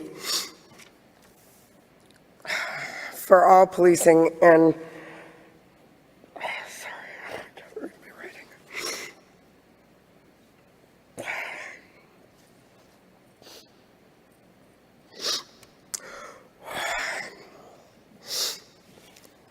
so these are some of the recommendations that we sat with the Willistic Chief and the Grand Chief in New Brunswick.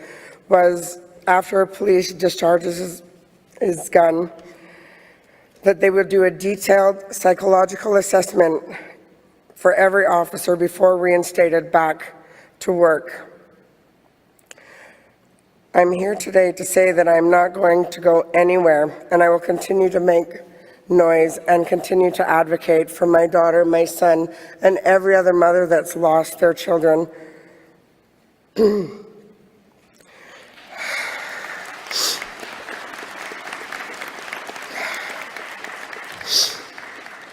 Enough is enough. Let's stand together, because together we are stronger. And in the back, oh, I don't see it. We have Chantal's Tree of Hope. And we were hoping to get, do you want to on it for me, please? Chu, Buklasis, Chiyetlamka. My name is Anna Masu. In the name of mothers, grandmothers, sisters, aunties, we are asking you, chiefs in assembly, business owners, allies, to support Chantal's Tree of Life, Tree of Hope. We need your help to create an app that will help protecting our children's lives. We have heard many issues this past week without solutions. Today, we are presenting a solution. We need action. We saw this past week the support of many nations across Turtle Island. It made us strongly believe that when we get together, we can accomplish anything. Put our own minds and our hearts to. I am asking you today to put your heart into Chantal's Tree of Life and make it a reality. Chu.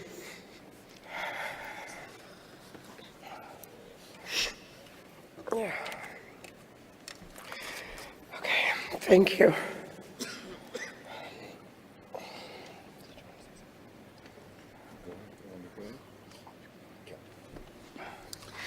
Quay, Chief Alan Polchis here from the Wolastoqey territory, where Chantal's life was taken. What I'm calling upon the Assembly and all the chiefs here is that we need to keep the narrative the same. Justice needs to prevail. The Wolastoqey chiefs, my fellow chiefs, we called not for once, not twice, but 3 times for an inquiry to the province of New Brunswick. We had to plead with the Premier. Premier Higgs is his name, and unfortunately he didn't see that an inquiry was necessary. Gave a coroner's inquest instead. This is not the first time that an Indigenous person in my province that I call home was killed by the police. Rodney Levi and others. So what I'm asking on behalf of Chantal and all the other Indigenous people across this country, there's about 2,000 of them, if you look it up.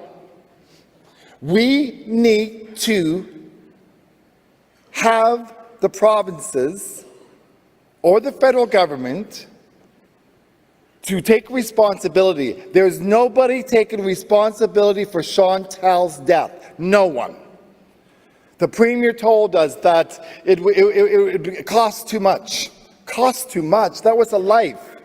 Now Gracie doesn't have a mother. We have a responsibility, chiefs. We have a responsibility for the voices of the children that don't have a voice here. So let's do our part. Let's keep the governments and the premiers to accountability, because someone needs to be responsible. Because remember, every life matters when it comes to our Indigenous people. We are the leaders. We have to take responsibility. We have to keep them accountable. There are going to be ministers up here today. You know, we can talk to them blue in the face, but we need action is what we need. All my relations.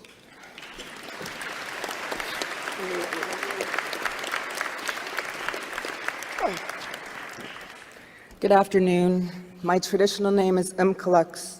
My English name is Louisa Housty Jones, and I'm the BC AFN Women's Representative.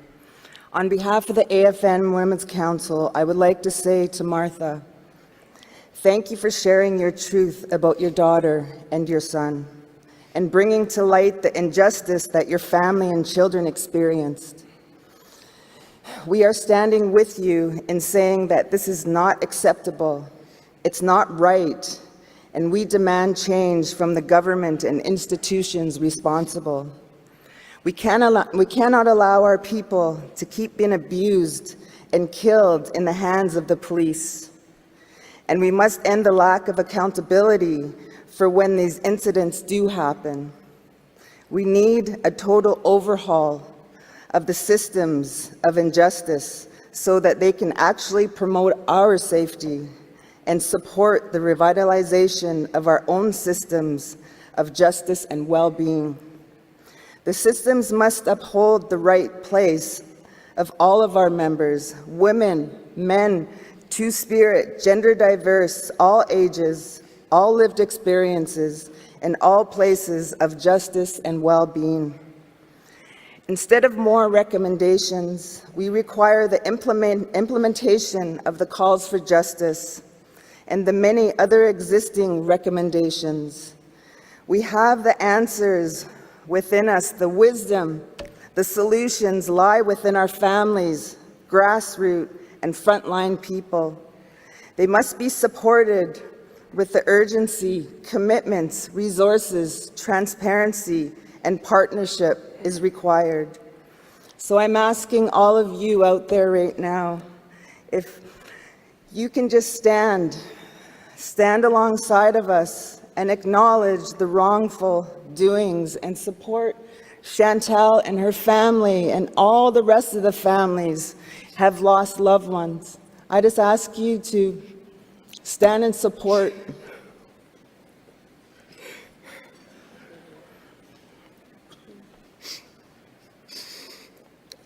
Enough is enough. Enough is enough.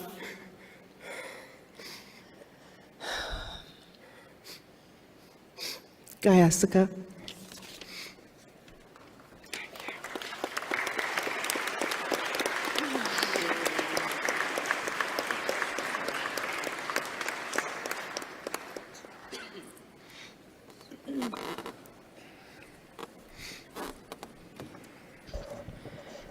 Thank you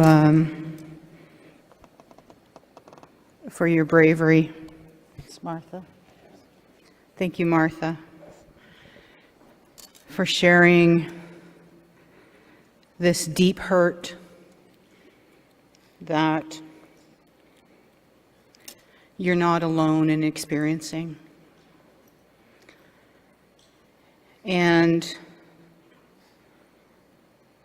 my prayer, as I said to you when I held your hand earlier, is that we will all support you, we will all stand with you, and we will call for justice for Chantal. She deserves justice.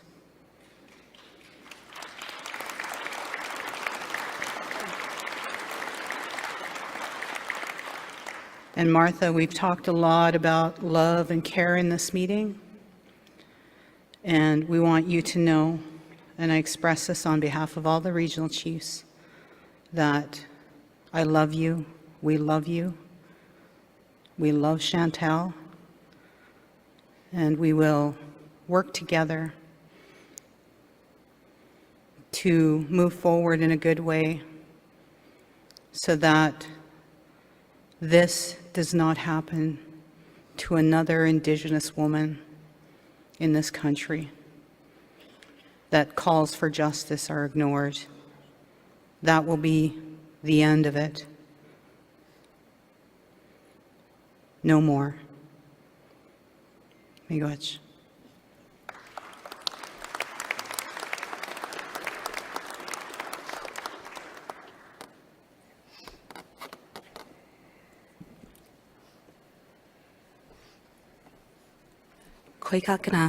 Savannah McGregor in Indigenous cause. Kitigan Zibin and Donjaba. My name is Savannah McGregor, and I am from Kitigan Zibin Anishinaabe near Maniwaki, Quebec. And I am the acting Grand Chief of the Algonquin Anishinaabe Nation Tribal Council. We are all familiar with Chantal's story, and to finally meet her mother and to be spending the time with her to support her as a newly appointed National Women's Council member, I just want to remind you that we had planned to propose what is it called? Chantal's Tree of Hope, and also push forward a piece of, what do I call it? It is? Oh, on murdered and missing Indigenous women. And please don't forget that we would like to move that one forward, even though we're not moving anything forward anymore, but it'll be coming in the future. And Chantal and my new friends, Martha, need our support, and every mother and father and sibling and auntie, grandma, grandfather, for our families. So we've got to keep applying the pressure and never forget.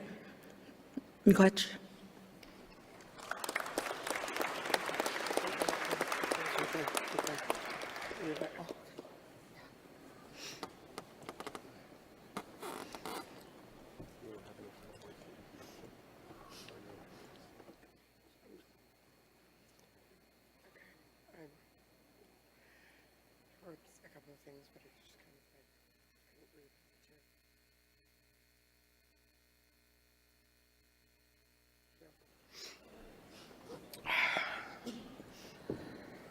Okay.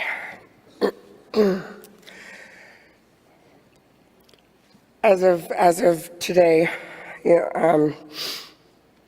I've been advocating for my daughter since her passing, and I have committed wholeheartedly to fight for change, because I up till now, we keep adding names.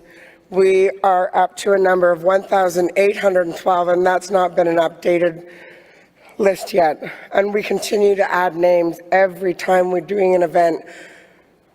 As a mother, I'm outraged. I'm angry. Our children are being killed. And I feel like they think that we're disposable. We have cops that are investigating cops. When does that start changing? We need to have more action plans. We have cops that are going and doing wellness calls, and we're losing our people on wellness calls. There's a huge problem with this. They were there to check on the safety of my daughter, and she lost her life. We talk about wanting change, and what does that change look like? I think, we need to have our police more transparent. What does that look like? We put body cams on every one of them. There's a whole list of things, and it's where we talk about having our police doing lie detectors. There's a long list, just as long as, we continue to keep fighting for change. And I appreciate each and every one of you for giving me the time to come up and share my story, because it's not an easy one to tell, and it doesn't get easier when you talk about it.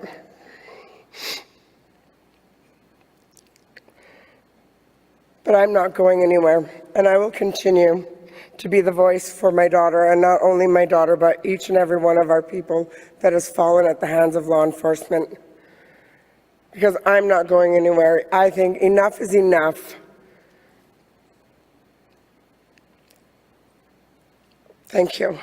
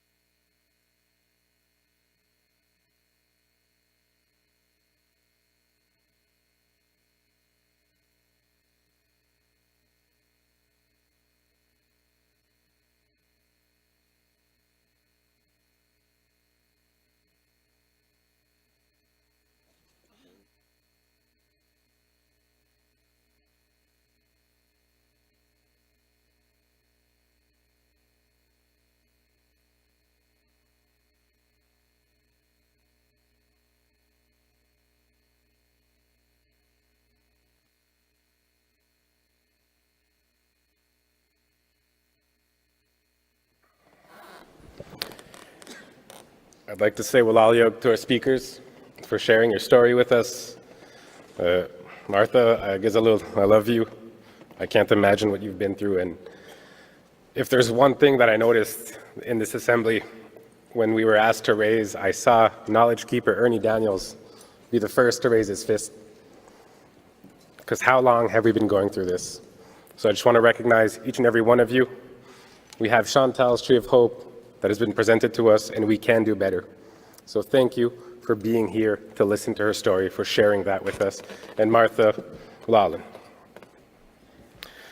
I will now turn the floor over to my co-chair, Weena.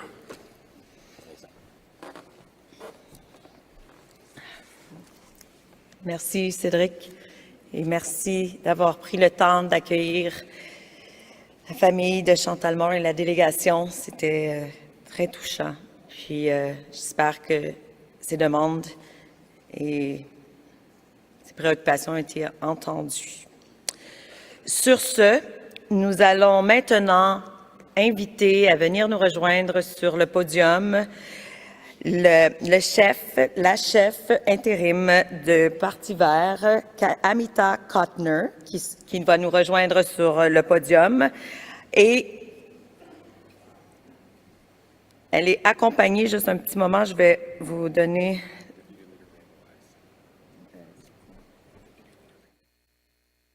Elle est accompagnée de la vice-chef du Parti vert, Rainbow Eyes, et je vais demander de mettre la minuterie à 10 minutes pour la présentation, et ensuite ce sera suivi d'une période de questions et réponses de 20 minutes, ce qui mettra fin à cette présentation. Et on continuera avec les autres ministres et les autres chefs de parti. Alors, merci de vous joindre à moi pour accueillir le Parti vert. Merci.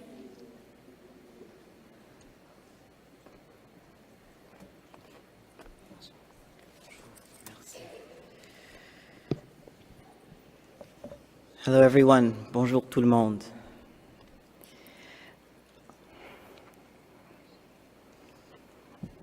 It's an honor to be here, but I don't feel like I can start the way I was going to start today. Thank you. Wiping away tears, holding space and grief to heal. What can I say as the representative of a colonial institution in the face of this, but to offer what I can. Myself, our service, our commitment, but it is not enough. So I'll share a few words, but I only wish to give you all my heart. I want to start by thanking the host nations, the Musqueam, Squamish, and Tsleil-Waututh. In gratitude to you all, but also in gratitude to the land.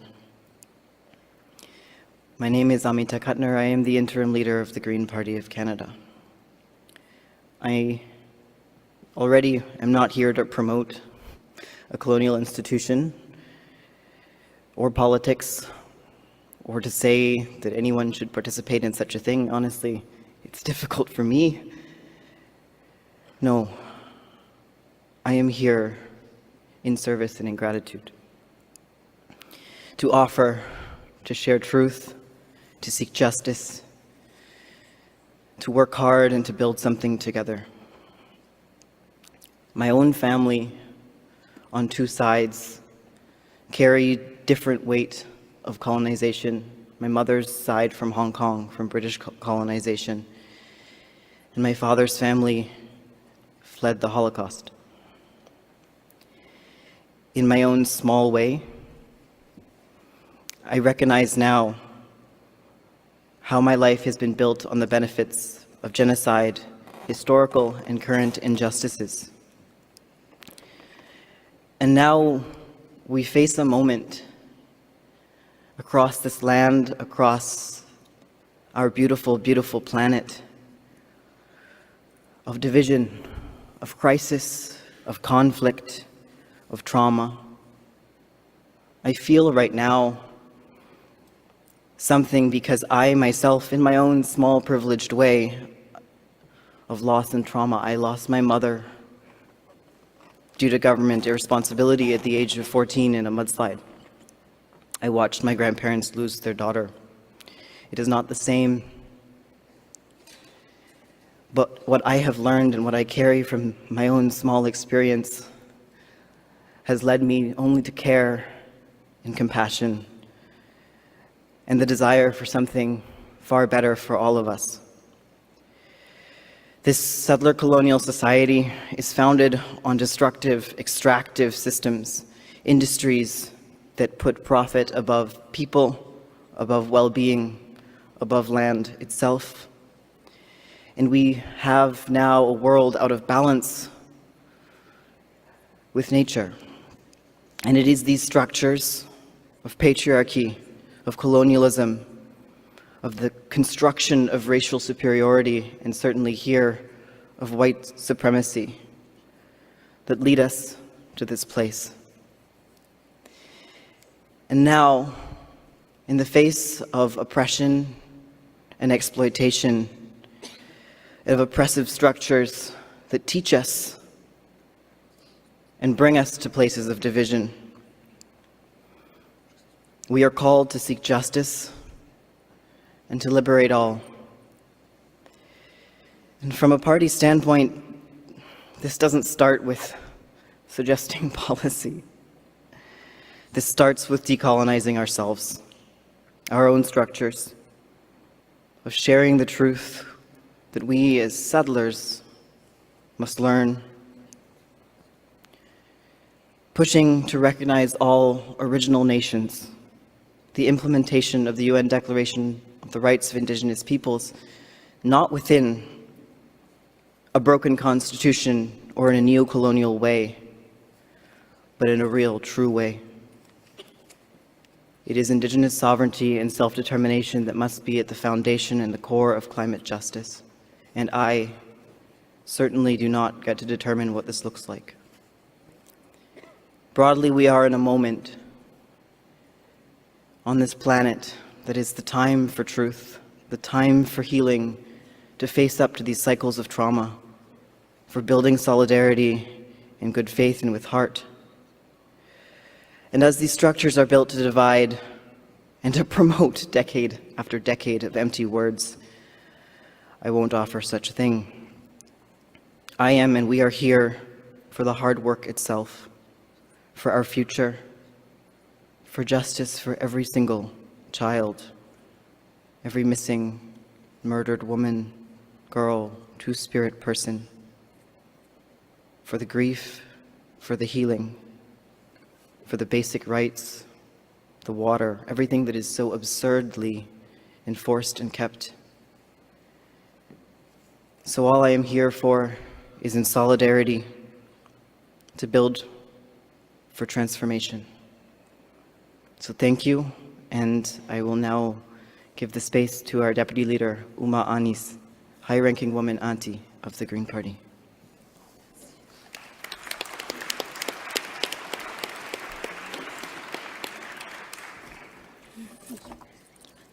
Gayla Kessler. Nugwa Gwixi Salas. Nugwa Rainbow Eyes. Nugwa Angela Davidson. I'm a member of the Danakdaw Awitla First Nation, and our traditional territory is Knight Inlet. And I just want to acknowledge Chantal and her family and the bravery it takes to stand up and speak out. Acknowledge all the missing and murdered Indigenous women and how we come together stronger each year for this and for them. And thank you, Roseanne, we stand with you. So I feel like my name Rainbow Eyes comes from my family and a strong foundation. My grandparents on my mother's side are Anne and the late William Glendale. My grandfather was the hereditary chief for the Danakdaw Awitla First Nation. On my father's side, my grandparents are British and Scottish descent, and I feel that the strength of both sides brings the ability to have a positive outlook, and this is something that I work on every single day. I will always be authentic and respectful of where I come from. I think this is important, and I learned this from my family and my culture. This is something that we will lose, however, when we come into the colonial system. We put on a persona. I am new to this world, but I've come right out of the center of the forest. They are our original sacred lands. Protecting our culture and the old growth forests at Fairy Creek, which is on the Pachidat and Dididat First Nation. How much? Okay. This is a spiritual place. I spoke to my aunties, elders, to write all these notes, and I've run out of time. So what's important that came across is it's the responsibility of our leadership. It's the responsibility of our leadership. It's the responsibility to look after the people. Traditionally, the chiefs in our territories knew that it was their territories from mountaintop to mountaintop. This was their responsibility. It was not ownership. We've lost this connection.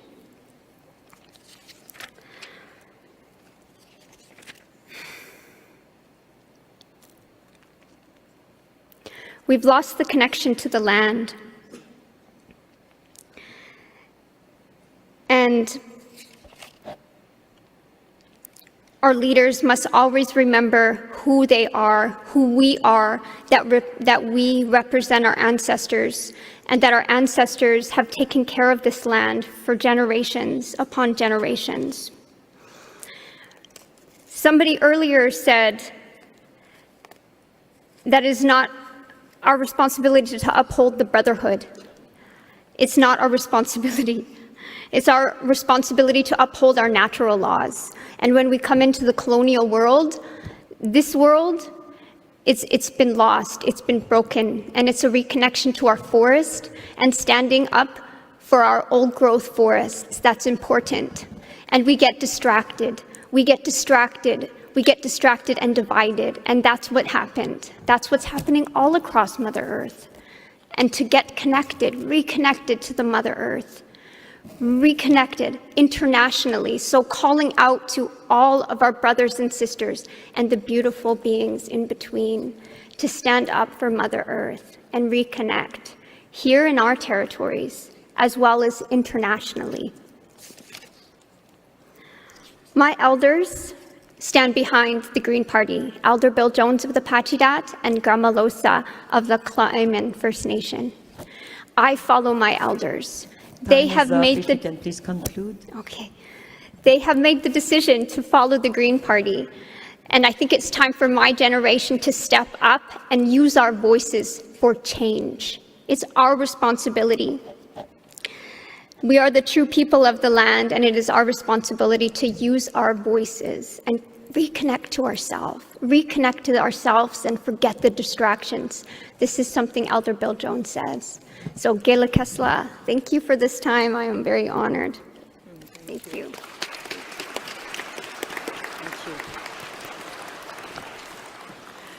Thank you so much. I know 10 minutes pass so quickly.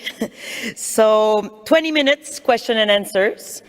I'll be taking questions from the floor, the usual, microphone 1, 2, Zoom. And thank you, Amita and Rainbow, for your time. And I now call on microphone 2. Please, please open the microphone. Thank you. Akama Kois, Hupachasaksip, Nuchanathat. My name is Judith Sayers. I'm proxy for Tokwat. I wanted to say that in the past, we've enjoyed a really good relationship with Elizabeth May.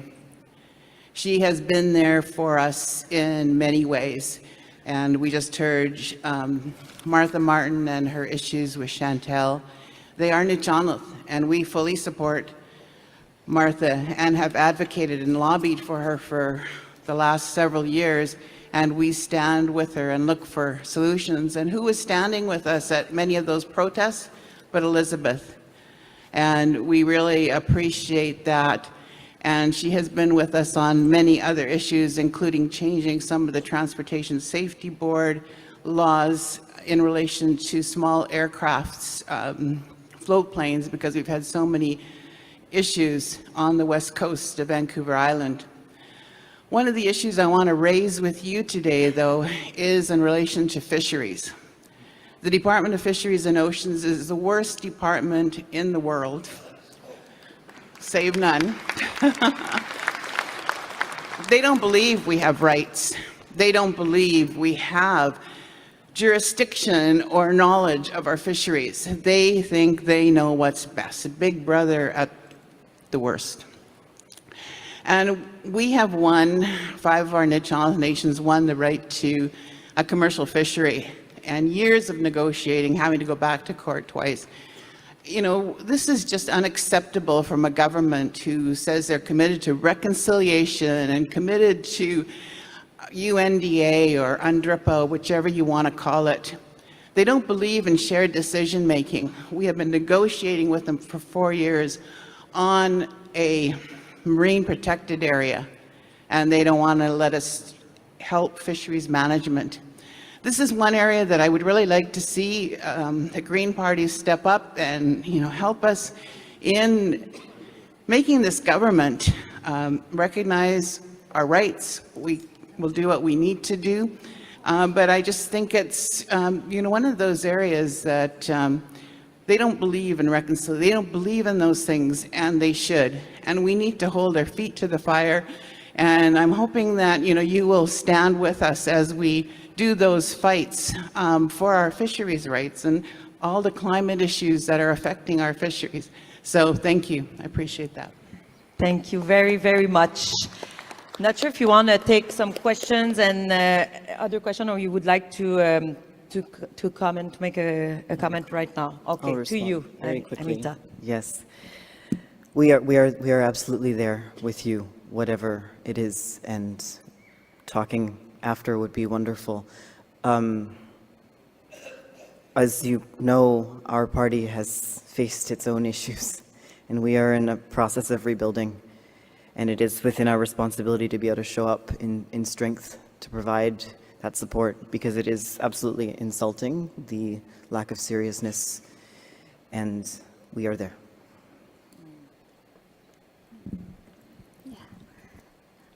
Yeah, thank you for that. I feel like, I hope the Green Party going forward will really, they will take into consideration what the people say, because this is the traditional way that the people did work. They consulted the council and the wise elders, the medicine men and women, and it was something, that's the traditional way of doing things. We did not do things behind closed doors.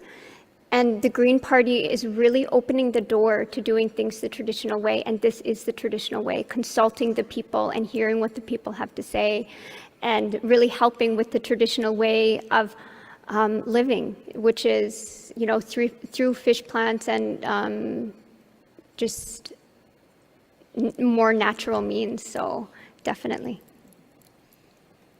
Thank you very much. So just to make sure that we still have approx 15 minutes to go, and please, if you can aim to respect like 2 minutes, but maximum 3 minutes, but aim to 2, please, to have a chance to get to the most of the people in the line, so we'll do whatever we can. So to you, microphone number 2, please.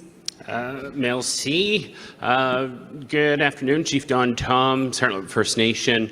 I am Elizabeth May is my Member of Parliament, and Adam Olson is my Member of Legislature, and I am a Green supporter. And I just want to share with you that what happened to Hannah Mae Paul, and I think how that the fallout from that could have been handled really different, and it really threw me away from the Green Party. And I share the same sentiment that this is a party of a new generation. This can be the party that inspires many to look beyond.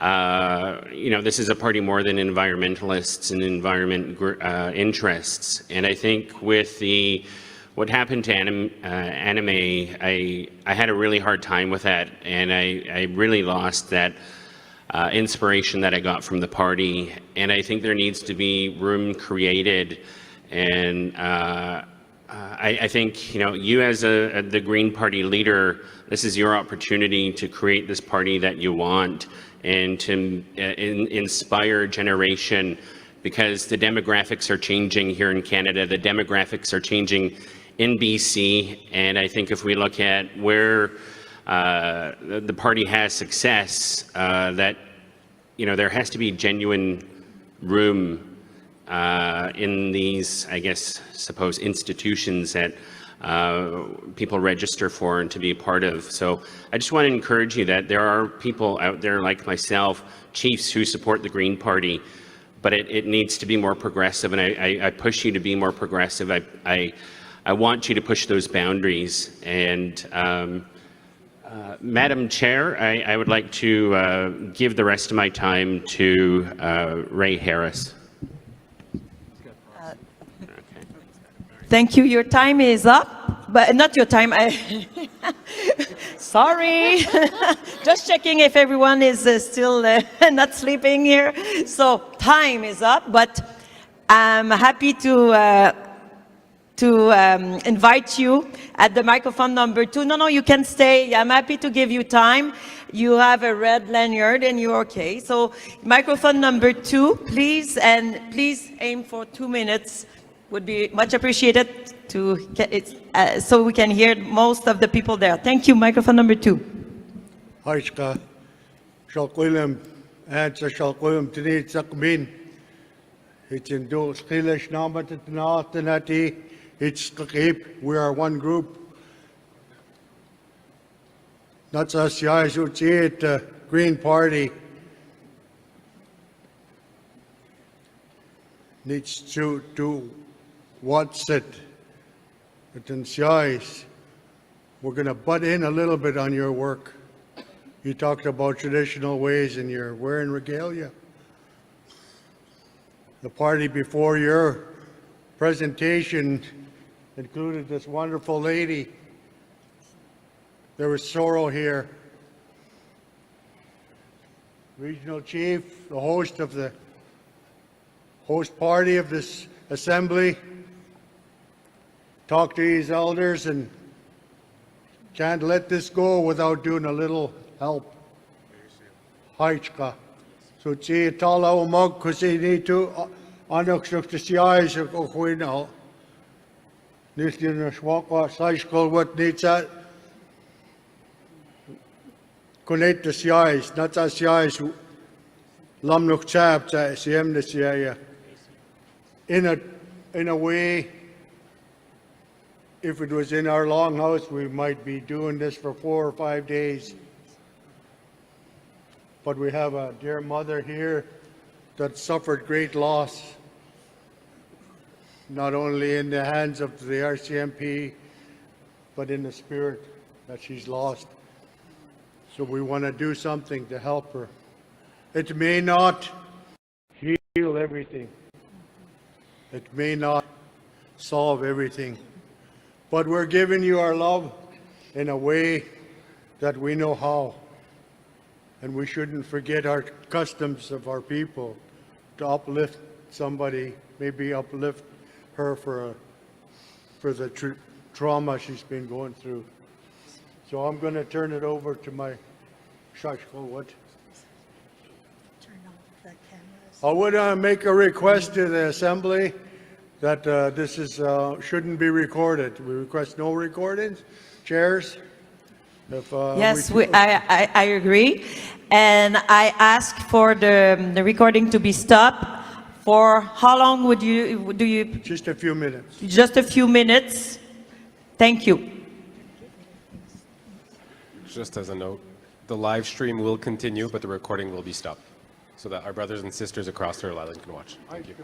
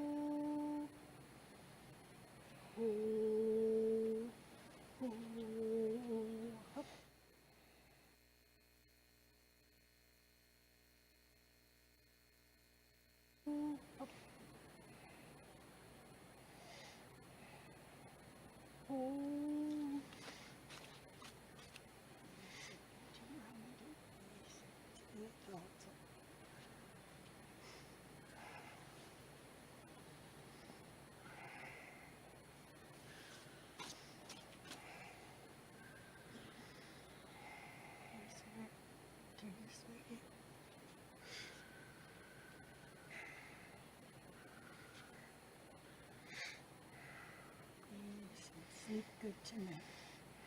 Okay? Yes. Eat out.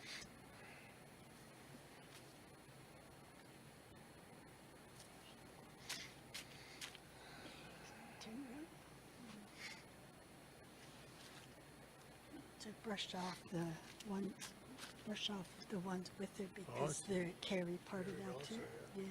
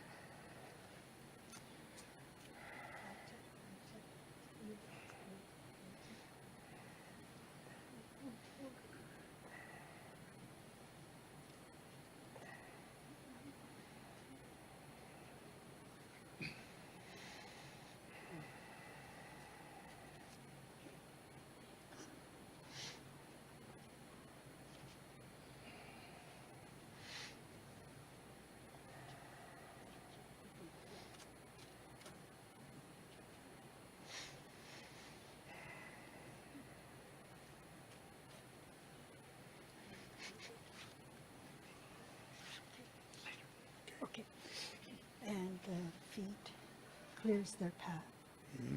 The back, it clears what happened, lifts a little bit in front so they can carry on. Okay. Liquid height, the CICM, the CIA.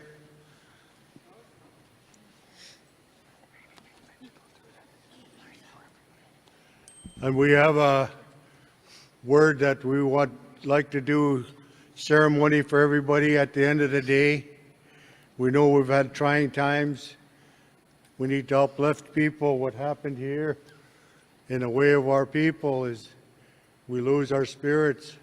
We've helped to open the way for our spirit to come back to our dear mother, and all our helpers also get affected by this. When something happens like this, to support people are so important. And see, Tala, you're not here by accident. You're here helping. The Great Spirit has put you there. So you're so helpful to the mother that's in sorrow. All the mothers feel this when something like this happens, and the fathers. I know what I'm talking about. So, Tala heights up, Kasiem na siya. Need hike with the eyes. That's it for the work we're doing right now, but at the end of the day, we might happen again a little bit. Haichka. Thanks. Thank you very much. That was a beautiful ceremony. The recording can now continue, and I will turn the floor over to the Green Party here if they wishes to address the Assembly. And I just want to confirm that there is no participants on the speakers list on Zoom, just mentioning. And so I turn the floor over to you. Thank you.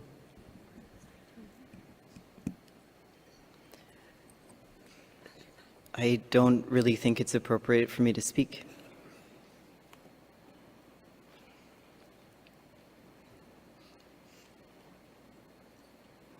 I wish only to give my love.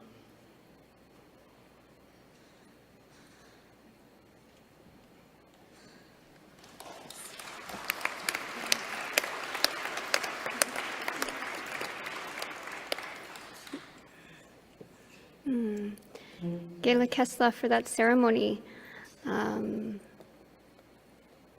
to honor what our community has gone through is part of the traditions that we have in the Big House, to stop everything that we're doing and to smudge and to do a cleansing is so important, and I want to honor it and thank everybody that did this right now. And I feel like it's so beautiful that Creator has put me in this position to become friends with Amita and be in the Green Party, because this is what we want to bring there, the traditions and that connection to spirit, and to stopping everything to honor each other and to help each other. So it's beautiful.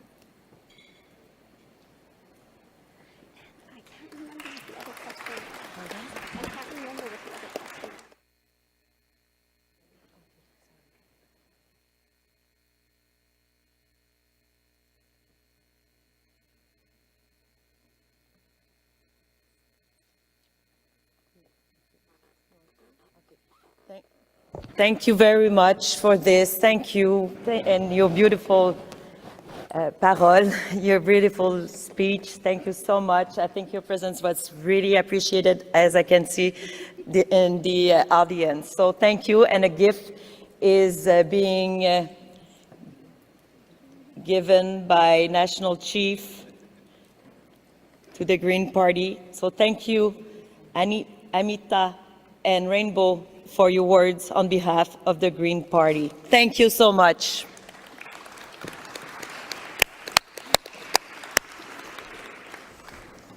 I will now turn slowly but surely the floor over to my colleague Cedric. I say slowly because I know that we might have like just some minutes, but Cedric will fill out the blank. Thank you. I want to recognize our knowledge keeper, Gwendolyn Point, for that, the good medicine. There's certain things that were said in this assembly this week, but that's what makes us different. Their presence and that medicine. So I'd like to recognize you and raise you up, Gwendolyn.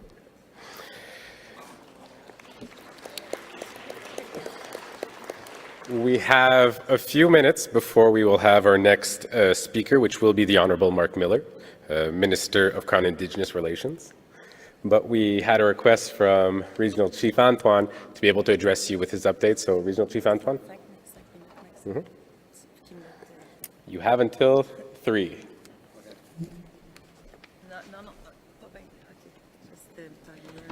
5 minutes?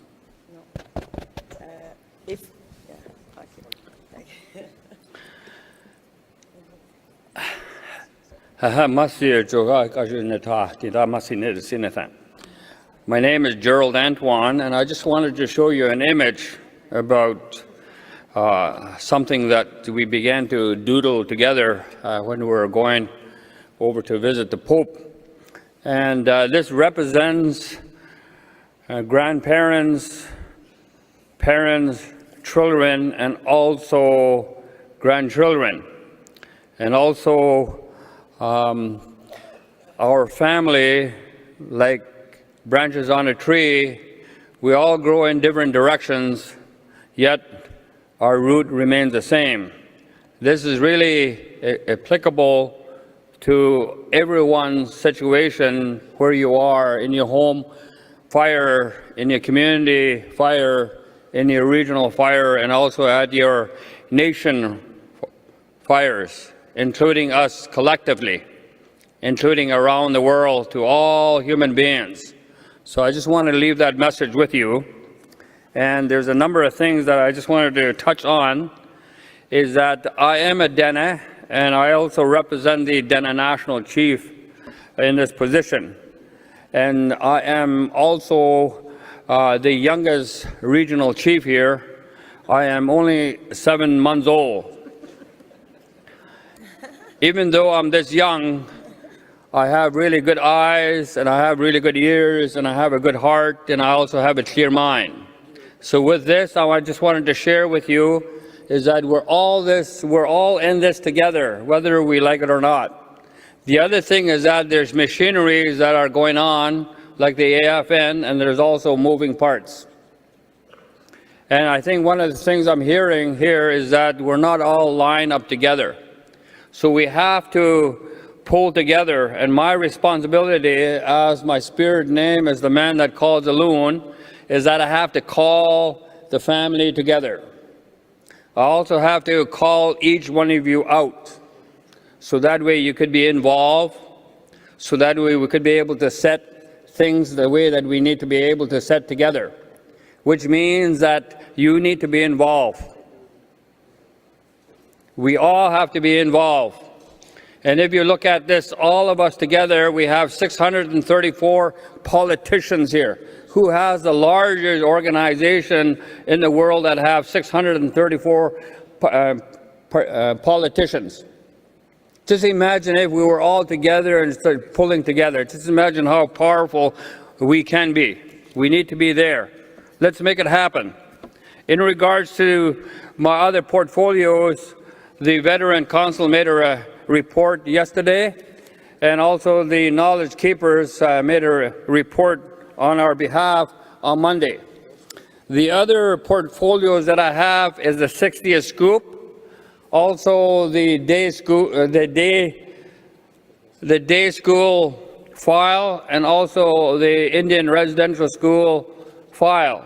Even though I'm just only 7 months old, I had a chance to check everything out, and I see that we all need to work together. One of the things that I just wanted to touch on, since I got about a minute and a half, is the visit of the Pope.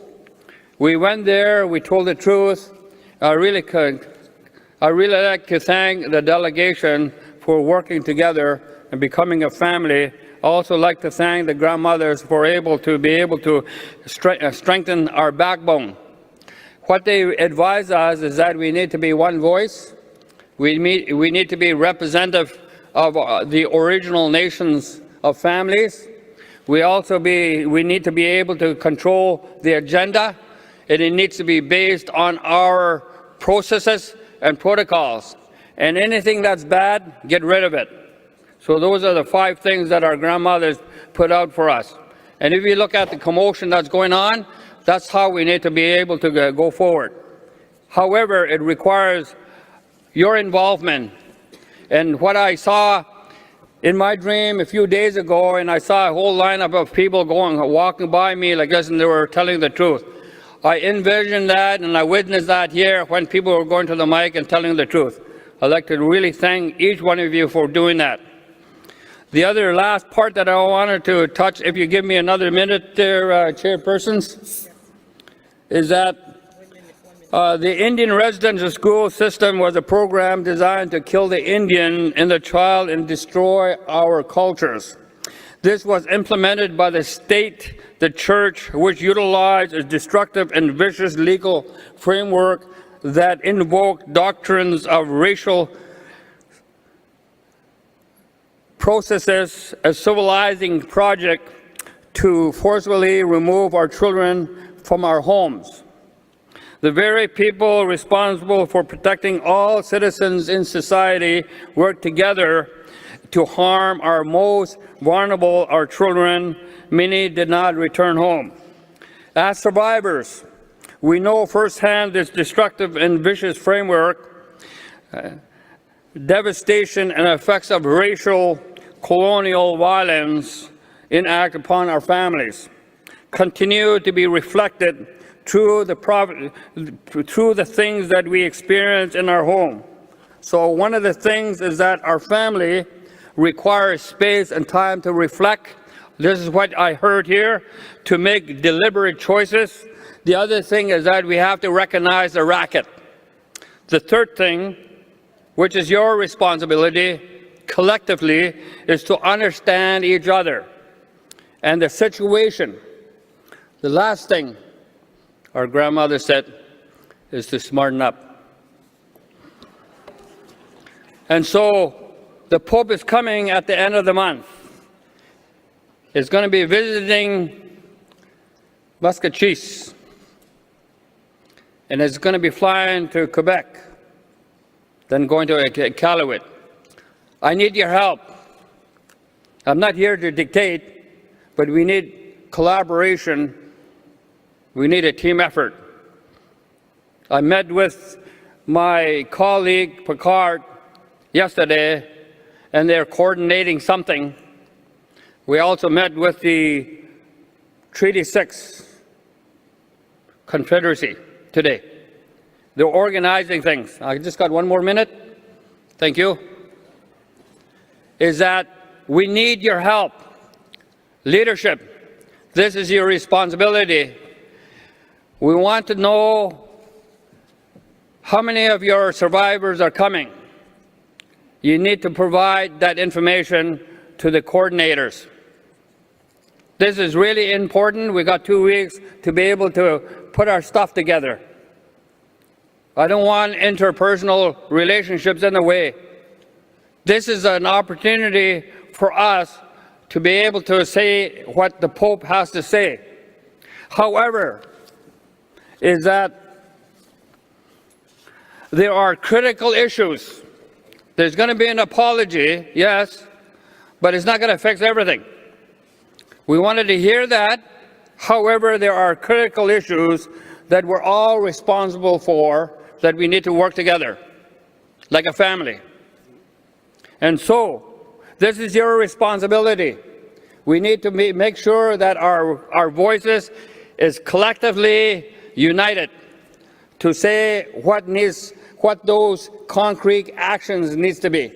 So we got a couple of weeks to be able to put something together that we've been doing this till this point.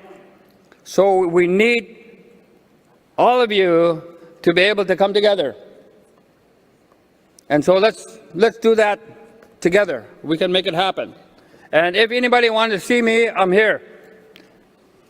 AFN has a coordinator. Her name is Shannon Monk. And she is the one that is the lead, technical lead. I am the lead, the political lead. And in each of the regions or each of the territories, they have leadership, which I'm working with, and they also have coordination.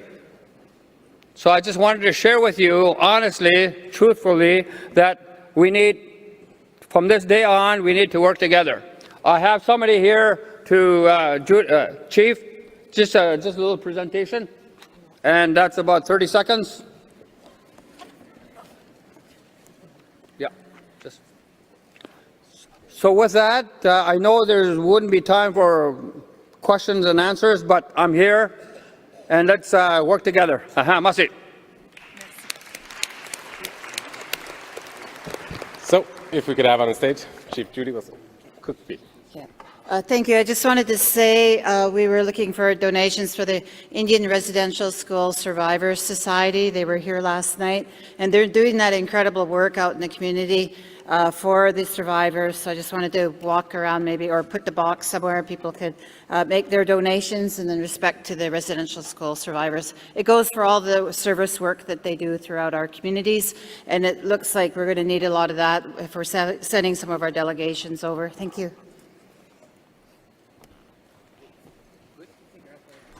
Thank you, Cookby Wilson. Before we move on to our distinguished guests, we have a special request from Vice Chief Pratt. Vice Chief? All right, thank you, Cedric. Thank you, Miigwech chairs. I appreciate you giving us a few minutes of your time. We do know that the ministers are here ready to go, but I'd like to give the family of Noel Osup an opportunity. I don't know if those of you have been familiar of what happened recently, but a young 14-year-old girl was found here, and I want to give Cody Munch, who is the family spokesperson, and the family a couple minutes of your time just to tell you about the issues that they're facing with the loss of this young girl. So Cody, if you want to come up, bring the family up, and Chiefs, let's stand behind them and support them. So. Hi, I am Cody Munch of the Treaty 8 Territory. I am from Soto First Nations. I am the father of a 2.5-year-old First Nations girl, and I am also the uncle of 13-year-old Noel Osup, who was recently found in Vancouver, Heatley, and Hastings Street. We as the Indigenous people of this land, this country, are keepers of this land and protectors of this land. And we hold a spiritual power to protect one another, and when we can't protect our own, we take that to the heart. That's how I felt when we first got the phone call from a family member driving home just as I left Vancouver from visiting her brothers 2 weeks ago. Me and my siblings were raised by my father, Robert Munch. He was a proud Indigenous father of 6. He was bounced around in foster homes. These foster homes are what I call the new residential schools. The ministry and police have to start taking accountability instead of putting blame on each other.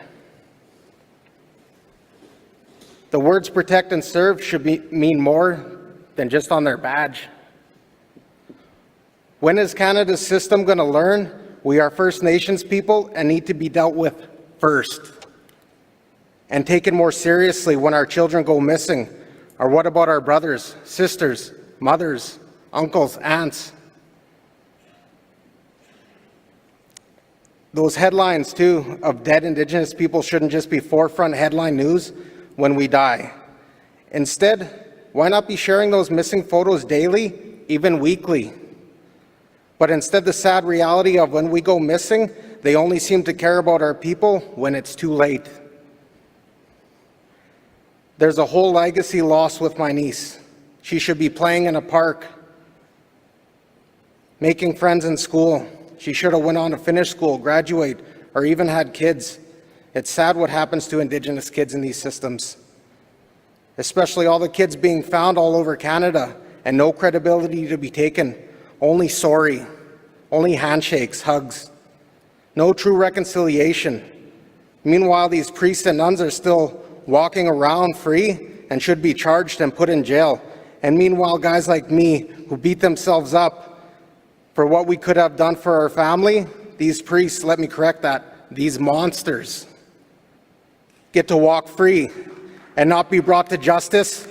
This system has failed us and failed these kids. I got concerns to why she ran away from the group home in the first place, and why did MCFD just give excuses to why she ran away and blamed a child for being unable to cope with her emotions instead of helping her. Especially when she decided to run away from a home where they no longer wanted her, and she thought her best option was to be on East Hastings Street and Heatley.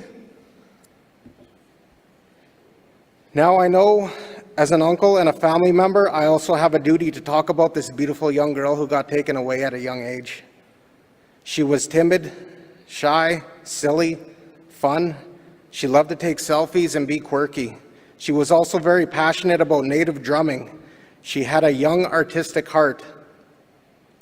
She asked questions about her parents, which I love to answer because you pass on those stories and good times that you've shared with her parents. The other day, we had an elder talk to us, teaching us in the way that he spoke about my niece taking her journey and making her way to our ancestors.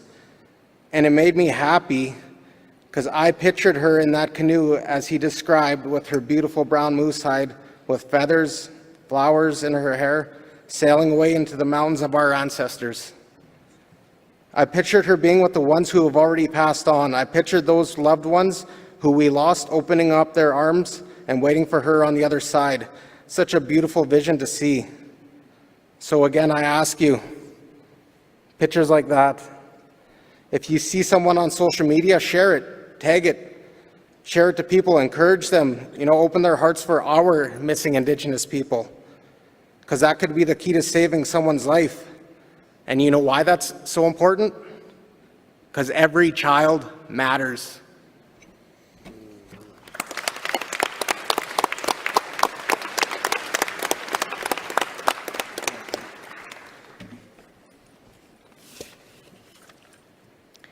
Good afternoon. I'd like to raise my hands in gratitude to the homelands of the Musqueam, Squamish, and Tsleil-Waututh that we're gathered on today, and to thank the host nations for the outpouring of love and support that they've shared with our family at this time. My name is Olivia Louie. My ancestral names are Hope from my paternal great-grandmother, Rose Louie from S'la'amin Nation, and Mikinakakwe from my maternal great-grandmother, Rebecca Brass from Key Nation. I'm Noelle's cousin. Yesterday we held a service for 13-year-old Noelle. Noelle lost her life while in the care of MCFD. Noelle deserves so much. She deserved to feel safe, loved, and to be with family. The root of this tragedy is family separation. MCFD has a long history of causing irreparable harm and loss of life. The waves of trauma that separation causes through individuals, families, and communities needs to be acknowledged, apologized for, and amended. Since colonization, strategies and systems have been developed to specifically dismantle Indigenous families. Our Indigenous women and Two-Spirit people have always been a threat to the settler state as we hold the power to birth and raise strong Indigenous babies and nations. Noelle lost her life to one of these racist systems, a system that, when conceived, intended genocide. Sadly, this is not the first time or the last that we see how brutally the system fails to keep our children safe. My Uncle Howard, Ellie's Musham, is not able to be here, but he wanted me to share a message. When MCFD first involved themselves in the family's life, social workers made it impossible for her parents, Howard and Olive, to meet the expectations that were put on them. They were set up to fail. And despite trying as hard as they could for years, the family has yet to be reunited. My uncle wants you to know that despite this traumatic hardship, Howie and Olive are still a strong partnership, caring for each other and their children. Instead of providing support and resources to family members, community, and parents, apprehension is disgustingly incentivized. Children are placed in care where then they have access to more resources and funding, only after being separated from their parents, their siblings, and their community. UNDRIP states that it is our right as Indigenous people to belong to an Indigenous community. It is also our right to not be subjected to forced assimilation or destruction of culture. These rights are grossly violated and ignored by MCFD constantly. While Ellie was in the care of MCFD, she did not receive the necessary support for her well-being and mental health. She was put into placements that weren't suitable for her or culturally safe. When Ellie went missing, an Amber Alert wasn't issued. It was deemed inappropriate by police as they claim Ellie did not want to be found. This is an assumption based on nothing but bias and stigma. Ellie was 13 years old. She wanted to be found. It is so painful to think of how alone and forgotten Ellie must have felt in a living situation so unsafe that she left. This is almost the exact story of family members who survived residential school, often running away to try and find their families and homes. We are still here, yet this story still repeats. We need justice for Ellie and for our babies who have been lost to the system. Pre-colonization, we had our own ways of taking care of our children and our families and keeping each other safe. We know how to do this. In the last few weeks, MCFD, the RCMP, and the VPD have all passed blame onto each other, without any one organization taking accountability or responsibility for leading justice for Noelle. After Noelle's passing, it wasn't any of these institutions responsible for her death who stepped up. It was the Indigenous community and frontline workers who showed up to care for our family and to care for Ellie as she made her journey home to the ancestors. It's time for change and action. We are beyond reforming racist legislature. It's time to rebuild and revive safe and inclusive systems of care. The way forward is the old way. When 2SL, LGBTQIA+ are safe, everyone is safer. When Indigenous families are safe, everyone is safer. When Indigenous birthers are safe, everyone is safer. In Noelle's memory, do better.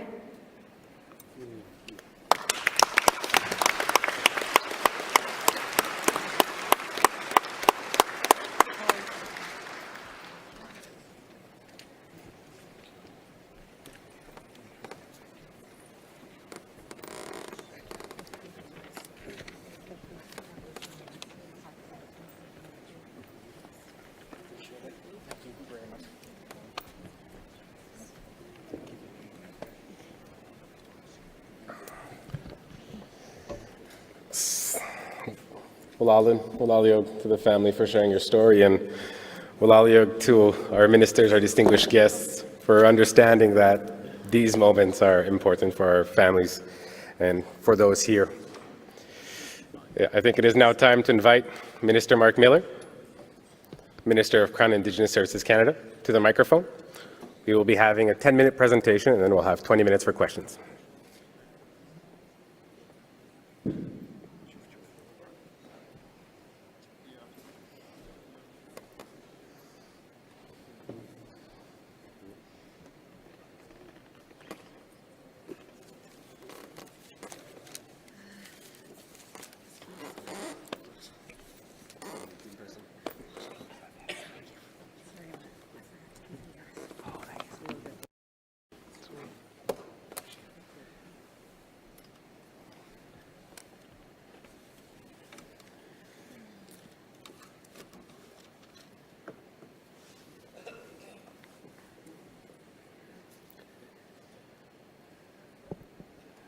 Kwe, hello, bonjour, Israel, Wakwanuara Nuize.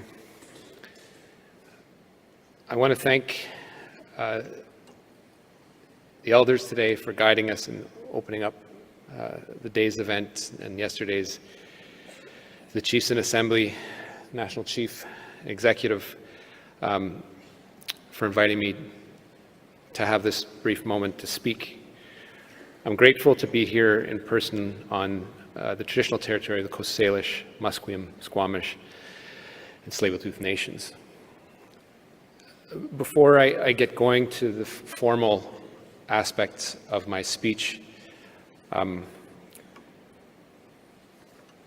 it's perhaps, and I acknowledge, highly inadequate to hear these words in the circumstances to Noel Osupe's family, but my deepest condolences on behalf of myself and my family, and on behalf of Canada. It's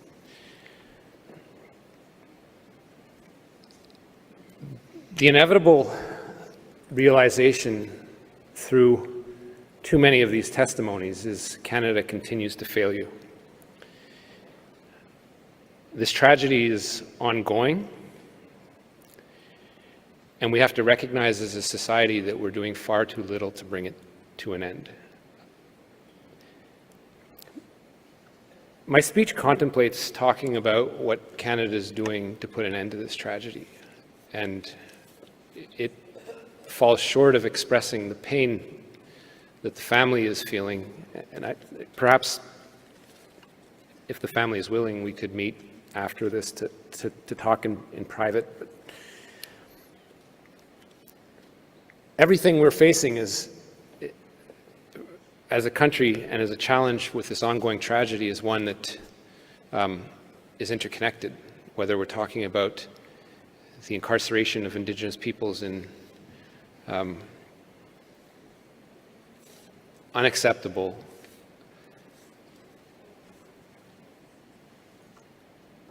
rates. I'm talking about numbers, but this is about people. Every woman in jail means a child essentially gets taken into care, or a man in jail means they grow up without a father. And it perpetuates a cycle of violence, prejudice, fueled by systemic racism that is characteristic of not only child and family services, but also the prison system and the justice system as it is today. And despite the reforms that this government, our government, is putting into place, it's going far too slowly. And despite the investments that we're making, while significant, the tragedy is ongoing. The family had the courage to speak about the systemic aspect of this, and what the final report into murdered and missing Indigenous women and girls and 2S LGBTQIA people underscored was this is part of a system, and it has to be addressed in a systematic way. These are matters that can't be solved overnight. To think they are would to underestimate the gravity of the situation. But it's one where all parts of the country, and whether it's the provincial government, territorial government, municipal government, individuals, your neighbors, need to be engaged on. And I salute the courage of the family that shouldn't have to be up here. They should be thriving with Noel. But they need, your courage is one that is needed because no one else is speaking up about it. People like me aren't speaking up about it. And we can talk about it as elected officials, and as highly esteemed as we are by our peers perhaps, but if regular folks aren't talking about it and recognizing the degree and scope of the tragedy, then again, we're continuing to fail. And it isn't limited to our borders. We know it's happening in the South, and we know it's happening in many countries around the world. We're nearing 7 years since the release of the Truth and Reconciliation's final report, and while progress has been slower than we'd like, our government continues to be committed to implementing all the 94 calls to action. I think we're all eager to hearing one in particular being completed by the end of this month. The ones that are the federal government's responsibility, without shirking our responsibility to ensure others are advanced, stands at 17 completed. Far too little, far too few. À ce jour, des 17 des 76 appels à l'action relevant de la responsabilité sont complétés. C'est bien trop peu qu'on l'espérait. Il y en a bien d'autres qui sont en voie d'être complétés. Par exemple, nous mettons en œuvre la Déclaration des Nations Unies sur le droit des peuples autochtones en répondant notamment à l'appel à l'action numéro 43. Nous travaillons, comme vous le savez tous, depuis au-delà d'un an à aider les communautés avec les communautés à l'avant-plan pour retrouver et commémorer les enfants disparus qui ont fréquenté les pensionnats en réponse aux appels à l'action 72 et à 76. Et à cet égard, nous soutenons, parce que c'est connecté, l'avenir dans tout ça et de la reconnaissance de la vérité passe par la réforme de l'éducation. Les initiatives d'éducation et de sensibilisation par l'entremise, entre autres, du Centre national pour la vérité et de réconciliation et la nouvelle Journée nationale pour la vérité et réconciliation le 30 septembre, en réponse aux appels à l'action, notamment 78 et 80. Pour que le gouvernement et l'ensemble du Canada soient sur la bonne voie et responsables de la mise en œuvre des appels à l'action, nous avons établi les bases pour mettre en œuvre et financer un Conseil national de réconciliation. Le 22 juin, soit il y a 2 semaines, nous avons déposé au Parlement le projet de loi C-28, la loi sur le Conseil national pour la réconciliation, et s'il est adopté, le projet de loi permettra la création du Conseil national pour la réconciliation afin de répondre à l'appel à l'action 53 et ensuite les appels allant jusqu'à l'appel 56. It isn't up to Canada to be giving itself grades on these matters, whether it's the response to the final report into murdered missing Indigenous women and girls and to us LGBTQIA people, or the calls to action. People like me shouldn't be standing here telling you what type of job and how well it's being done. It really rests on the shoulders of a national council made up predominantly of eminent Indigenous people that can help hold us to account, because I know through all this, whether it's our response to the final report into murdered missing Indigenous women and girls or the TRC calls to action, we shouldn't be giving ourselves grades. We should be at a level of accountability that we aren't here as a country. So whether we're talking about an ombudsman or whether we're talking about a national council that can work with the data that we provide to them and that they are entitled to really push us along and push our partners, the provinces and territories, it's something that we are dedicated to. And indeed, in Budget 2019, for the Commission, of which there's an interim one in place, $126 million was provided for. Part of this is trying to make reconciliation irreversible for any government. That means putting the institutions and the structures in place so that no government can turn that around. Since the first finding of unmarked burials announced by Kamloops just over a year ago, our government's been working directly with communities to support your plans to locate and commemorate the children who died at residential schools. To date, with respect to specific fundings coming from Crown Indigenous Relations, over $90 million has been invested to support more than 84 initiatives in research, knowledge gathering, commemoration, memorialization, and fieldwork investigation around the sites of former residential schools. And I know this probably needn't be said or should be said, but when it comes to those who are courageously speaking up for the first time, or those who continue to suffer in silence, we need to honor your truths. And in the wave of denialism that continues to affect this country, it's important for people to say to survivors, we believe you and Canada believes you. Le mois dernier, Kim Murray a été nommée interlocutrice spéciale indépendante pour les enfants disparus et les tombes et les lieux d'inhumation non marqués associés au pensionnat afin de faire le lien entre les communautés et le gouvernement.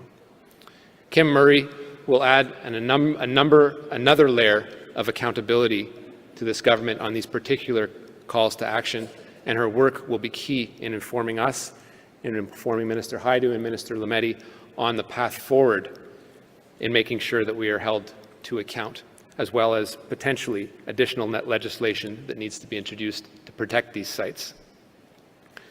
None of the progress would have been possible if it weren't for your advocacy, your hard work, your commitment to working with our government as we address the consequences of our colonial history. And as we make strides to address the legacy of residential schools, other tragedies continue to occur in this country, as I mentioned earlier. The violence has to stop. On June 3rd, the third anniversary of the National Inquiry and the first anniversary of the National Action Plan and Federal Pathway, we released a progress report on federal efforts and reaffirmed our commitment to continue working with families and communities to end the national tragedy. One thing we heard clearly was that need for increased accountability in the work that needs to be done by our government to put into place an ombudsman to keep our feet to the fire. Over the past 50 years, more than 50 initiatives and programs led by 25 federal organizations have made significant advances. It includes work to build affordable housing, shelters, and safe cultural spaces to protect Indigenous languages and to address discrimination in healthcare. Budget 2021 in particular established a little over $100 million to reestablish and revitalize safe cultural spaces across the country. And I've had the deep honor to go into communities and work with leadership, often grassroots organizations that have been fighting for these institutions for far too long, and make some key announcements to keep people safe, something that is a basic need, a basic necessity, but needs infrastructure and funding. They're well oversubscribed, but it's work that needs to continue to keep people safe. Closing comments, please. All right, I'm almost done. I had a lot more to talk about, but I do want to, first and foremost, I do want to talk about some of the accomplishments that we've had over the last 6 years. Over the last 6 years, over $9 billion in settlements have been made. This is a lot of work that needs to continue ongoing. It's thanks to your advocacy that we are here. I don't consider these things victories of Canada. For Siksika and the $1.3 billion settlement that they had, this is a victory for their community that's been 100 years in the making. For Shoal Lake 40 First Nation that lifted 7 water advisories, not a victory of Canada, it's Shoal Lake's victory. They've been fighting us and telling us what to do. And it's their victory that they now have access to clean water. This is the work that's ongoing. It's the work that our government is dedicated to. It's the work that needs to become irreversible. And we can't do it without you. We can't do it from a podium in Ottawa anymore. We have to do it on the ground with you. COVID has kept us stuck on Zoom. I'm glad that everyone still has legs. But it's something that I hope to get out into communities, and I hope my fellow ministers who don't necessarily deal with Indigenous matters on a daily basis, but their work is so key to the work that's ongoing, need to do, and to talk to real people and get work done once they hear it. Miigwech, thank you. Merci.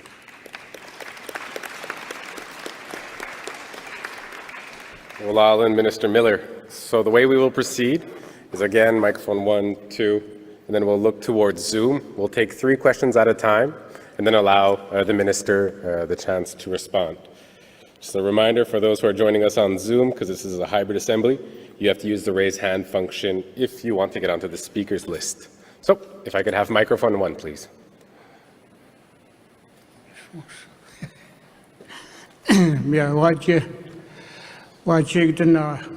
Mike Morris, Nikas, Kasbanakalig Doji, Zigabes, Nananki. My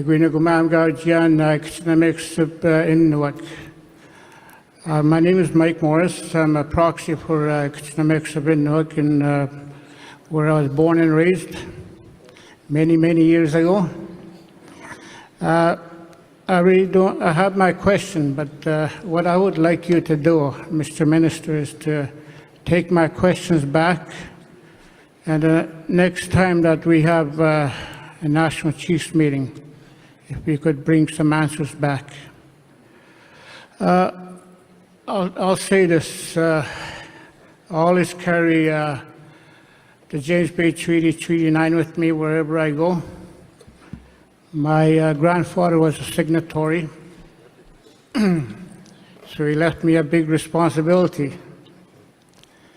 And one of our uncles left Kitchener-Mix in the late 70s and went to the World Court. After he came back, I went to visit him and asked him, why is it that you had to go overseas? His answer was, it's for the letter S. You know that letter S? Not the Seattle, but the letter S. What he was talking about is, you know, there is in international law, there is a difference between peoples and people. And the chiefs need to start using that word peoples, because peoples means we have a government, we have land, we have everything. People means I'm part of your mosaic that you call Canada, that you can celebrate on Canada Day. But the question I have is, Sharon Ben gifted me with this book about 2 years ago. No, about 4 years ago now. I was part of a protest that started from where the Alberta people wrote the 1970 white paper. That we started from that building and we went to the hotel where the AFN chiefs were having this assembly, and we almost got kicked out. But anyway, what I wanted to ask you is, there are 3 versions of the UNDRIP that are being talked about here. It's the 3rd version that Canada is exploiting at this time that has been sold to the chiefs that are gathered here. In the first version that was approved by the Indigenous representatives at the United Nations, there were 45 articles. In version 2 and version 3 that Canada accepted, the 46th article showed up. And that's what I want you to take back to your government and ask them. Article 46 talks about 2 things: territorial integrity and political unity. And it talks about the state. I'm assuming that means Canada. Canada's political unity and territorial integrity. This land that we stand on. You can say with what's written there that this land belongs to Canada. It doesn't belong to our people. And even we, as part of the political unity of Canada, are only Aboriginal Canadians. And that's what I want you to take back to the Prime Minister and the Cabinet, and come back the next time we see you with these answers to these 2 questions. Number 1, where is my territorial integrity to my homeland?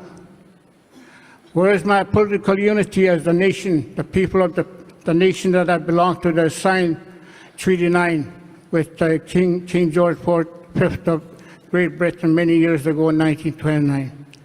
If you could take those questions back, come back to us next time, we'll be nice, and you can give us the answers. So thank you. Miigwech Wajia. Thank you, Lank Lewis. I'll now go to microphone number 2. Hansla Njawa and Squash Lease Behind Cook Bivinsaletku in the Cup Nation. First of all, I'd like to say thank you to the 3 host nations for allowing us to do this important work in their unceded territory. Thank you for the speech, Minister Miller. I'd like to thank my fellow chiefs for standing beside me here. I asked Chief Stu Jackson to stand beside me from Lower Nicola Band, Chief Harvey McLeod from Upper Nicola Band, and Chief Marcel Shackley to stand beside me from Nuich Band.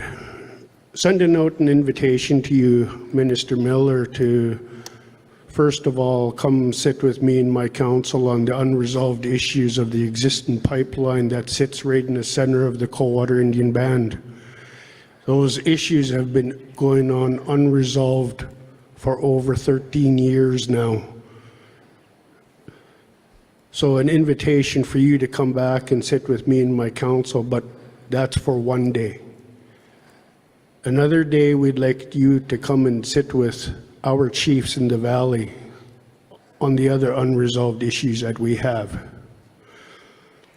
You know, when I first became chief, we got together the 5 chiefs of the Nicola Valley. It took us a week to get the attention of then Premier Christy Clark to speak with us. We had to sit in her office for a whole week, but we finally got the attention of the Premier. So I'm hoping, Minister, that you're paying attention and you're listening, so that way we don't have to go to Ottawa to occupy your office to get your attention. Because these are very important unresolved issues that the Government of Canada needs to hear us out as leadership. Cooksham, thank you. Thank you all to all these chiefs. We will now be going for our third question to our Zoom chat. And I see we have Proxy Kevin Hart. If we could have his microphone unmuted and put up on the screen, please.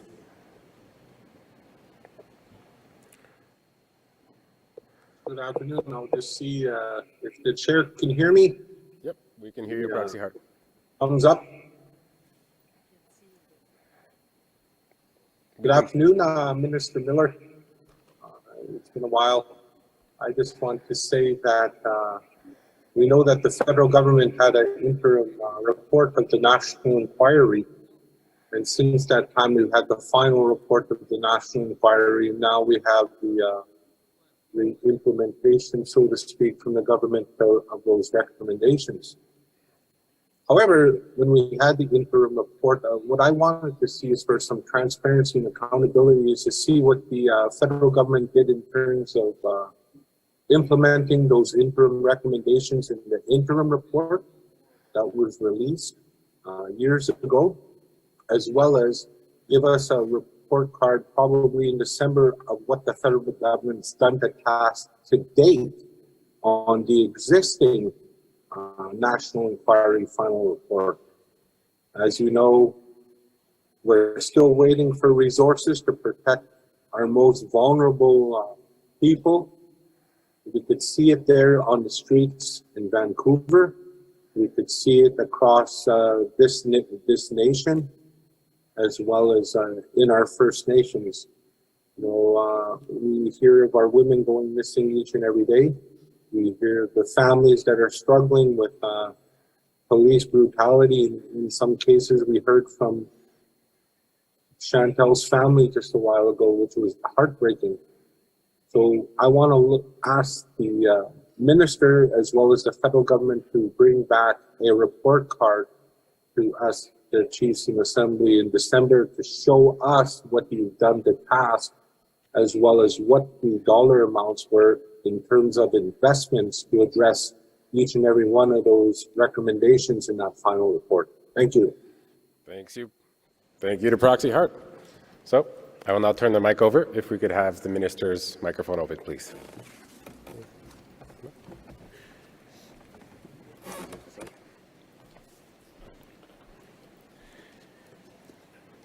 And thank you for the questions. I'll perhaps take them in reverse order.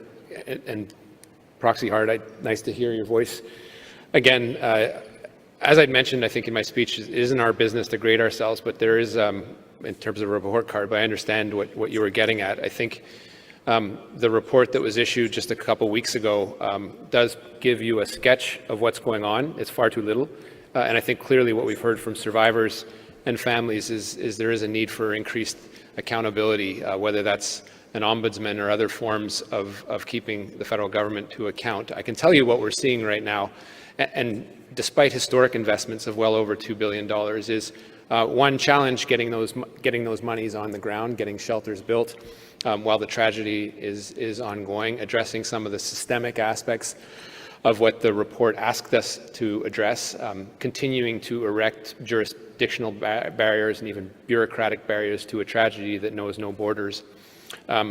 Clearly, those are some of the constructive criticism and legitimate criticism that we've heard.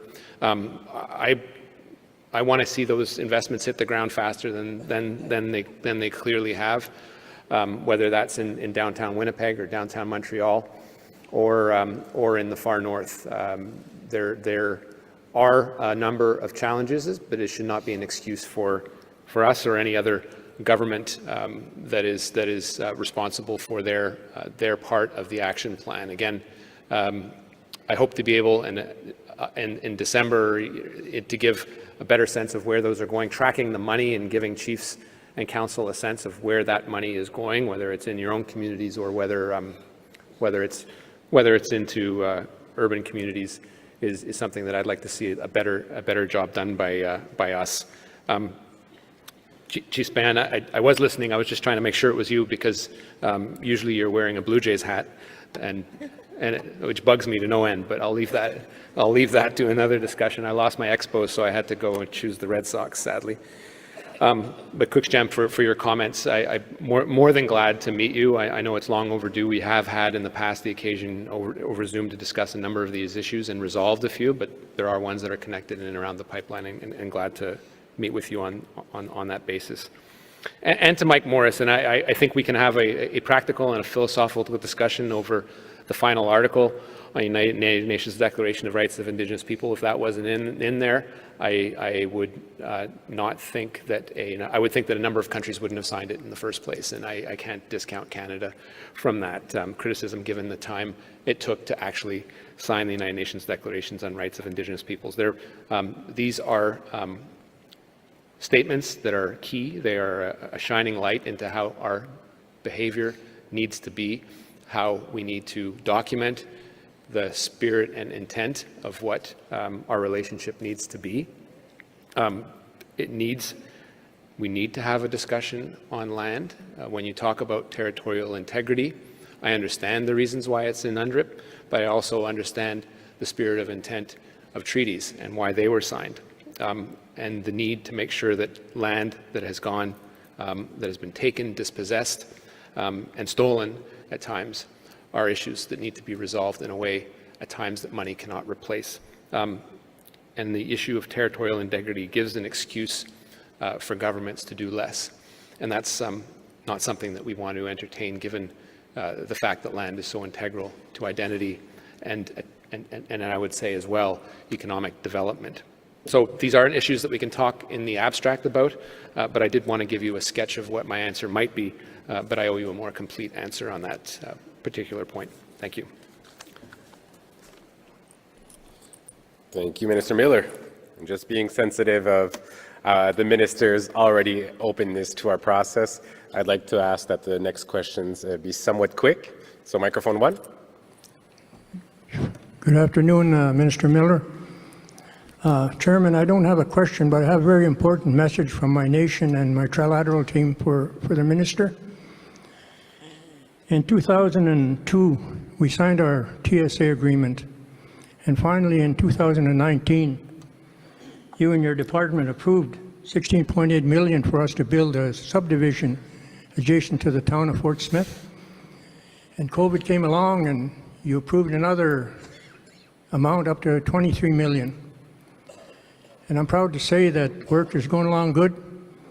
We'll soon have 39 service lots, completely serviced, pavement, everything, and we'll be able to build 39 homes badly needed homes for our community.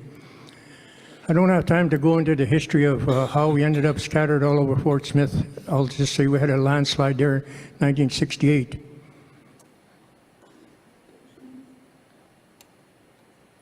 You have to pardon me because I've developed Parkinson's lately and sometimes I can't read my own writing. If that damn nun would have left me alone, I would have been left-handed and I would be able to write good.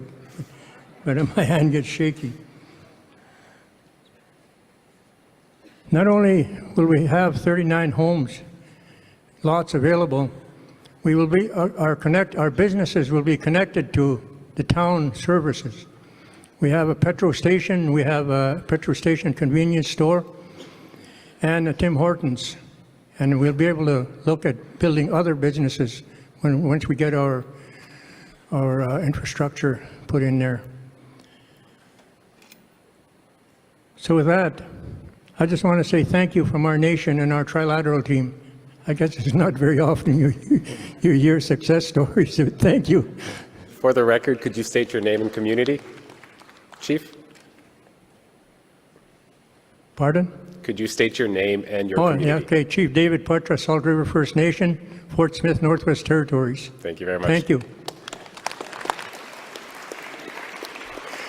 Microphone number 2, please. Bonjour, Minister, bonjour, Kinawea.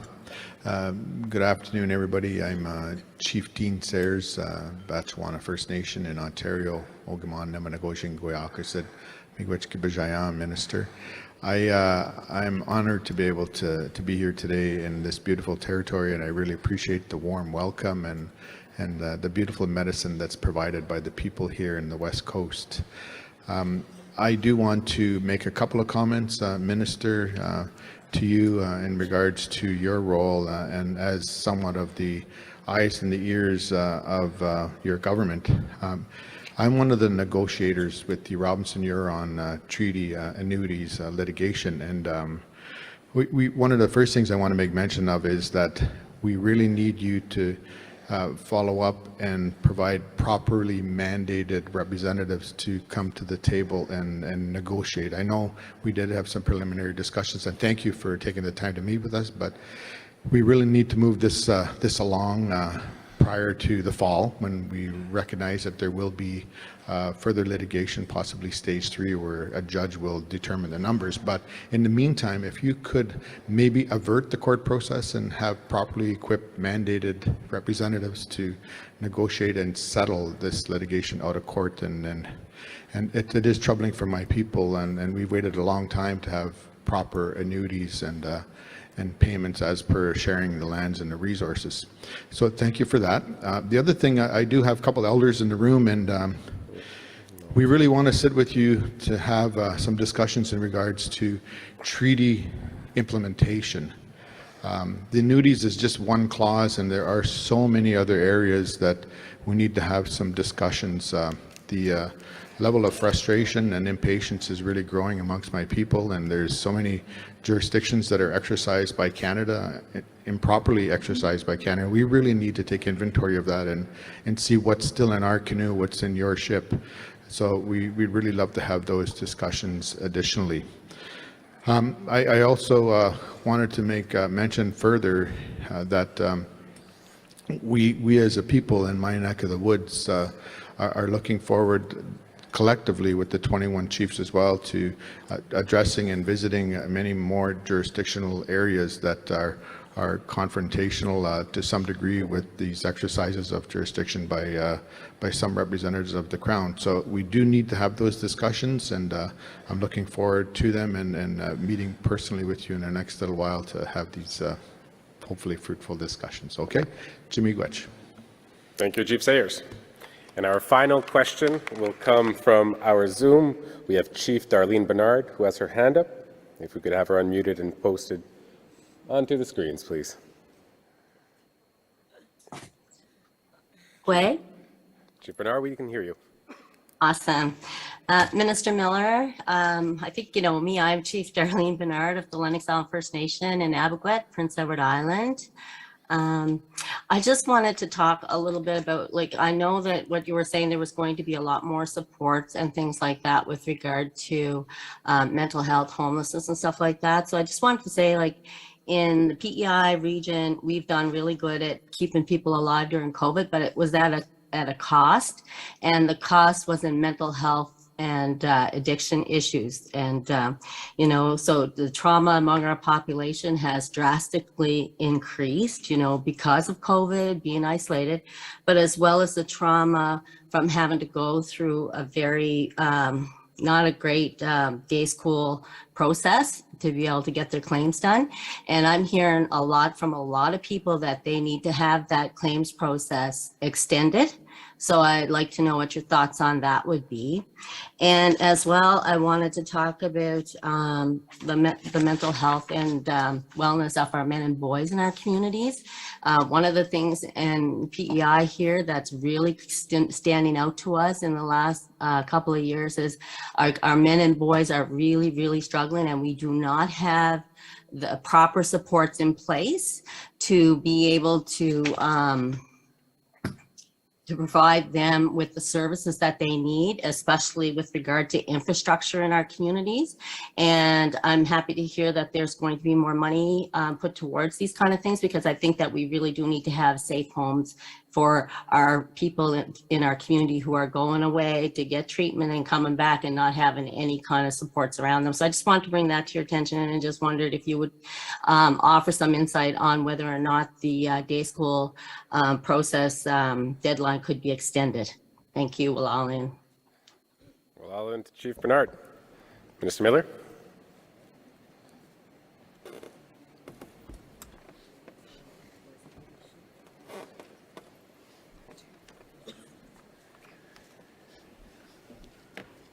Thank you, and this time I'll go in order of appearance. Really appreciate the thanks for some of the work that's being done around housing. That I can't read my own handwriting either at times, but it's not because of any particular condition.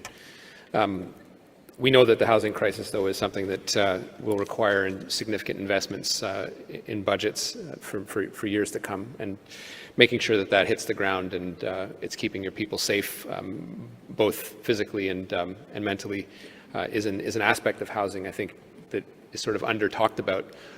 We talk about a roof over people's heads, but it fulfills a lot of functions in closing socioeconomic gaps, and it's something that perhaps Minister Haidu will speak to later, but it is so key in making sure that we are relentless in making those investments in the view of closing the gap by 2030, which will be certainly a tall order and can't be done in any particular budgetary cycle. But that relentless advocacy that comes from you, that comes from your grassroots, whether it's in the quote-unquote on-reserve scenario in the far north or in the urban setting, is something the federal government definitely has a role. Both the TRC and the final report into murder and missing Indigenous women and girls has said so quite clearly. Chief Sayers, obviously, you know the position of Canada. We want to be at the negotiation table and settle this in a good way. I think as well that we object to the position that the government of Ontario has taken in this respect, but we're looking to keep pushing our partner into working with them in solving this and making sure there is a proper mandate to get both sides of the Crown on the same page with settling this historic treaty. And I think the general reflection as well, and I think you hit the nail on the head, is even when we are moving and deploying historic sums to both compensate for matters that shouldn't have happened in the first place, notably the failure of Canada to honour its historic treaty obligations, we're doing so now in more of a transactional way than in the way that really should be our nation-to-nation or Crown-to-treaty partner relationship, which is respecting the spirit and intent of a treaty in the sacred way that you hold high your treaties, which were the conditions upon which Canada was built. And I do take that to heart when you say that, because there is an aspect of this, I think, that we as a government fail to neglect in honouring treaties. To Chief Bernard, and it's 2 points. I guess on the day school, as everyone notes, and I think has been highlighted throughout the last few days, the deadline is July 13th. It is not one that is set in stone. There is a 6-month period afterwards where people can apply. I have heard from communities and from survivors of day schools and their family members about the inadequacy of the process. I do find it frustrating and deeply concerning. Canada doesn't administer this process. It was a court-administered process, so I can't stand up in court and say this should happen. No matter how important it is, it takes work from plaintiffs' counsel and support for any work that we would do in order to change that timeline. For clarity, we have engaged with class counsel and asked what the options were, what the work was being done to extend some flexibility into January for what would be considered exceptional circumstances. The sense we've gotten is that it will be very flexible, but again, in the coming days, we'll be working to look at what those options are, to clearly echo in front of the court what we've heard from you today and what we've heard over my consultations in communities about not only the process not capturing enough people, but needing to be extended given the trauma and sometimes the reluctance of people to step forward, even if it is simply to fill out a form, because we know how traumatic that can be and re-traumatizing that it can be. That I think, and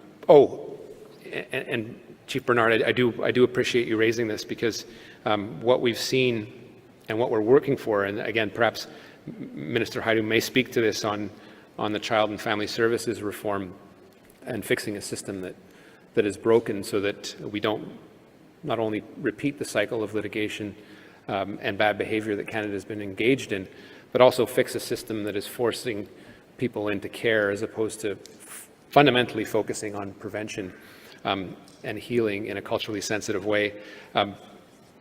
On Canada Day, Minister Haidu and I authorized the signing of a historic settlement agreement which will compensate to the extent money can, which it can't necessarily, children that were apprehended going back to the 1990s, which is 3 or 4 court cases all wrapped into one, including the one most talked about in front of the Canadian Human Rights Tribunal. It will also compensate for the horrific experience that many have experienced over their time in care. And this is truly something that is in the nature of reparations for something that shouldn't have happened in the first place. But equally important, and some may say more important, making sure that from day one, after the compensation for those people that are eligible, that the system isn't and continues to be discriminatory. And that's the work that we've been doing painstakingly over the last few months with the Caring Society, with Plaintiffs' Council, under the guidance of Murray Sinclair, to make sure that we are moving to fix the system, whether it's reform of Jordan's principle, whether it's proper funding to agencies or communities that don't have agencies, focusing on investment in major capital, minor capital, and ensuring that from now on, this is a system that is a game changer for your children and your communities, which, when we talk about self-determination, is the building block of nationhood, which is the children, and having those ripped from you is something that has contributed to destroying nationhood. We have to put it in that context because it's important for everyone to realize the trauma that has occurred over all that time and not simply focus on liability. This is a game changer. Is it the be and end all? There are parts of this equation that we don't control, but we do have an important role in playing and making sure our partners in the provinces are acting the way they should. Every child that gets taken into care is done by a provincial entity. That's why reform of the system, whether it's through C92 or any other instrument, is so key in creating those fertile conditions for communities to lift up what is an inherent right and should go without saying. I did want to put that into context, Chief Bernard, because I know that in some cases this is about boys and girls being left behind. So hopefully some of that will work to reform a system that's been broken for well over 30 years. Thank you. Merci, Ministre Miller. Honorable Mark Miller, d'être venu nous parler, d'adresser l'Assemblée au nom de son ministère, le ministère des Crown Indigenous Relations, ministère fédéral. Alors, un grand merci pour votre générosité, pour votre temps aussi. Je sais que le temps a été dépassé. Merci. Les chefs et mandataires sont très heureux, je crois, de vous avoir entendu, d'avoir pris le temps. Merci.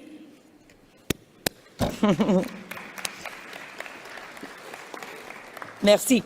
Alors, je vais appeler la prochaine ministre, qui est la ministre, l'honorable Patty Haidu, et simplement vous dire que ensuite, nous allons accueillir le ministre David Lametti, et ensuite, nous allons accueillir le leader du NPD, Jack Ming-Singh. Alors, j'aimerais maintenant appeler l'honorable Patty Haidu à venir me rejoindre sur le podium pour pouvoir s'adresser à vous. Nous allons fonctionner de la même façon. Nous allons mettre le 10 minutes sur la minuterie. Nous allons prendre une période de 20 minutes de questions et de réponses au microphone 1, 2 et Zoom. On s'excuse à l'avance et on vous remercie à l'avance parce que ça se peut qu'on n'ait pas le temps de se rendre jusqu'au bout de la liste. Hein. On fait ce qu'on peut selon le temps qu'on a devant nous. Alors, vous pouvez vous lever si vous voulez tout de suite, si jamais vous... Mais on va prendre les questions. Et alors, merci beaucoup. Et on va fonctionner avec 3 comme on a fait pour le ministre précédent. Alors, ministre Haidu, je vous cède maintenant ma place. Merci. À vous. Merci beaucoup. Merci de me recevoir aujourd'hui. Je suis très heureuse d'être ici en passant. And it is such a pleasure and a joy to be with you here today on the traditional territory of Coast Salish, Musqueam, Squamish, and Tsleil-Waututh peoples.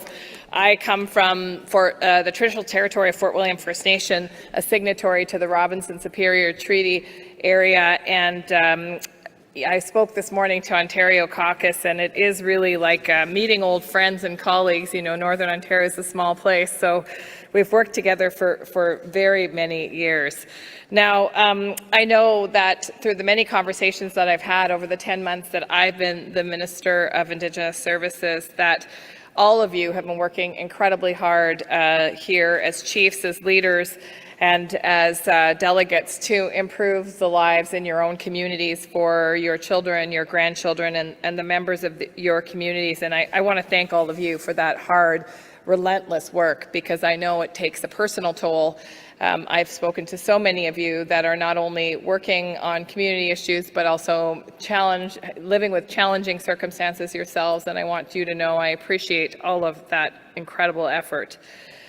So for me, as a Minister of Indigenous Services, and some of you I feel like may have heard this story before, but when the Prime Minister asked me to be the Minister of Indigenous Services, for me, there was a moment of pause, because I understood deeply how colonial this position has been over the past, well, 150 years since the position has been around. And I was really wanting to make sure that as I accepted this position that I could do it in my own way, and do it in a way that would feel like I had integrity, because I certainly didn't want to do this job in a way that was about explaining the government to all of you, really trying to essentially oversell the good works of the government to all of you, which I'm sure you've all experienced in these meetings and many others, but rather to turn it around and to be your advocate, to be the person that fights for you within the federal government, at the cabinet table, with the Treasury Board president, with the Minister of Finance, with the kinds of people that often limit how fast and how quickly we can transform our communities. And so when the Prime Minister said to me, yes, that he expected me to fight for Indigenous people, I was relieved, because I knew that I could do this job to the best of my ability to be your advocate in all of those rooms in Ottawa as we try to transform and renew this relationship that has so much promise, but so many broken promises at the same time. You may have heard me speak in earlier meetings also about the determination that I have to transform Indigenous Services Canada. And I want to thank my colleague, Minister Miller, who spoke before me, because he certainly worked very hard on this as well while he had this portfolio. And you know, Minister Miller did mention that the department now has a goal of closing the socioeconomic gap by 2030. I smile when I say that, because it's an ambitious goal. We're 7 years-ish, 7.5 years away from that deadline of 2030. And that means that the investments that we make, the work that the federal government does to be a good partner, a good treaty partner, a good partner, means that it has to be intentional. The department has to have a plan, and it can't be an aspirational goal. There have been too many aspirational goals over the history of our country and colonization of Indigenous people. And so I have asked and tasked the department to create a roadmap of how we will get to 2030 and what kinds of investments it will take to ensure that we can indeed close those gaps. I have such a respect for the principles of Indigenous people when it comes to planning 7 generations ahead and using the lessons of 7 generations behind us. And I think that when I have, what I've most been impressed about as I've been meeting with people today is the inclusion of young people in these meetings. Many of you have brought young people, have young people at the tables, have young people that are employed in your communities, but on youth councils and leading as elected leaders. And I think that we need to do more of that together. We need to make sure that we're amplifying the voices of youth, because they truly are inheriting the mess that we've left them. And they truly are going to transform how we work together. And so I want to thank all of you for bringing the young people with you. The other principles that I have asked the department to work through are honesty and self-determination. And I want to talk about honesty for a bit, because I think it's something that's been missing for a very long time in the conversations that the federal government has had with First Nations people. So many times, and this may ring true to you, you'll hear that your proposal is at headquarters, that your proposal is under review, that your proposal is stuck somewhere in the bowels of bureaucracy. And oftentimes, that could be true.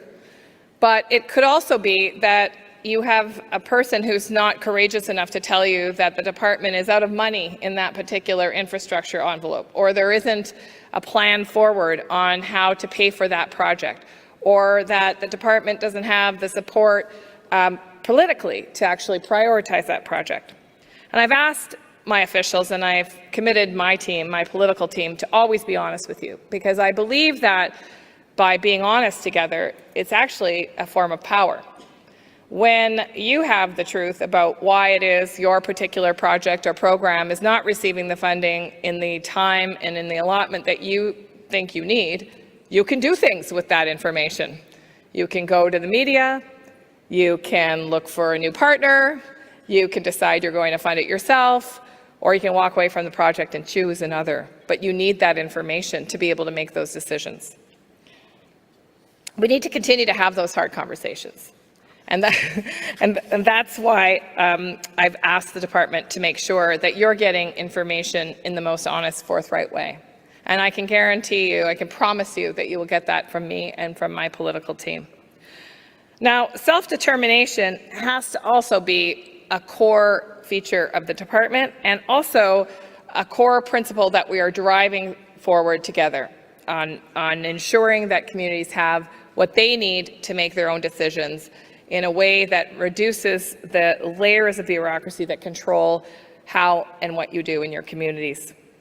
Getting out of your way, ensuring we support your drive, and ensuring that you have what you need to get to your goals.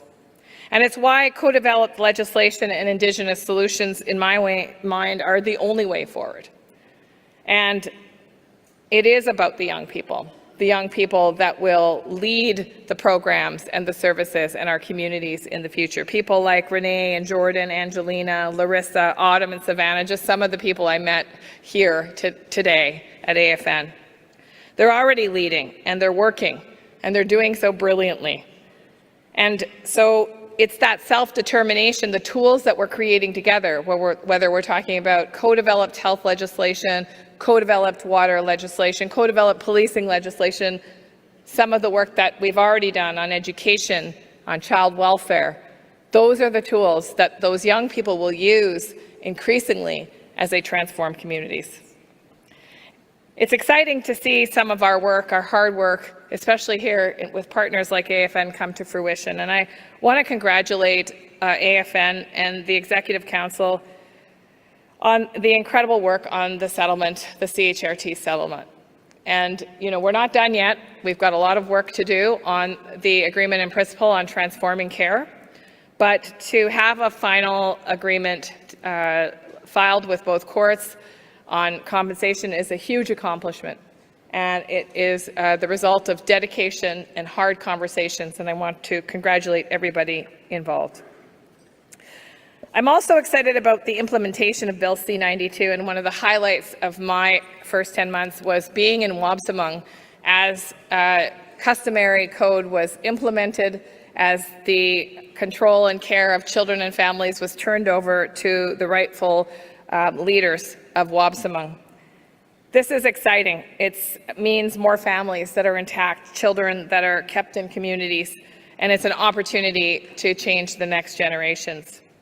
There's so much work that we are doing together to transform how communities are supported to have that autonomy they need to make those changes, whether it's on emergency management, whether it's on infrastructure priorities, and excitingly coming up the water legislation that will ensure that we can move more quickly to protect and maintain clean drinking water in First Nations.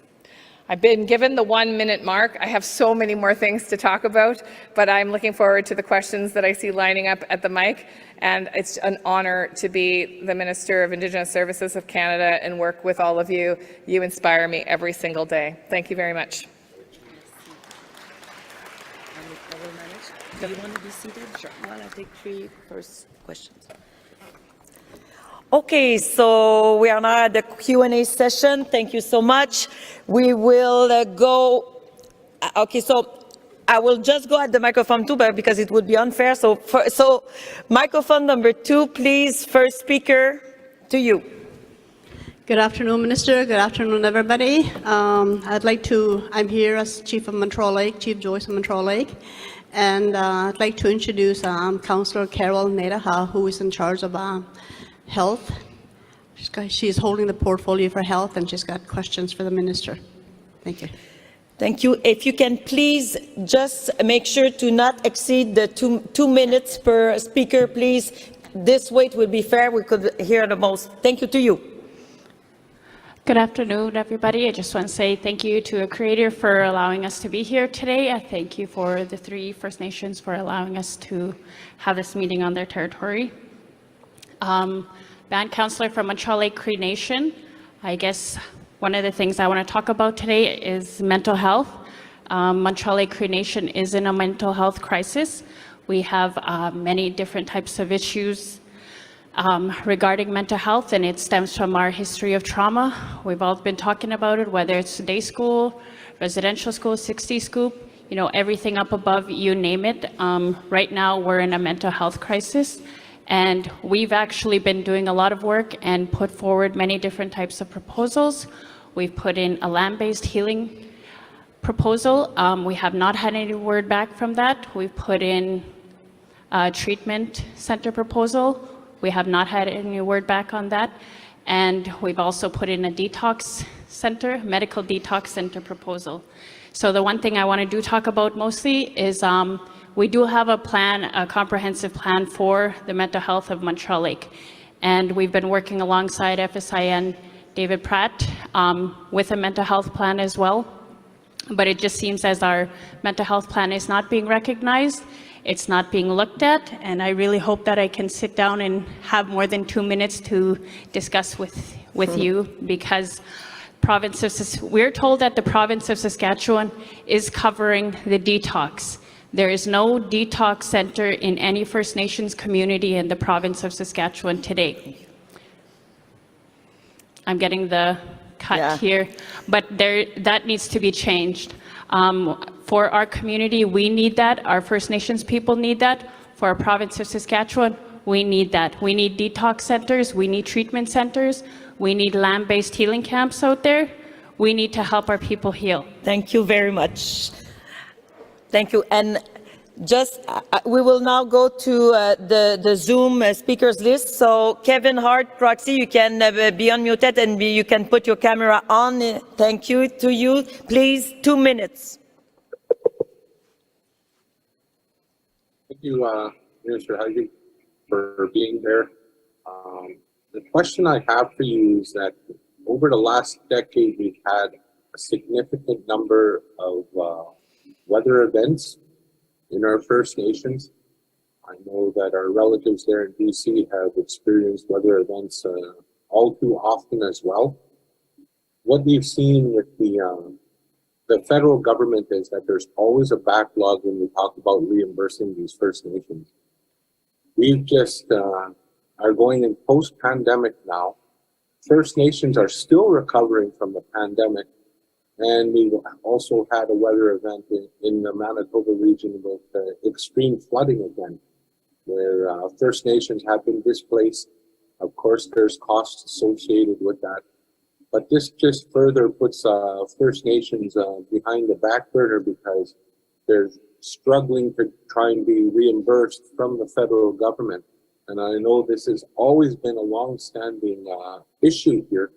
So I'm asking you as the minister to see if there could be dedicated resources in a department to help all the First Nations across this country that are experiencing these weather events, whether it's in regards to climate change or other significant events that are occurring. Thank you. Thank you. Thank you very much. I will take the last. I'm sorry. I just mentioned before that I will go there because they're up since a while. So I'm gonna get to you. Microphone number 2. We'll stay there, and after I'll go back with 2 and 1 and Zoom. So thank you. Microphone number 2, please. Thank you there, Madam Speaker. Brian Hardlott, Prince Albert Grand Council, Grand Chief in Saskatchewan, Northern Saskatchewan. Minister, I didn't have an opportunity, but I did speak to Mark back there. In the area of a treaty, the Medicine Chest Treaty 6, I just want to thank your office and also Minister Miller's office for the grand opening of the Woodland Treatment Center in the Prince Albert Land Council territory, Larange, one of our First Nations. Thank you for that. Second, Chief Joyce Nadaha spoke to Mark Miller, and that's regarding the thing that we've been discussing with you, your office, and also Minister Miller's, is the children's home, Timber Bay, and for it not being recognized as a residential school. Those survivors are waiting on you. They are waiting on us for answers. So I just really want to put that to your attention, and we need some kind of a response from the government. Those survivors are waiting for a response. Third, Minister, again in the area of a treaty right to health, is in Saskatchewan, where we have our office, the Prince Albert Grand Council, is a Victoria Hospital. Please conclude. And a rebuild to the Victoria Hospital. Minister, we need the hospital serves many First Nations around the region, and yet there hasn't been any federal Indian monies for that hospital. We have a partnership with the province, but that partnership doesn't mean anything if there's no funding. Thank you very much. Thank you very much. So I will now turn the floor over to Minister Hajdu, and I'll go back with you, Chief McBride, to you. And I'm not sure, can we open her microphone, please? Is it possible? Not sure. Is it possible?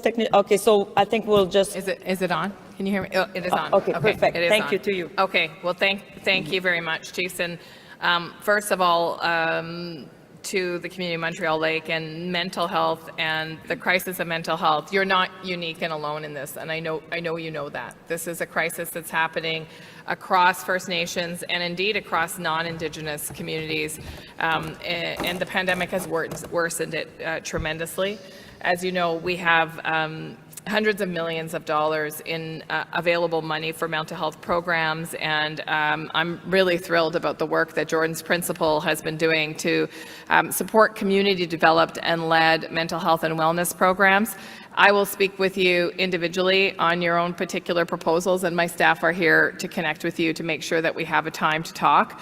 It is unacceptable that you're not getting any answers. And when people don't get answers from the department, please reach out to my political office. We'll make sure that that information is available to AFN so that you can connect with our political leaders. And my job is to ask the department why they are not responding in a timely way to the requests that you have in front of you. I will say that there's no one solution, and I come from a long history of people myself that struggled with substance use and mental health. Each community has its own challenges and its own unique answers, and I'm very interested in working on those unique programs and services that are designed by communities for community members, because I think that is truly the only way through this crisis. But I also think it's going to be our continued focus on the social determinants of health, the housing work that we'll be doing. We'll be announcing very shortly the housing allocations as a result of the investment in Budget 2022, the work that we're doing on infrastructure around schools, and the self-determination work around education and child welfare. All of this is the long-term work that we need to continue to reduce mental health crises and substance use crises in communities. On climate change, and I think it was Kevin, You're absolutely right to be worried about what the future holds in terms of compounding crises related to climate change. It ties into the mental health conversation, by the way. Communities that are repeatedly experiencing threats or, in fact, disasters as a result of wildfires or flooding events, climate change-related events, are struggling to keep up, quite frankly. And it's been some of the most challenging work that I've seen in my time in the last 10 months. What's really promising is the approach that our government is taking to try and to work more collaboratively and to insist on trilateral approaches with provinces, territories, and indeed First Nations communities. We can no longer rely on provinces and territories to solely manage these crises and tell communities what they must or must not do, what kinds of supports or services are available. It has to be done, again, led by Indigenous people through Indigenous lenses. And my commitment to you on the federal department side is that we are working on much better, faster, and more respectful, trusting processes so that you're not worried about money in the middle of a crisis. But I think it is a longer and larger conversation because there are many crises going on all at once, and I can't see a change to that or an alleviation of that as we see the climate continue to heat up. So we need to be thinking thoughtfully together about what we're going to do to protect communities and how we're going to address the long-term threat that climate change poses. And then finally, on to Ryan on the hospital and the intersection of provinces and territories with the delivery of healthcare. Look, this is appalling. It's an appalling situation that we see so much systemic racism still exist in healthcare systems across the country. In fact, it's one of the reasons that I'm a federal politician. I certainly saw that day after day in my own home community of Thunder Bay, running a large homeless shelter with many Indigenous clients that could not get equity or kind or compassionate or any care in many cases. It's why we have the Ending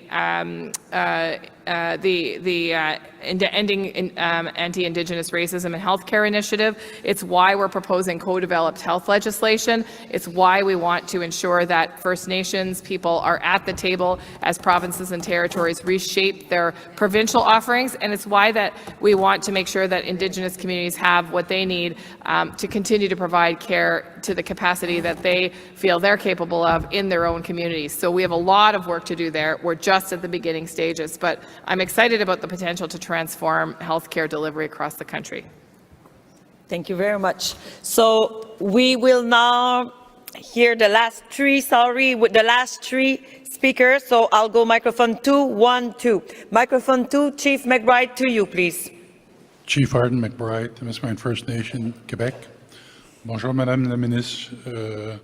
J'aimerais avoir une réunion avec vous et votre bureau dans les, j'espère, les semaines ou les mois qui suivent. The reason why I asked this in French is because, one, to show you that I'm bilingual. The second is we're having issues with health because we are border communities. I am the last generation that's bilingual. I went to French school. The people behind, or younger than me, I'll say, we changed over to English school years ago. Our elders only speak English. When they go to get health services, we have to go to Ontario, Nunavut, Ontario. The service providers are kind, they're good, but it's the province that's the issue in regards to payments, specialists. So when our elder has to go see a specialist, be it for eye, I'll use eye as an example. They may have to go 1 hour, 2 hour, the furthest if they get service in Ontario. But because these specialists are not paid what they're asking because the rates are different from Quebec, some of them have to go to Montreal, which is 8 to 10 hours away. It doesn't make sense. There has to be dialogue with the province, the feds, about this health system that's not working for borderline English-speaking communities. There are 3 Algonquin communities that are mostly Anglophone, and these 3 Algonquin communities are having the same issues. I won't speak on their behalf, but I'll only speak on behalf of my community. We have to sit down, we have to talk, we have to have a serious dialogue on how we can fix this problem. And it's a shame that some of our elders have to go so far. Just a trip alone tires them out. Imagine going to see a specialist and you're already tired. That's going to add to the diagnosis, depending on what it is that you have. Worse if it's cancer. So I would like to have a meeting in the very near future with you in your office. Thank you. Thank you, thank you, thank you, thank you. Thank you very much. Microphone number 1, please. Yes, Wajib. My name is Mike Morris. I'm a proxy for KI, but I'm putting on my other hat. I'm a council member for Casablanca Lake First Nation. And right now, we have 16 trailers and 5 homes to build, to put in place. And we only have enough power to hook up seven trailers. And thank you for giving us $50 million to renovate our present school and to build a high school. But we can't hook them up when they get finished in 2023. So I'm meeting with Hydro on Monday afternoon, and we're going to start a process for temporary generation for our community. And they gave us a deadline of August 31 to get our act together so that we can have the generator and everything else on the 2023 winter road. So we need your help to move the process along. We don't have time to battle it out with your staff at Thunder Bay. We'd like to meet with you or wherever you appoint to work with us to speed what we need to do along. So thank you very much. Thank you very much. Thank you. So the last speaker for this Q&A session, sorry for the others, the last speaker, microphone number 2, and I'll then turn the floor over to the minister, and then we will invite our other guests. So thank you. Microphone number 2, please. Thank you, Madam Chair. Hantla and Jawa and Squash, Lease Behind Cook, Bevan Sletku, Lease Behind Chief Quarter Band. Thank you for the time to speak. Just to remind you, Madam Chair, don't forget this is a Chiefs Assembly, and I hope the rest get to talk as well too. Good to see you, Minister. Last time we seen you was February 24th when you did the flight with the leadership in the Dikla Valley on the flooding. I haven't heard very much after that. I'd like to get a firm commitment from you and your office to come meet with myself and the Nicola Chiefs on unresolved issues that we still haven't heard back from Indigenous Services Canada.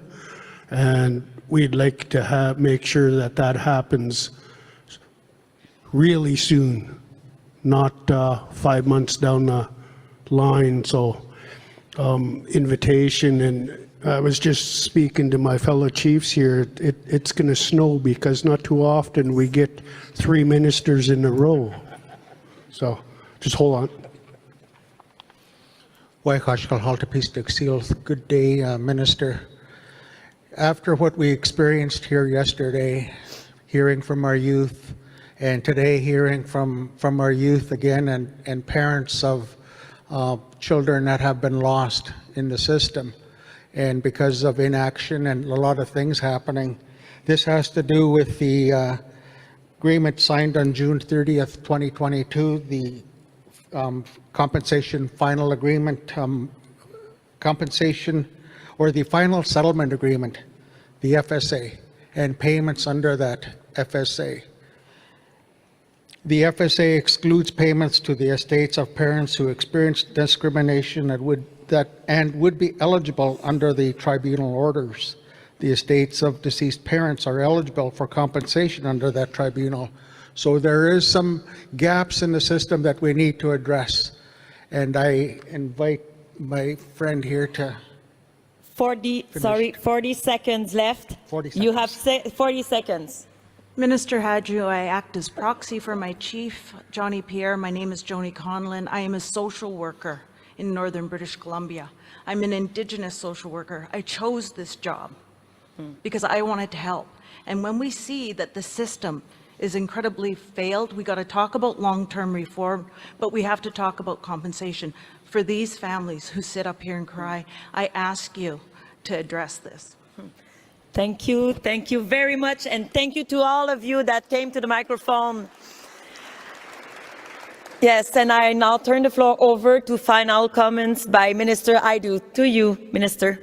Well, thank you very much, everybody. The theme of health comes up over and over, and the intersection with the provinces and territories comes up over and over.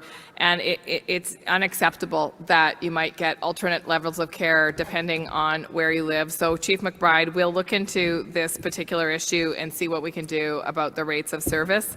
But it is another argument for the co-developed health legislation that has to be a priority. And I'm looking to all of you to understand what that can do to transform communities' health delivery and health access. So let's keep doing that hard work together. In terms of Mike Morris from Casablanca, I'm happy to help with the conversation with Hydro One, and it's great news that you have new infrastructure, but we do need to figure out how it's going to be powered. So these kinds of things are it's really important that you engage my ministerial team. I think Clint DeCucci is here somewhere handing out business cards to people. He's at the back. So he has lots and lots of cards. If you've got specific infrastructure challenges or specific projects that are stuck, please make sure you see Clint. He'll give you a card, and he is my I don't want to say secret weapon, it's a little violent, but my special tool, if you will, to unlodge problems that exist at the department level. And finally, to Coldwater Creek or Coldwater community, I really want to thank you for that visit. It was very powerful, but we will plan a time to meet again to talk about the next steps. I'm hoping that work has continued with the department. It certainly was my direction to work quickly and supportively on your goals and your agenda. I know that the province of BC has been meeting extensively with the federal government on the extensive flooding situation and the rebuild, but if you're not getting the details and the information you need, then we have to do a better job. So I'm really, again, grateful for the time today. I'm grateful for the opportunity to continue this really important work with AFN, and thank you very much, everyone, for being here and for being such incredible, passionate advocates for your communities.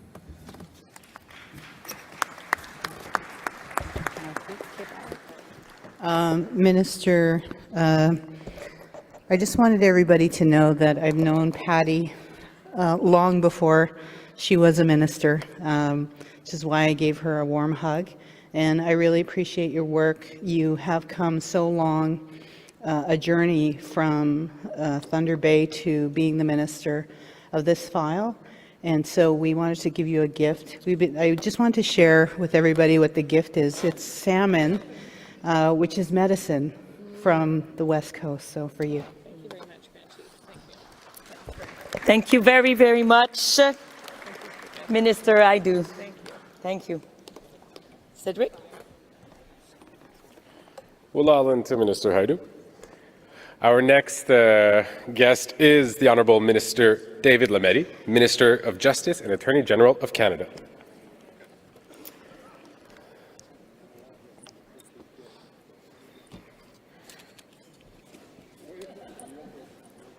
So join me in saying welcome to Minister Lametti.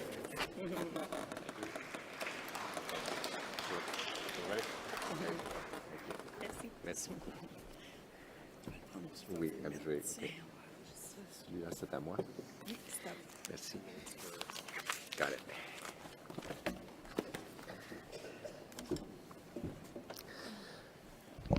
Hello, bonjour, Kwe, No, Tansi, Anin. I would like to begin by acknowledging and thanking all of you for the warm welcome on the traditional territories of the Coast Salish peoples, the Musqueam, the Squamish, and the Tsleil-Waututh. And to the elders taking part, to National Chief Archibald, to all the members of the AFN Executive, youth, women's representatives, and to all the chiefs in Assembly, thank you for welcoming me today. in particular on justice portfolios. Merci au chef Picard, as well as to Regional Chief Terry Teegee for all the work that we have begun to do together. Days like today are an excellent way to continue on the sometimes difficult path of reconciliation, but sometimes exhilarating path of reconciliation. I echo Minister Mark Miller's comments to families who've experienced trauma, and pledge to you to work with all of you to make that situation better. Je crois sincèrement que la réconciliation est un processus qui demande de la patience et de la bonne foi. Je sais que c'est un chemin parfois difficile. Il est arrivé que nous n'étions pas à l'auteur des attentes. Mais si nous sommes sincèrement de bonne foi, si nous avons la volonté d'être ouverts et de collaborer, nous allons faire des progrès malgré les obstacles. J'espère que, comme moi, vous voyez les étapes importantes que nous franchissons ensemble. From my perspective as Minister of Justice and Attorney General of Canada, there are three key areas that we are prioritizing, and I will touch briefly on each of these today. First, addressing the tragedy of residential schools. Second, implementing the United Nations Declaration on the Rights of Indigenous Peoples Act. And thirdly, transforming our criminal justice system. So let me begin with residential schools. This is a critical element of our work to continue to address this tragedy. As you know, in May, I visited the sites of the former St. Joseph's Mission Residential School, the Kokolitsa Residential School, and Indian Hospital Site Memorial in Chilliwack, as well as the Maryvale Indian Residential School in Cowessess.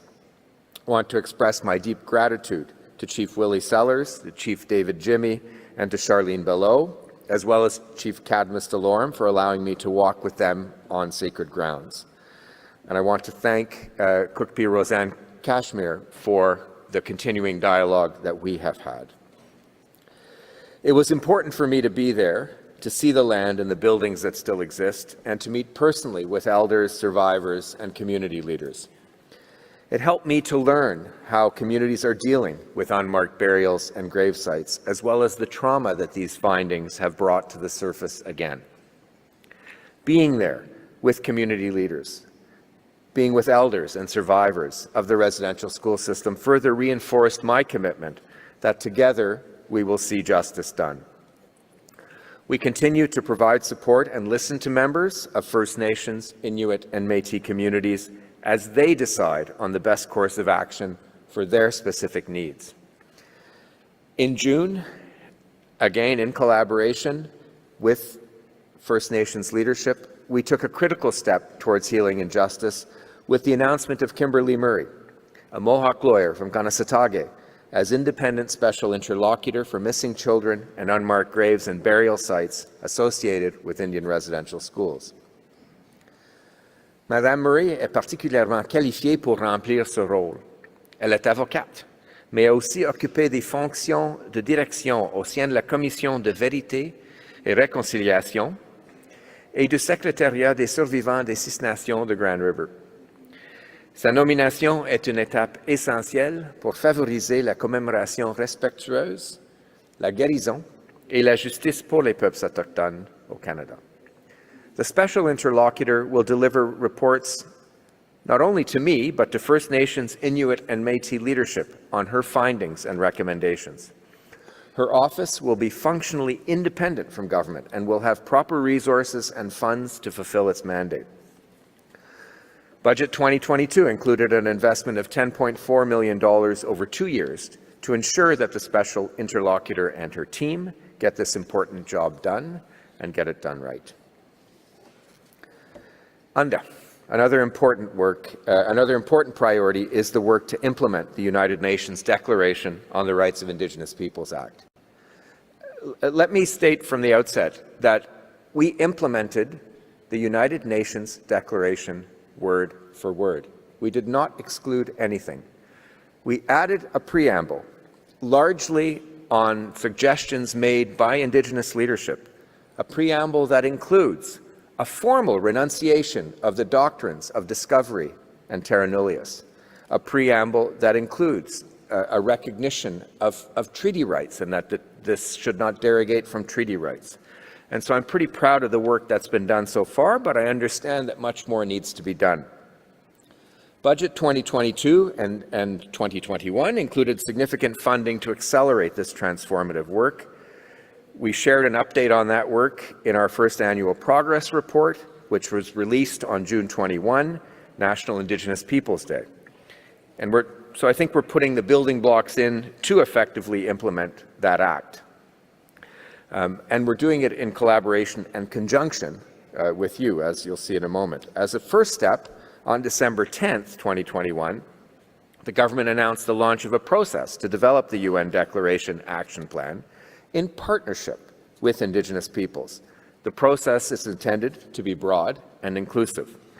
On the same day, we launched a call for proposals for funding to support Indigenous participation and leadership in the process, including support for Indigenous-led consultations. The call for proposals closed on April 15th, with over 200 proposals received from all regions of Canada. Funding is on its way to Indigenous government bodies, organizations, and groups across the country to support you in developing your priorities for inclusion in the action plan. As well, we have created and staffed a new secretariat within the Justice Department to support the implementation work with Indigenous partners and across all federal government departments. Je tiens à vous assurer que les priorités et les droits des peuples autochtones, incluant les Premières Nations, seront le point de départ de notre travail de mise en œuvre de la loi sur la Déclaration des Nations Unies. Implémenter la déclaration en partenariat avec les peuples autochtones est une avancée considérable pour l'autodétermination des Premières Nations, des Inuits et des Métis. C'est aussi un grand pas pour combler l'écart social et économique et réduire les inégalités. As you know, there was a legislative requirement put in the Act to give it a 2-year time frame to complete the action plan by 2023. So there's a lot of work ahead of us over the next year. Rest assured that our government remains strongly committed to this process, and I'm confident that together we can achieve the transformative promise that the UN Declaration represents. And let me add on a side note that we are going to defend the Bill C-92, recognizing the inherent right of Indigenous peoples to take care of their own children. At the Supreme Court of Canada, we're going to do it in coordination with Indigenous groups that are intervening, and we're going to build on that very strong affirmation of Section 35 rights, including a Section 35 right to self-determination, as a panel of 5 judges found unanimously on the Quebec Court of Appeal. So we're going to defend that decision, and we're going to defend it well. On criminal justice reform, I also want to mention progress there. As Minister Miller mentioned, les Autochtones demeurent surreprésentés dans notre système judiciaire et ces tristes chiffres continuent d'augmenter. Des statistiques récentes le confirment. Il est particulièrement troublant de constater que les femmes autochtones représentent désormais la moitié des femmes incarcérées dans les établissements fédéraux. This situation is unacceptable, it's shameful, and we have to fix it. As I've said many times, mandatory minimum penalties are one of the reasons for these statistics, and the inability to give conditional sentences or home arrest. Bill C-5 makes changes to that by eliminating a number of minimum mandatory penalties and removing the restrictions on conditional sentence orders. The bill's in front of the Senate at committee stage, and we hope to see it pass Parliament soon. But this isn't the only thing that we need to do. It's a piece of a puzzle, and we are investing in the continued application of Gladue principles in the criminal justice system and delivering more relevant services, as well as collaborating with you on the development of an Indigenous justice strategy. Let me just say that BC has exercised leadership in this regard, and so we will work with Indigenous peoples across Canada, but following some of the leads where appropriate that BC has put in place. I'll conclude there, even though I have more to say, and I will answer your questions gladly to the best of my ability. Thank you.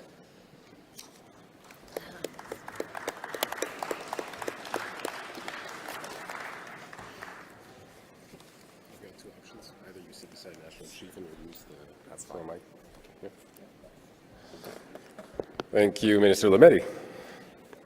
We'll now go on as the process has been, microphone 1, 2, then look towards our hybrid Zoom call. So if we could start with microphone 1. Quay, Chief Alan Polches, Sedungsis, St. Mary's First Nations in New Brunswick. Good afternoon, Minister.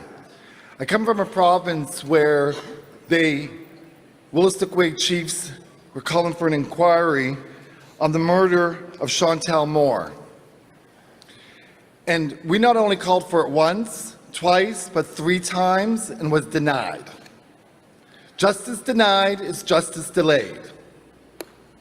And I expect the federal government to put some pressure on the government of New Brunswick to have inquiries. There's many Indigenous brothers and sisters that are dying on the hands of police in this country. And there's no answers to that because no one has taken responsibility. As a leader in my community and in my nation, I have to carry that burden. I have to carry the sadness that we already face. The government of New Brunswick claims there is no racism in their system. And I need you to assist as Indigenous people when it comes to inquiries when we ask for them. Do you know the gentleman, the police officer that killed Chantal Moore is now back at work? Why are police doing wellness checks without any other folks being involved in that process? I expect the government to do better when it comes to justice for our Indigenous people. Willie Wynn. Well, and Chief Polches. On microphone 2. Good afternoon, Minister David. It's good to see you again, and thank you for attending. The co-development of the police legislation is one of the priorities of the government, but it needs more than that. We need a system for the administration of justice, a prosecutor, and we need a court system in our community, a community court system. Otherwise, the police will still have no place to go to prosecute community laws that are broken. And so without that, it'll still remain a toothless tiger, that it'll be words on paper, but it will have no effect on protecting the safety of the community. And quite often what comes to the attention of our council is a lot of criminals who are not band members that we have to ban from the community. And thank God for now the community court, we can get court conditions that they not be found on our reserve again.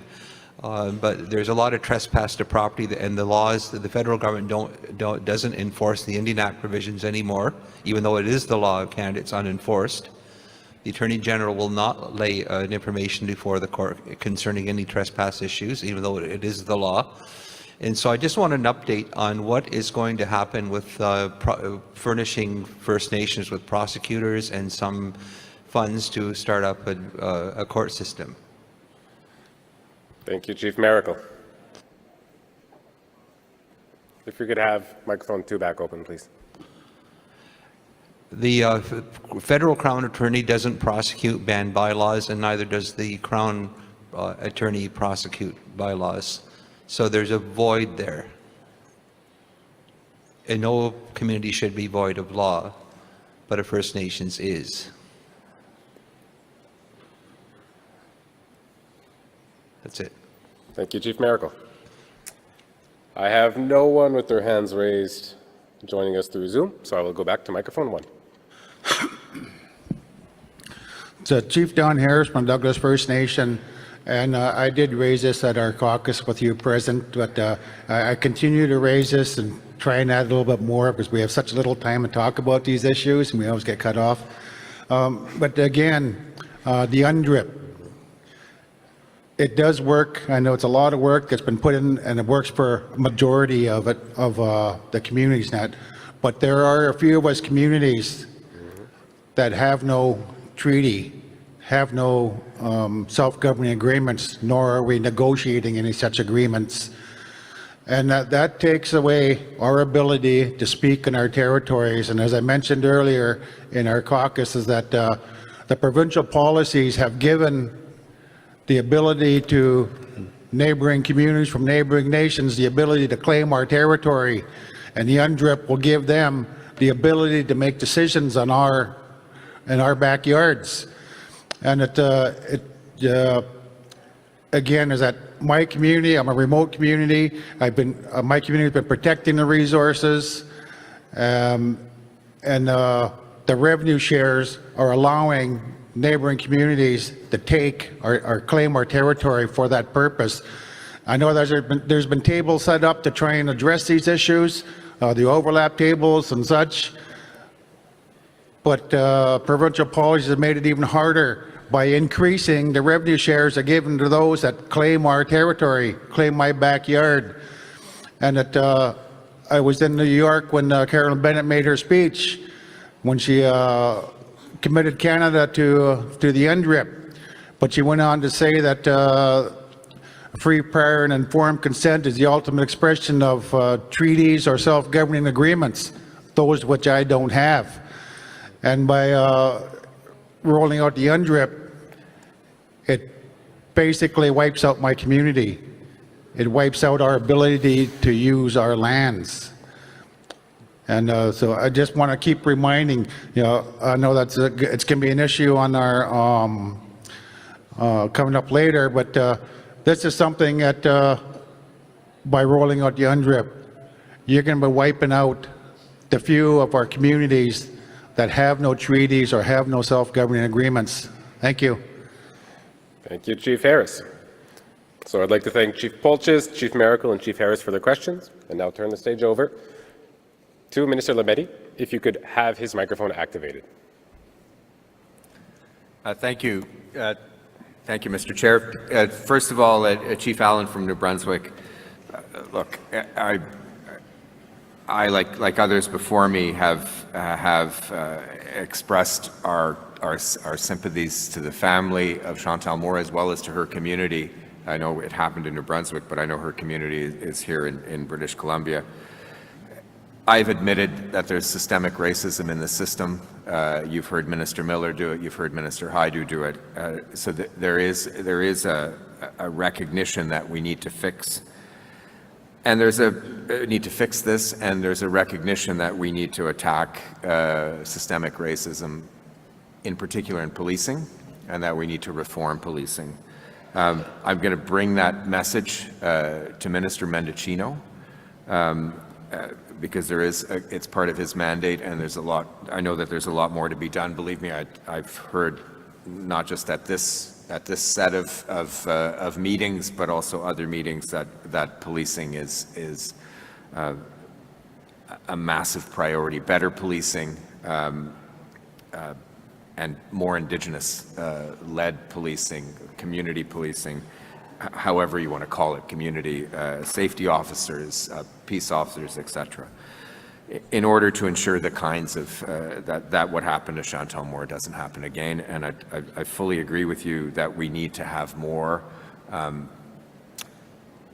balance with respect and more professionalism. I mean, healthcare professionals for healthcare situations. If there's a mental health issue, then there should be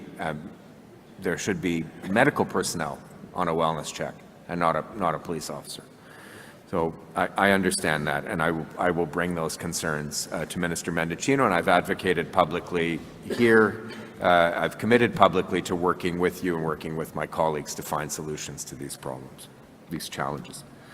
A similar related point to Chief Miracle.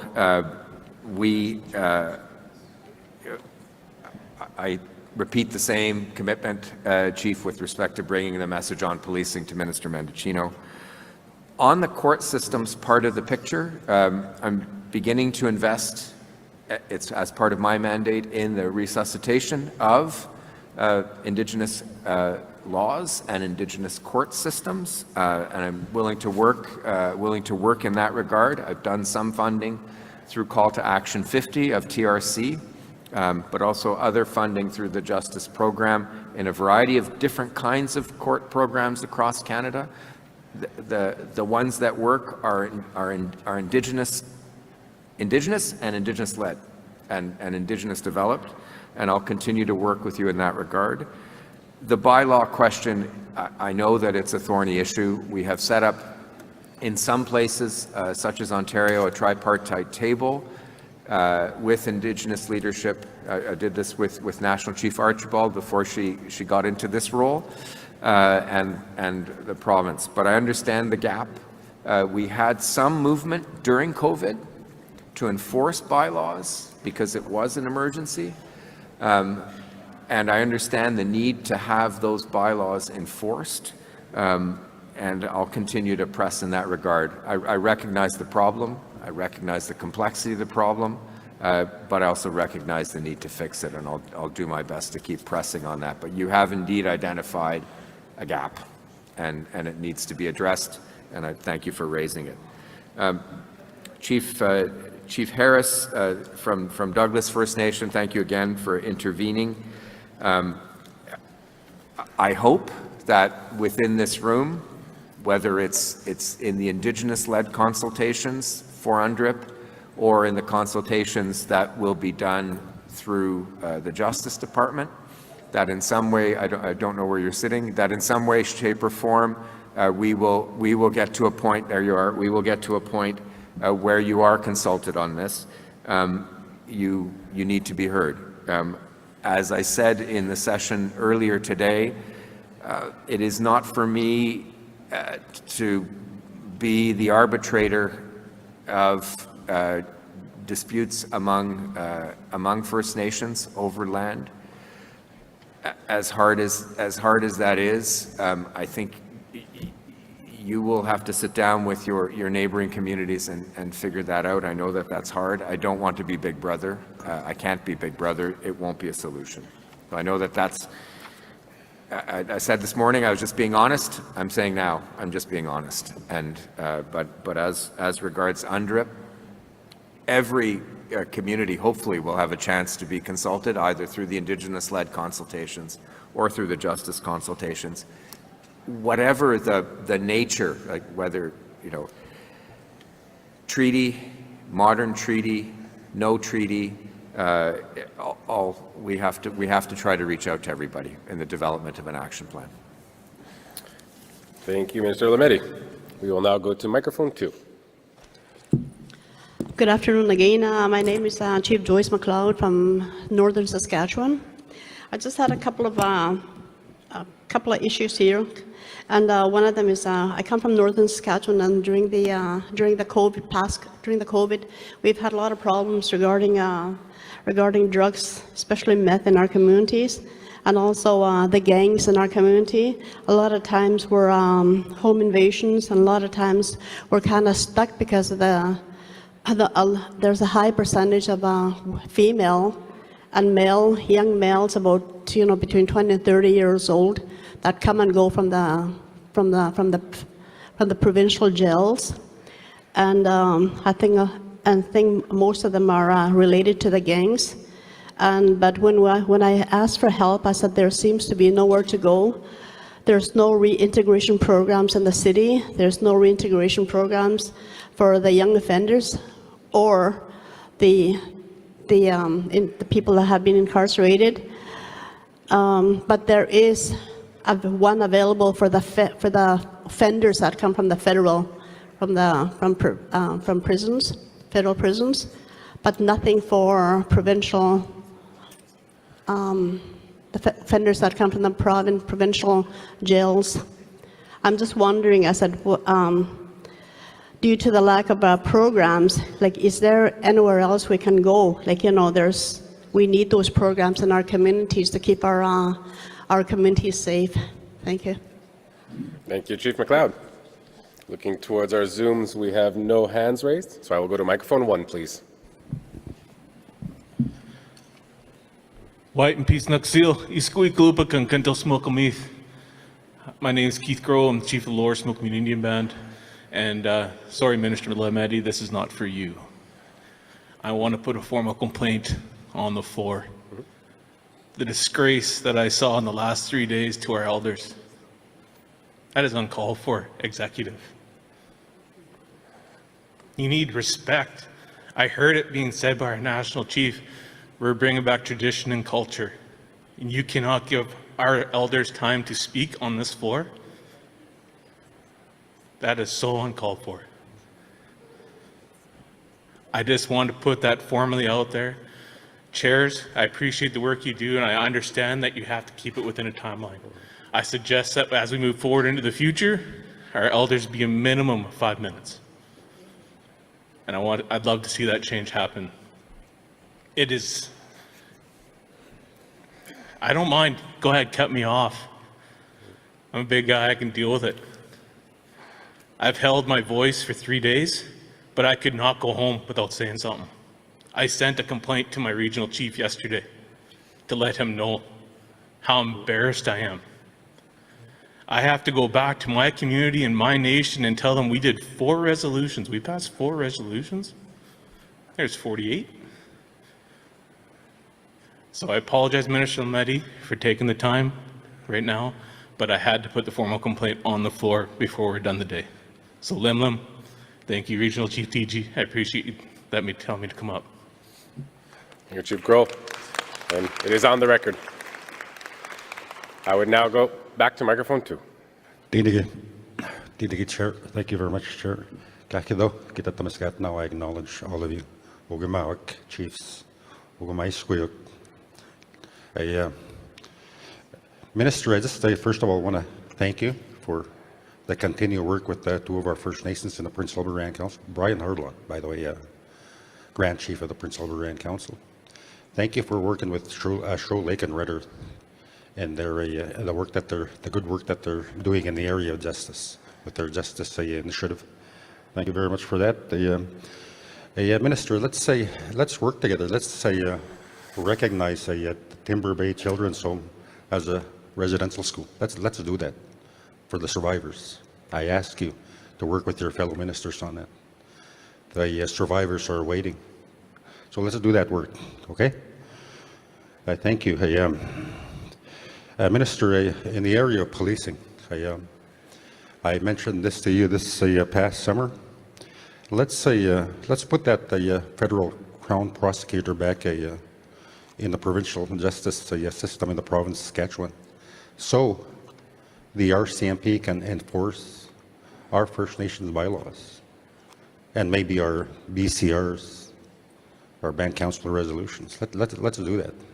The RCMP are not enforcing them, and we are. I thank you for working with AFN to co-develop the legislation on making the policing, First Nations policing, essential service. Thank you for that. In the area of justice, I think it's there already, but more programs are needed in the area of restorative justice. We have an alternative measures program in the province of Saskatchewan. Although those court workers they got very low wages. But we need those programs for those court workers that help the people that in the court system. And that's restorative justice, Minister. So I thank you. Let's do that work. Let's do that work. I ask you. I thank you. Thank you, Grand Chief. Minister Lemedi, if we could have his microphone open, please. Thank you.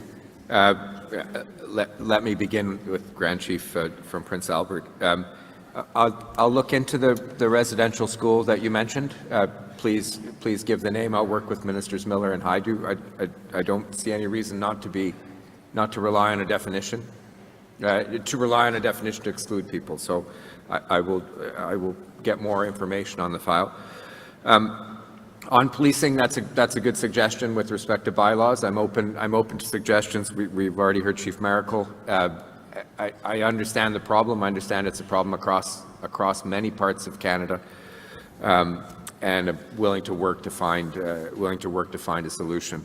And I'm very much in favor of working together on more restorative justice options in the criminal justice system. Excuse me. That bill that I spoke about earlier, Bill C-5, in allowing conditional sentence orders, I think opens the door for a great deal of restorative justice programming. There's some really good things happening. For example, here in British Columbia, and with the First Nations, the BC First Nations Justice Council, the work that Doug White is doing, and we're helping to fund with the government of British Columbia community justice centers, which have wraparound programming for individuals who've come into contact with the criminal justice system. That's an interesting model. We have invested more in Indigenous court workers. That's another model. But there are ways to do it, and I'm committing to you to work with you to do that. So thank you. Thank you, Minister Miller. That is all the time we have, so I'm sorry to the speakers who are at the podium, but we must proceed with the agenda. So I will now turn it over. I'm way better looking than Miller. I don't know if the mic heard that. You just called me Miller. Excuse me. I work in justice on top of that. I'm sorry, Minister Lametti. I will now hand the stage off to my co-chair, Weena.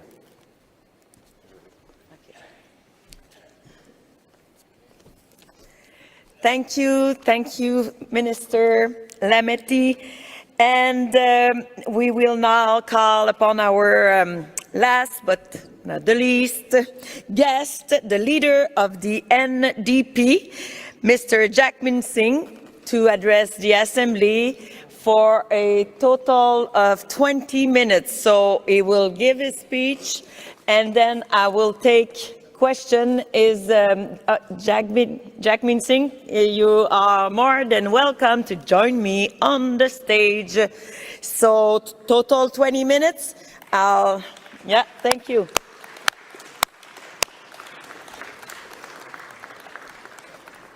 So I will manage the questions for two questions for a total of 4 questions total. So thank you.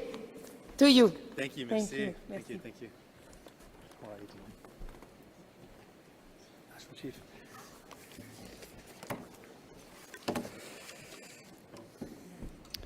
Greetings. It's an honor to be here. I want to begin by acknowledging the traditional territories that we're gathered on, the unceded traditional territories of the Squamish, the Musqueam, and the Tsleil-Waututh Nations. And as always, whenever we acknowledge the traditional territories, as a settler, for me, it's particularly important to remember the injustice that the First People of this land have suffered and continue to suffer, and our responsibility as settlers to work towards justice for the First People of this land. I want to just acknowledge the elders, the youth, the chiefs, the councillors, all the leaders, all the staff, all the members and all the community members that make this event possible, and thank you for the honor of being here. And I share greetings today on behalf of all New Democrats. C'est vraiment un honneur d'être parmi vous aujourd'hui. Je suis reconnaissant comment c'est vraiment spécial d'avoir cette opportunité. So I want to start off by acknowledging some of the work of my team. Often the leader gets a lot of recognition, but I'm only here because of an incredible team that I work with, staff, but also incredible MPs. And so I just want to acknowledge our critic for Indigenous Services is Laurie Idlout, who is the MP for Nunavut. She's an Inuit woman, a lawyer, and a very powerful voice who has really made a big contribution to our movement. I want to acknowledge Blake Desjardins, Métis with Cree heritage as well, who is the first two-spirit MP in Parliament, and as a young man with incredible experience and wisdom, he has been a very significant force in our party. Charlie Angus, as some of you know, has been really tireless in working for justice for Indigenous children and was one of the really vocal fighters in challenging this government that was taking Indigenous kids to court. And I want to take a moment to reflect on all the Indigenous activists and AFN's leadership, Cindy Blackstock, and so many others who were able to stop this government from fighting kids in court and to finally reach an agreement. So that was really, really important. I'll be talking a bit about our agreement later on, but I want you to know that we made it a condition that we would not even enter into discussions on an agreement until this legal battle against Indigenous kids was dropped. It was one of our prerequisites. So we are honored to be a part, just one small part, of all the people that fought to get this agreement. And now we have to make sure that the government actually follows through with the agreement, which is often a very important part of any sort of resolution. We've got to make sure the follow-through is there. I want to just also acknowledge Charlie, Mumulak, and Nikki's work, all members of our team, on getting raising awareness about the idea of a special prosecutor on so-called residential schools, which National Chief has referred to as institutions of genocide. But these are crimes that were committed. And for crimes that were committed, there needs to be justice. And that means those that committed those crimes need to be prosecuted, brought to account, and something we absolutely believe. And I want to just wrap up with our team, with Leah Gazan. She's been a very powerful voice on raising awareness around the lack of action on the missing, murdered Indigenous women and girls in Two-Spirit, and how those really vital calls for justice need to be implemented. She is actually responsible for a study at the Status of Women that links the connection between work camps and violence against Indigenous women and girls. And she has highlighted how the Liberal government has not spent any of the money allocated on actually building or solving this serious crisis. None of the money committed has actually been spent, and she uncovered that.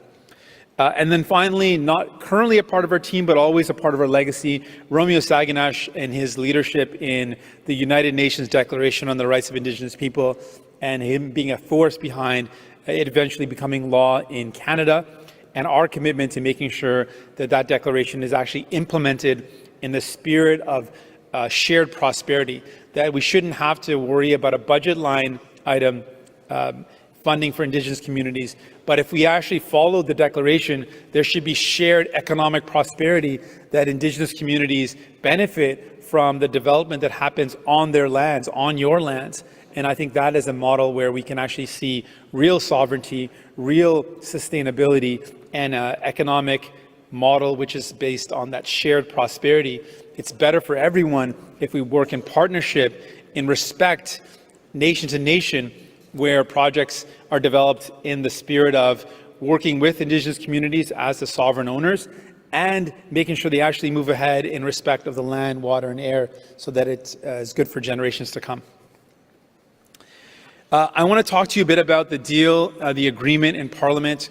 We looked at this Parliament that Canadians had chosen 2 times in a row a minority government, and we wanted to make sure that we did everything we could to get people help. So we used our power in this minority government to deliver some meaningful victories for people. And I want to touch on what people expected of us. They wanted leaders to show up. They wanted leaders to get to work. They wanted leaders to work together. And instead of worried about fighting each other, do something that actually helps people out. So we listened to people, we listened to Canadians, we listened to Indigenous communities, and in the agreement, we secured a number of victories. I just want to highlight some of the focus that we put on specifically key pieces in the agreement for Indigenous communities. One of the biggest concerns I hear from people is about housing.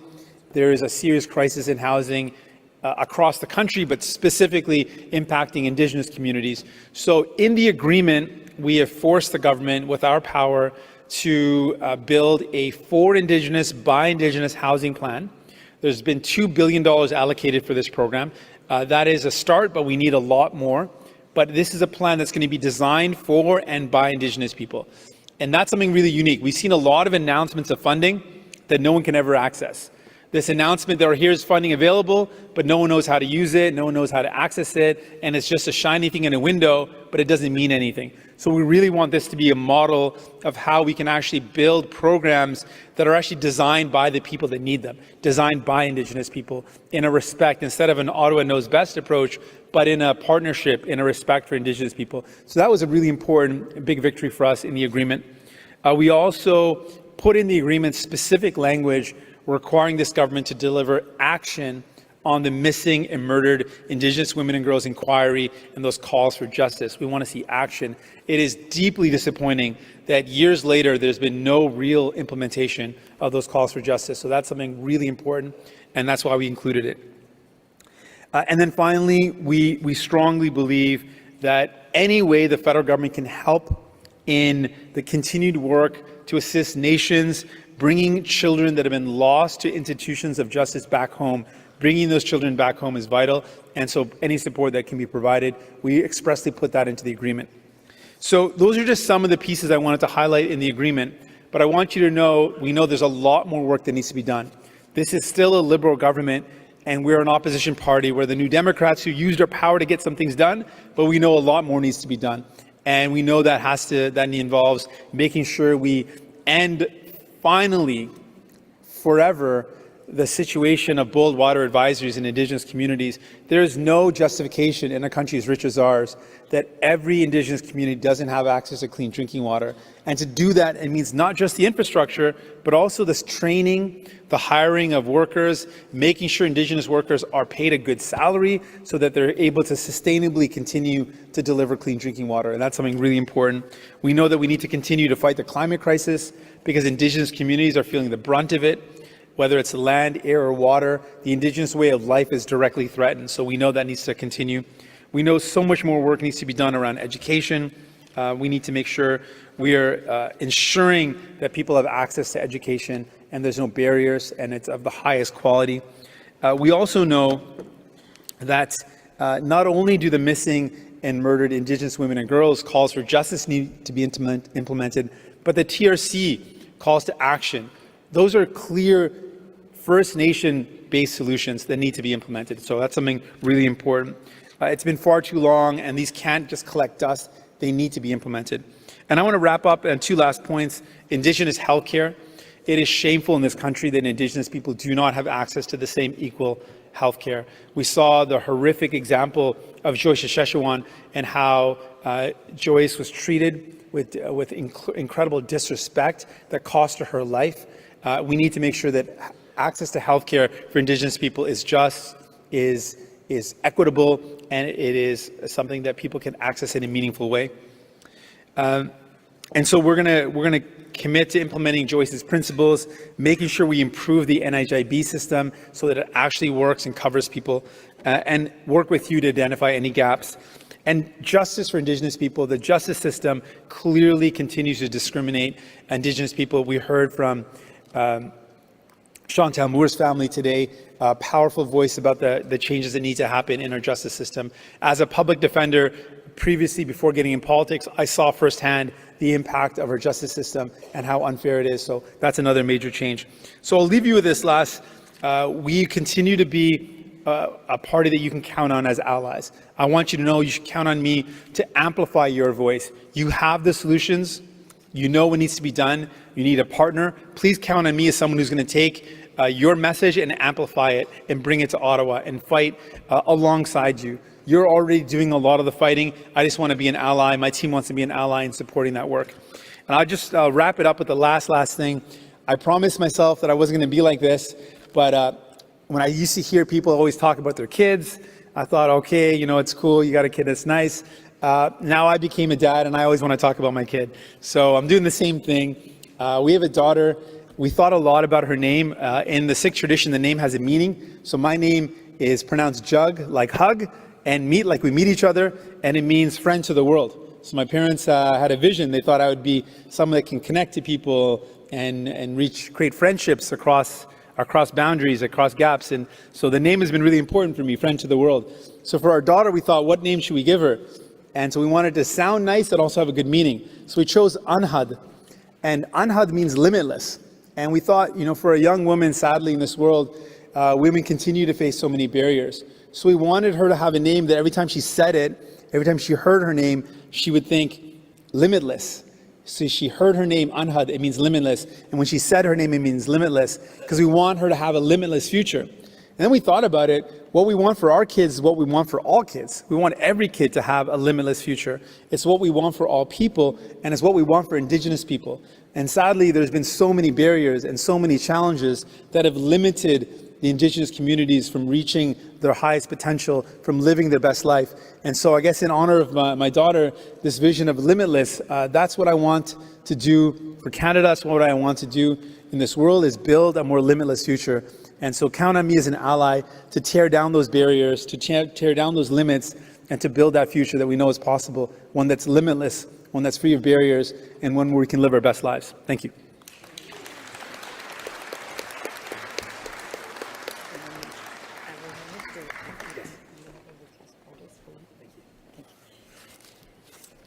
Thank you very, very much for this and to take the time to come and address the Assembly. So I will now turn the floor over to Chief Miracle. Microphone number 2, please. Thank you very much, Jagmeet. And in our language, money is a wista, and we want that to be Ugmeet as well, limitless. So thank you very much for attending our assembly. In 2018, there was a national housing needs study across Canada. The Ontario region had 102 out of the 134 First Nations participate in that survey. There was high participation in Quebec and some of the other provinces as well. Not all the provinces participated. I think BC has their own housing authority, so I don't think they participated to a great extent. But that study was supposed to guide the investments in future budgets for housing. And the roll-up of that study was $60 billion for housing. $44 billion was needed for housing and $16 billion for future growth up to 2040. And I recognize there has to be a plan going forward by the year 2030 to address these needs for housing, infrastructure, and water. But the budget 2022 allocated $3 billion over 5 years. The Ontario First Nations need a loan. I'm part of the Housing and Infrastructure Committee for both Ontario and AFN. The need in Ontario is $4.4 billion. And so people are going to be on a long waiting list. They may never see housing for their entire life with the pace that it's going. And I realize that there's many financial challenges that the government is facing with the inflation caused largely by the war in Ukraine and climate change and disasters and the like. In the past, when there was a World's Fair, there was a lottery scheme developed for Expo 67. The Winter Games in Alberta, the criminal code was amended to give the provinces exclusive jurisdiction over raising funds through lottery schemes and gambling. So my question is, would you support the development of a national lottery scheme to generate the shortfall in funds for First Nations community? Would you support an initiative like that? Thank you very much, and help us get the money to set it up and get the ball rolling here and start making money. Thank I think the money, what was the word for money? The word for money? Owista. Owista. Okay, thank you so much. We will never forget that word. And if I ask you if you've got lots of money, I would say Sawista Gadago. Thank you, Chief Miracle. Okay, so as I just mentioned, we are taking only 2 speakers at a time, and we do that 2 times. This is the first time and then the second time. So I'm sorry, but there were 4 chiefs, no one on the Zoom. So, and I'm sorry for the last one. I already closed last chief, and I have already closed the speakers list. So Microphone number 1, please. And I'm happy you are here because you were there before and I was so sad. To you, microphone number 1. My name is Michelle Pierre. I am from the Nhlaka'pamux Nation of the interior of BC. Merritt is one of the places that got flooded, and but that's not what I'm here to talk about today. I will talk about that another time. But anyway, thank you very much, Jagmeet Singh, for the information that you gave us on what you're doing. This is one of the reasons why I voted for your party. But today, my concern, and I noticed that you didn't mention it today, is regarding the situation that pensioners have. Very, very difficult. I am going through it personally right now. I have been having problems with CRA because back in 2013, apparently I owed money, and they didn't tell me until about 4 years later. And by that time, the penalties and interest had accumulated to the point, where it was really hard for me to handle. When I first initially owed the $700 that, I didn't pay at that time, not realizing that it wasn't paid, I would have been able to afford it, because I was working.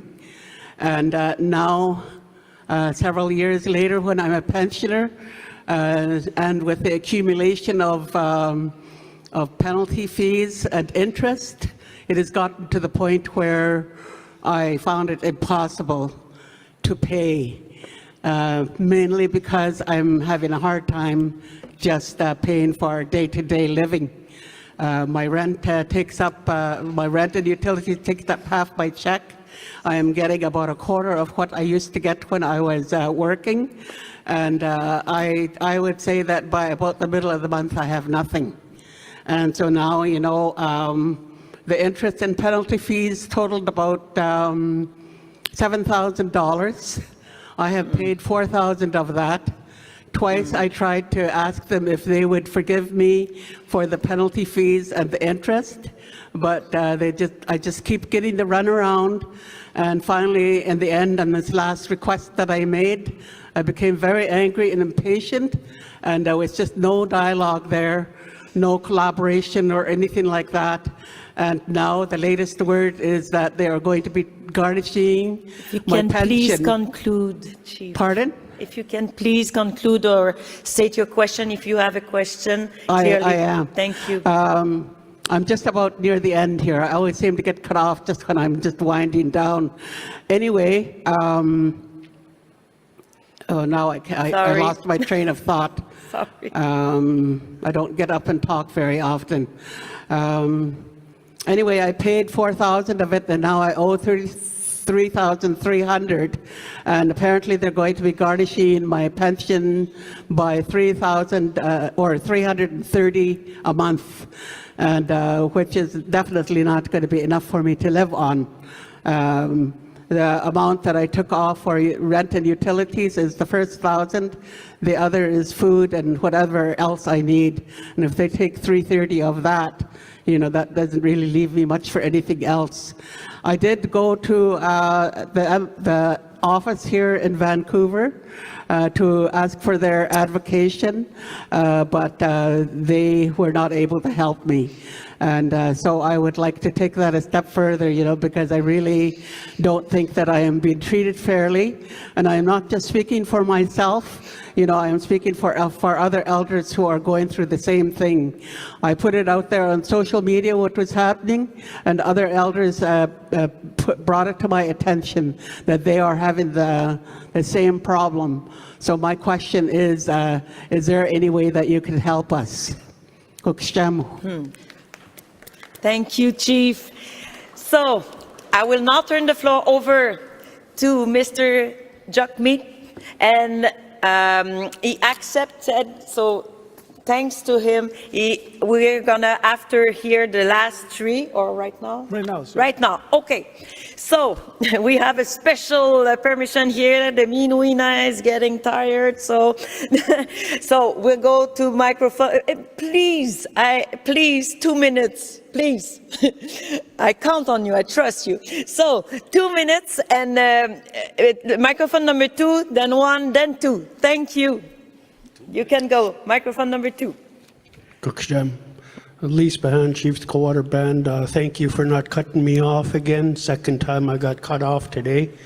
I just want to echo what Keith Crow was saying earlier, giving elders time and chiefs time to speak, because this is a chiefs assembly, and we traveled.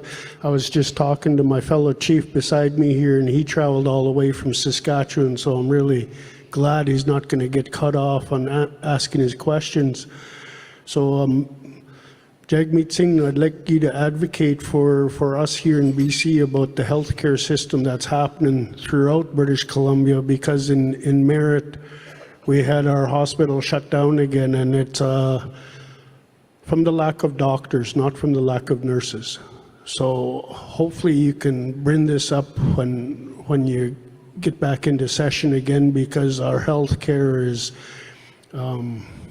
seems like it's third world now, because we have to travel further away, either to Kamloops or to Kelowna, to get health care now. So I hope you get to advocate for us on that. Cooksham, thank you. Thank you very much. Microphone number 1, please. Thank you. Thank you. My name is Kevin Jules. I'm from the Cayuga Checklisset on Vancouver Island, and I'm just here to kind of put you on the spot. I actually, the way you ended your speech earlier, I mean, it's true. I look at it the same way. My son is my inspiration. Every day I look into his eyes, and I'm in the position I'm in because I want him to be proud of where he comes from, and the future to be bright for him and the future generations. So I'd like to take this time to invite you to our territory of Cayuga Checklisset, and come there and to speak to our youth, to speak on what inspires you, and what the position you're in. And the things you speak on, because there's a lot of truth to what you speak on, and it's very inspiring. And our youth are our future, and they need that kind of inspiration, and our leadership as well needs that kind of inspiration, because it's just amazing. So I just wanted to thank you for allowing me this time, and yes, I look forward to hopefully having you come to our territory. Thank you. Thank you very much. Very inspiring. Microphone number 2, final speaker, Chief, to you. Microphone number 2. Thank you. My question is just simple. The arrangement, I guess, Mr. Singh, regarding the Liberal government and the NDP. As a chief, I'm not too sure what that arrangement is, and I know through the media, you've been. I think the Prime Minister has referred to it as a partnership, but it's not a coalition. Now, I think it's imperative, that we. To keep this government afloat, because it's really scary, I guess, if things change in Ottawa. We're kind of worried. I think you've heard, our delegation from the Saskatchewan caucus room this morning. So if you can answer that, what assurances do you give, to stay. Keep this government afloat. And also, I'd like to congratulate all the chiefs, for staying behind, and marvelous job to the chair.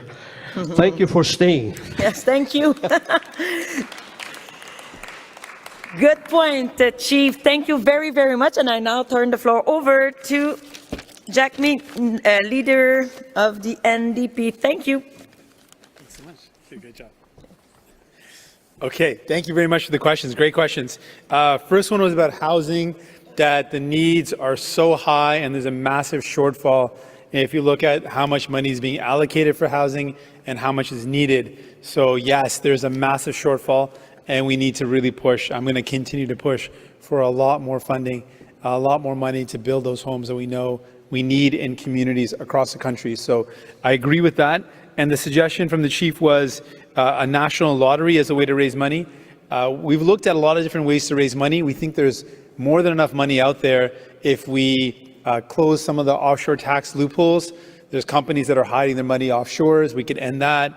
There's a lot of companies like Netflix and Amazon that make billions of dollars. They don't pay taxes in Canada. We could start making them pay their fair share. So there's lots of ways to start making the super rich actually just start paying their fair share in Canada, and we could raise enough money to be able to pay for these things. So I think we could focus on that first, and then there's lots of other creative solutions, and I'm always open to looking at them. But I think the first one should be making the billionaires start paying their fair share. That would be my first start.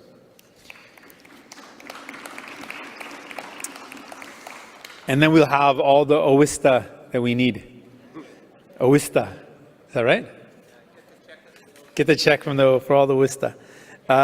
Chief Michel raised a specific issue, but in fairness, Chief Michel is right. It's not just her. A lot of pensioners are dealing with a couple of things. You're right to bring up the inflation. I was supposed to mention it in my speech, but yes, the cost of everything going up is hurting people right now. People are struggling, especially if you're on a fixed income and everything goes up and it's more expensive. It just makes it harder and harder to afford the basic things, groceries, putting gas in the car, getting to and from work, getting to and from appointments, just living life, what you need to do. So it's very difficult. And the fact that pensioners are, for a small penalty that was from $700 to $7,000, that's ludicrous. That should never have happened. That is completely wrong. You should never have had to go through that. So I would, maybe someone on my team can follow up with you and we could find out if there's a way we can help with your specific case to see if they could forgive that amount, because it seems like so unfair that small mistakes resulted in this huge fee that went from $700 to $7,000. That's just wrong. So please follow up. We'll see if we can connect you with someone to help out with that. Yeah. Okay, good. And then the other questions were, yes, healthcare, Chief Coldwater. The healthcare system is in serious, dire need of help. It's across Canada, not just in BC. You mentioned merit, but we're having shortages in hospitals, sometimes nurses, sometimes doctors, sometimes both. And it means that emergency rooms are getting shut down. Sometimes the hours are less than they need to be, and people are waiting. There's huge wait times for emergency room, for elective surgeries like knee and hip replacement. We're seeing way too long a wait time. So our healthcare system needs help badly. And one of the immediate fixes we're pushing for is the federal government used to be an equal partner, 50-50 partner, and now they're no longer a 50-50 partner. After decades of cuts, what used to be 50-50 split is now 22% federal, used to be 50%, and 78% province. So it means that a lot of money has been cut. And so we're saying the federal government's got to step up, show leadership, and start properly funding our healthcare system, hiring doctors and nurses with good funds to do that. So yeah, we hear you on that. It's an urgent crisis. Specifically, or generally, there's a crisis for healthcare, and that also specifically hurts Indigenous communities even more. So I hear you on that, and we're working on it.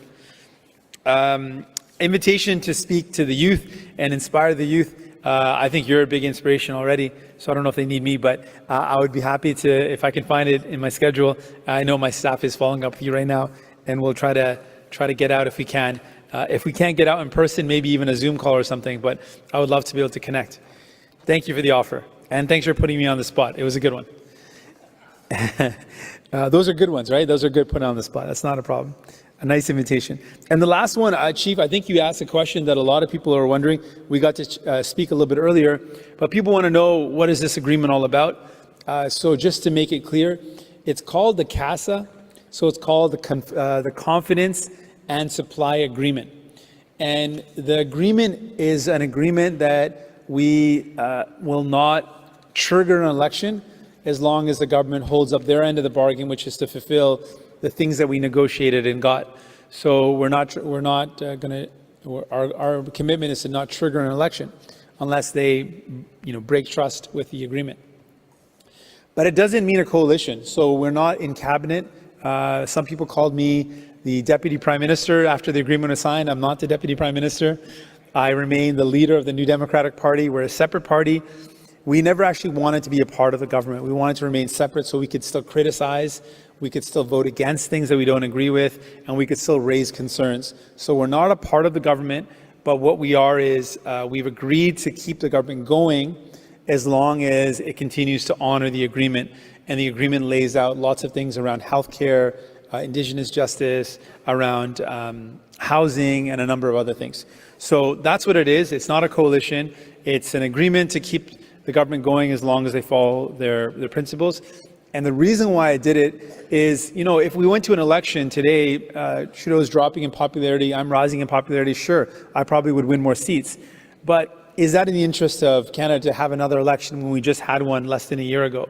When we're dealing with inflation, when we still have COVID, when we've got a war in the Ukraine, which makes us all feel a little less safe, is it a responsible thing to do to continue to cause another election or threaten an election all the time?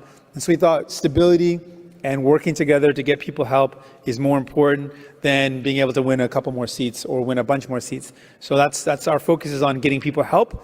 When the election time comes, we'll be ready to fight it. But we just thought it would be not a responsible use of resources to now cause another election so quickly after we just had one. Yeah. And another name for the agreement, because I'll tell you a last story and I'll wrap it up here. The agreement, we negotiated a lot of it over Zoom. And maybe you recall sometimes agreements are named after where they happened. So, the Meech Lake Accord, the accord was signed at Meech Lake, or the Charlottetown Accord was signed because it happened in Charlottetown. So we thought the Zoom Accord didn't have the right ring to it. And we all have a lot of horror stories about unmuting and not muting. So we thought Zoom Accord, not a good name. But the agreement actually happened. A lot of it, the reason why it happened was we started talking about it right after the election, 2021. It didn't work out. And then June 2nd is my birthday, or January 2nd, sorry. Forgot my own birthday. January 2nd is my birthday. And my wife told me on my birthday, she said, I didn't get you a present, but I'm going to give you a present that's going to be your present for the rest of your life. I said, okay. January 3rd, my daughter is born. So she's my present for life. And after she was born, about a week later, the Prime Minister called. And I thought it was a nice thing of him to do. He called to congratulate me on the birth of my daughter and our daughter. And then the discussion ended up revisiting the agreement. And then we started talking about maybe we'll do the agreement. So in a lot of ways, the agreement happened because of our daughter, Anhad. And her name means limitless. So I call the agreement sometimes on my own. I think of it as the Anhad Accord because it was signed because of her. And her name means limitless. And our vision is to try to build a more limitless future. So that's the other name of the meaning of the agreement. You've been very, very generous with your time. Thank you so much. I've got to head out as well. I know you've all got to head up. Big round of applause to the staff. You do lots of great work. To the incredible MC, National Chief, to all the leaders on stage here. Thank you so much. Round of applause. Appreciate you. Thank you so much. Merci. Thank you. Thank you so much, Jagmeet Singh. I hope I pronounce it well this time. Incroyable. Ah, wow. Il y a toujours de la place à l'amélioration, même à la fin d'une rencontre. Alors, un énorme merci pour votre temps. Vous avez dit qu'on était généreux, puis vous l'êtes. Grâce à vous, on a pu entendre tous les chefs qui voulaient s'adresser à vous. Merci beaucoup. Et on a pu aussi apprendre un mot très, très intéressant, WISTA. Love W words, for obvious reason. My name begins with W. So thank you. And just a quick announcement that I want to make before turning the floor to our national chief. So before doing that, just quick. So as earlier, we mentioned it earlier, but just to make sure that you all, we are all on the same page once again. So, as per the rules of procedures, page 41, number 1, under the subtitle Other Notes, please be aware that, as you know, due to time constraints and not or, but and quorum, lack of quorum, the co-chairs refer all remaining draft resolutions on time, as well as all late draft resolutions, to the next AFN Executive Committee meeting with recommendations for their considerations. So, on this, I will now invite National Chief Archibald for her closing remarks. So thank you very, very much to you, National Chief. I will keep this very brief. I wanted to just say a lot of thank yous to everybody. First and foremost, miigwech to the three nations, Tsleil-Waututh, Musqueam and Squamish, who have allowed us to do our work and to be guests in their lands. I always have a special place in my heart for chiefs who hang in there right to the end. So I want to acknowledge all of you who have stayed right to the very end. I also want to say miigwech to all of my relations, all my brothers and sisters, to the grassroots organizers and supporters and matriarchal leadership whose voices were heard this week from coast to coast to coast. Thank you to my National Chief Office staff, the AFN Secretariat staff, to the Resolutions Committee. I also wanted to echo Chief Lance Heyman's apology. You know, there was a moment where staff were hurt, and I was told about it later. And I wanted you to know as staff that you do great work, and I think that people need to know that. But I also wanted to say, excuse me, miigwech to the regional chiefs, to all their regional staff. Chiefs, I want to thank all of you for the work we did together. Miigwech for your time and energy, as always. And I especially want to thank our co-chairs. This was, yeah, give them a round of applause. This was likely one of the most difficult meetings in recent history, and they led us through it. They got us through it, so miigwech. Also, I want to thank all of the guests who joined us, recent ones, and especially those who bared their souls to us and shared their pain with us so that we could hold them in our hearts. But let me say again, I'm really, it's so good to close this meeting as your duly elected National Chief. I do recognize as the first woman that I walk with a very different style and a different type of leadership than in the past, but I want to assure you, and I've said this to many of you, I am built for this moment. And I've always said, and when everybody came up to me and asked me, how am I doing? I always said, I'm doing well considering all things. But in the same spirit, earlier today, Jagmeet was in a meeting with us, and he taught me an important expression that his mother taught him, which is chardi kala, which means rising spirits in the face of difficulty. And that's what I'm feeling right now, and I will feel that as I walk through these this whole term.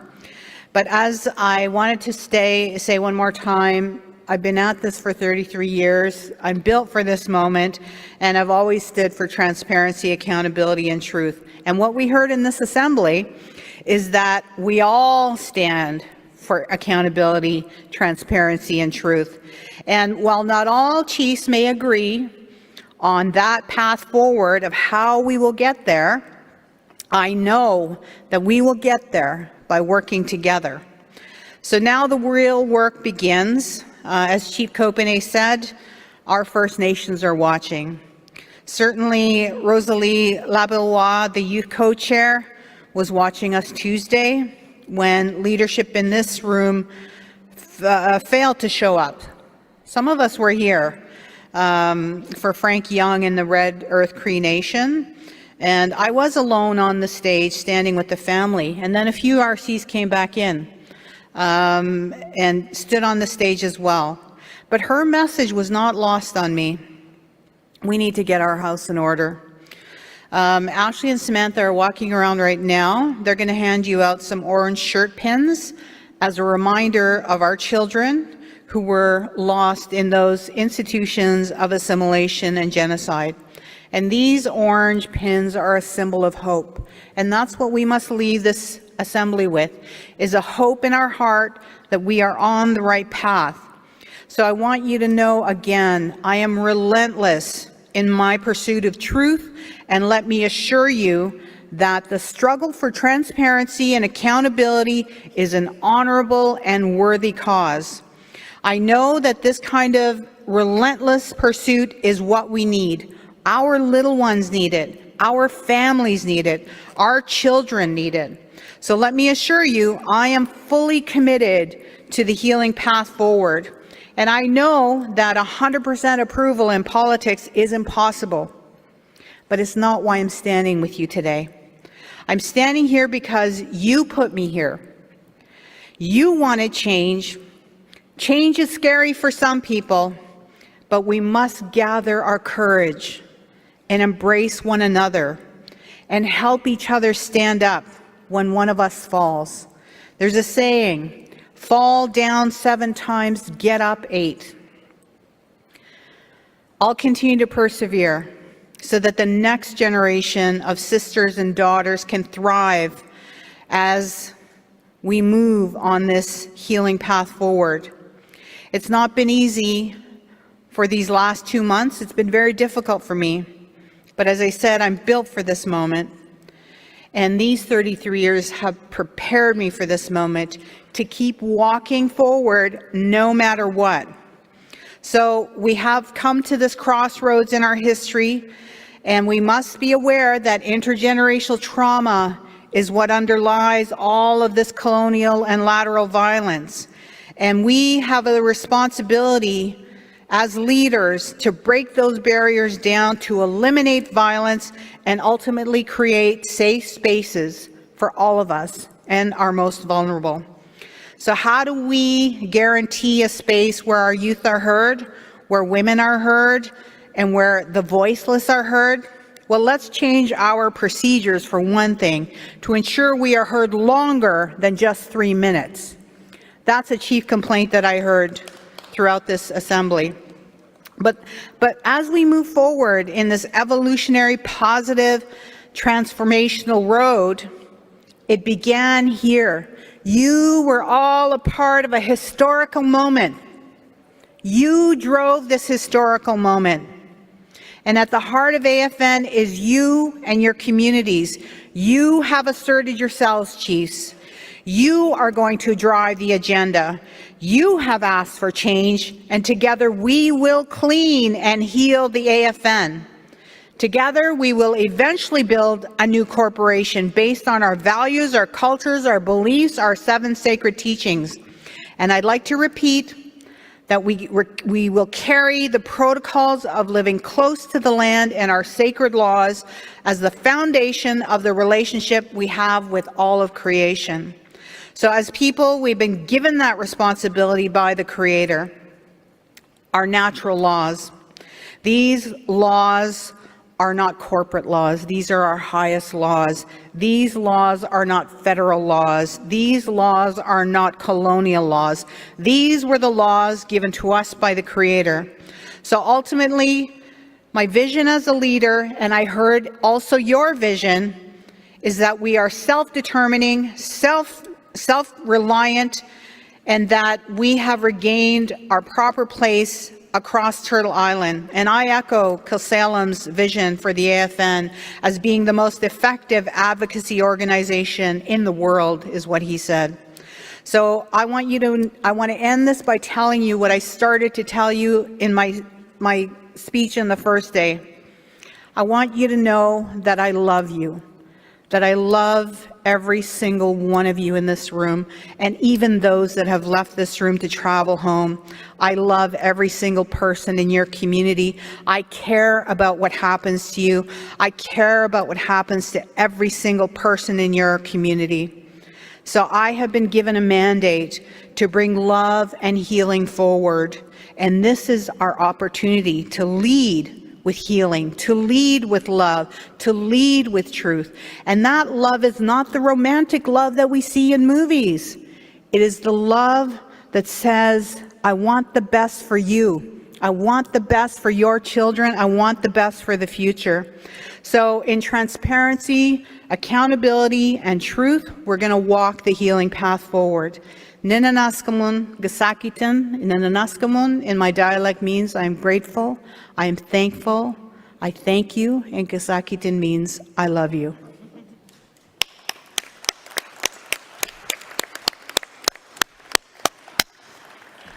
Thank you very much, National Chief, for these inspiring words. And I really love the way you refer to famous people, quotation, the quotation that you refer to. It's always, I read that all over your statements and everywhere, and it's inspiring. Thank you so much. And I was there when I announced the first female national chief. I was the one that announced you as a female national chief, first one, and I'm there today to congratulate you. Thank you. Do we take a comment on the floor? Yeah. Yes. Okay. So I've been granted permission by National Chief to give the floor to microphone number 2, but it's a really special, so 1 minute max. It's microphone number 2, please. Thank you, Lena. National Chief and the Executive, I want to wish you all the best in the work that you are going to do together, and I know you'll make good progress if you respect each other and work together. I just want some clarity on a couple of things before I leave. My understanding was we were going to have an omnibus resolution. The AFN staff came to ask me if I would make a resolution to do that. And I don't think that there was an omnibus. And normally that's what we do in our assembly. And some of the chiefs have also asked if there could be a Zoom call because they have concerns with some of these resolutions. So there's no mechanism for their voice to be heard at all. And as it's been stated here by some of the other chiefs, there's only been 4 resolutions that chiefs have had input on. So I'd like the executive to consider the request for a Zoom call for these resolutions so that the voices of the chiefs can be heard within the next 30 days. And I guess the resolution number 48, I was told, was pulled. I just want to confirm that that was pulled because it's a regional matter. Is that correct, Lena? Okay, I don't have choice, another choice, go, but please. Cedric, do you know? Oh, you asked me, what is your question? Sorry, Chief. There's 48 resolutions. I was told that 48 has been pulled. Okay, we had a plan. We had a plan. We wanted to stick to the plan, but we could not. We were here between 1 and 2 to deal with resolution. We were almost the only one here, so we had to recess and reconvene at 2. So I heard that expression in English often. It is what it is. So, well, that doesn't help me. But number 40 has been withdrawn. It's 48. The last one. Is it? Yes. 48. Okay. This is this is official. I'm asking. Oh, you're asking. Well, I just got the number 40. 48. 48. No, nothing has been withdrawn. 40 or 48. It's still up. I'm not concerned about 40. I'm concerned about 48. I'm just concerned about numbers. Yes. Okay, and the other final thing is that the emergency 40 has been withdrawn, and 48 is still in the package that will be sent back to the exec committee. So okay, I need to stop here. I have like other people to take care also, and they're a bit frustrated about me taking you. So I'm gonna be fair to everyone. Thank you, Chief Miracle, and these are my final words. I just want to thank you, all of you. All the regional chief, national chief, and as usual, I'm not in order in my way of saying this, just because I don't want to forget anything. And if I didn't mention you, assume that you are in my final words. You're included. You're all included. Thank you so much. I'm still laughing, so I guess it has been a big week, but okay week. See you next time, hopefully. So thank you. Cedric will now has his final words and adjourn the meeting right away. Well, to everyone, I want to say I've been asked by our technicians if ever you have headsets to leave them on. The tables or bring them in back will take care of the rest. I want to say Walaliog to our national chief, our regional chiefs, resolutions committee. I know it hasn't been easy, but I raise you up. Same thing with our distribution staff and all those who are behind the scenes that the chiefs in assembly don't get to see, but they have put intense, amazing amount of hours, and I want to recognize them. And thank you to my co-chair. I forgot. I'd like to thank my co-chair, Wina, too. And a big shout out to our translators and especially our youth, Dominique Ireland, who came every day to this stage to teach us a little bit of the language that she speaks that comes from the land and that is based on her culture. So, Dominique, thank you. And finally, I'd like to say that the 2022 AFN Annual Chiefs Assembly is officially adjourned. And I would like now to turn towards our host nations, the Squamish, Musqueam, and Tsleil-Waututh, for our closing ceremony. If we could have the microphone here open, please. I would ask regional chiefs.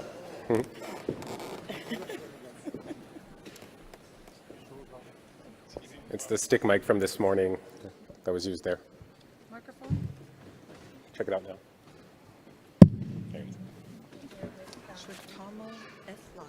Shwatamal Eslot, Queenam Stomps at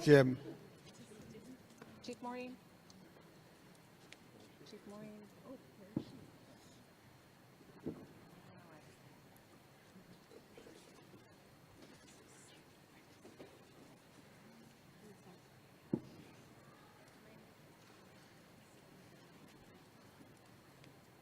she? Chief Derek Henderson. Chief Derek Henderson, we're calling you as a witness. Chief Derek Henderson. Chief Wendy Jackal. I'll find another one. Go with Chief Wendy Jackal. Somebody's coming. Oh, here he is. He's right there. Wheelchair. We'll come to you. Are you going to thank the witness? Oh, all of us go or just? Okay, yeah. Chief Wendy Jackal. Chief Wendy Jackal,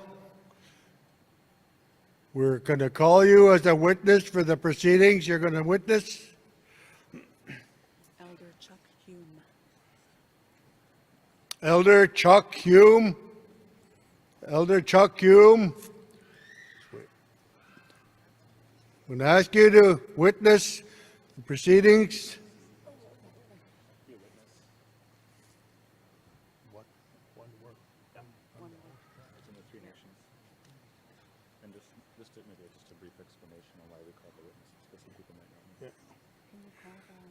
Can you call so we can dress them all up?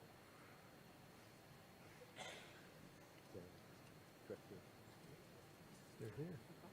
Oh, we'll announce the word first and then we'll go that. So yeah, one work and from the three nations, and that this is something that the nations wanted to do to bring healing to.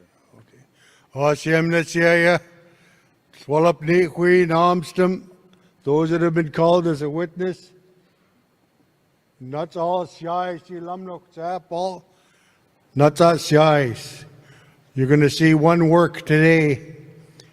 One work by the three host nations.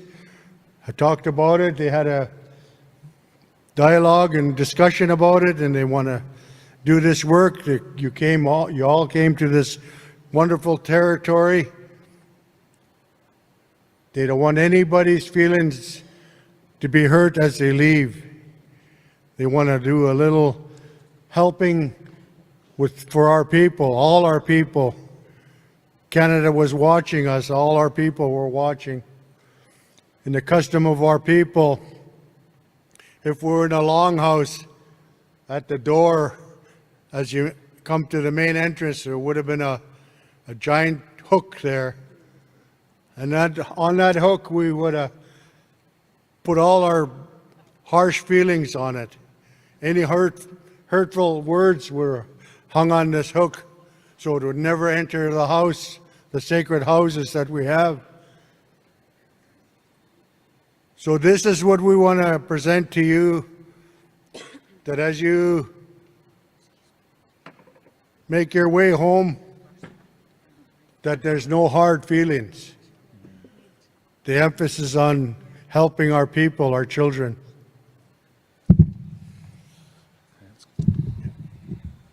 So call forward the helpers, the singers and the ladies who are helping.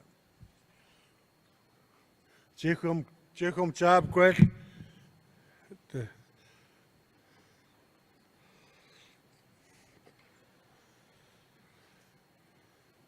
As you can see, we have some chairs here.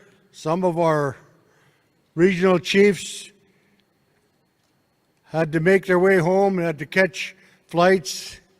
You know, you all know the trouble we're having with airlines. So they had to be there for 2 or 3 hours ahead of time. So we're representing them, and we're going to send them a gift.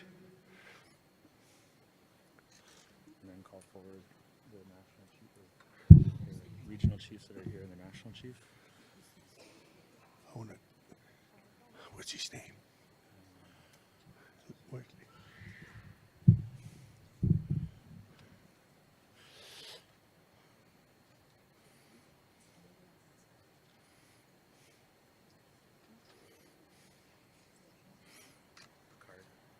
Justin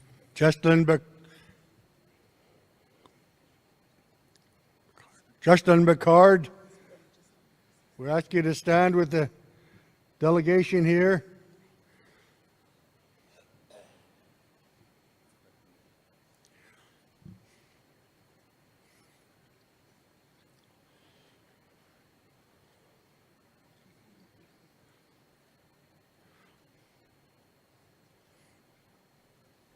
Cindy Woodhouse. Cindy Woodhouse, please stand with the delegation here. We're going to find you a blanket. National Chief Roseanne Archibald. National Chief Roseanne Archibald, thank you. Terry T.G. Regional Chief Terry T.G., British Columbia, thank you.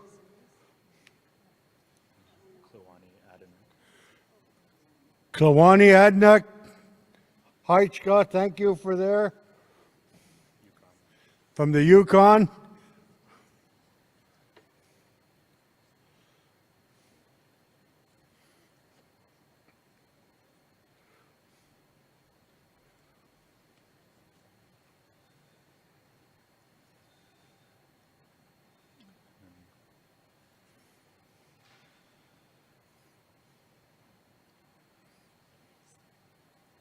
One second.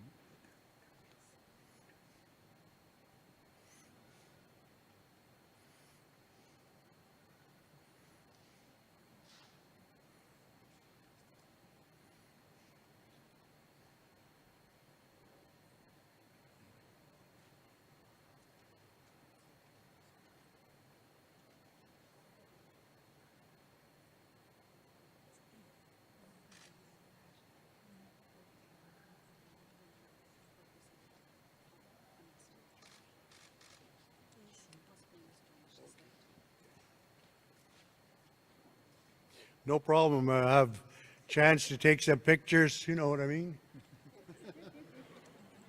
But I would like to. We're going to call up the singers from the Three Nations and our ladies from the Three Nations. And they're going to brush the delegation off with cedar boughs in our water. And just that the intentions of the family is that we wanted to bring healing to their executive committee and our national chief, that they're a team working on behalf of all of our nations, and the host nations wanted to brush them off and bring healing to after this week, and just to share some of our teachings to help them. Hashem Nisya, Nicha Quatasat Siais, Chikum chapter 12 Micha, Kunate Siawan. I want to call the drummers and the dancers up.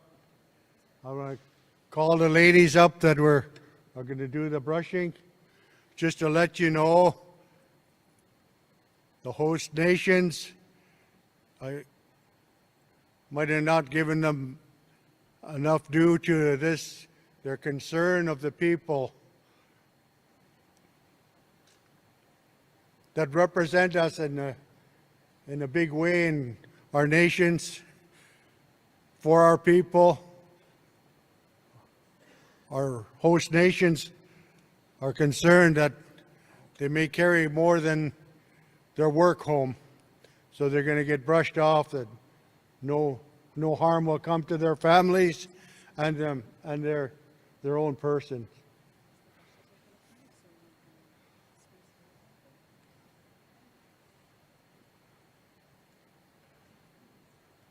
Just to let you know that if we're at home and my nephew's longhouse here, we'd be prepared for 4 days before we get to this point. It's a long preparation, great seriousness is taken, but we talked to our elders and we're able to do this because of the concern of our people. We don't want no harm to come to leadership that represent us. And we really respect guests that come here, come to the home territories. We respect the guests that are here.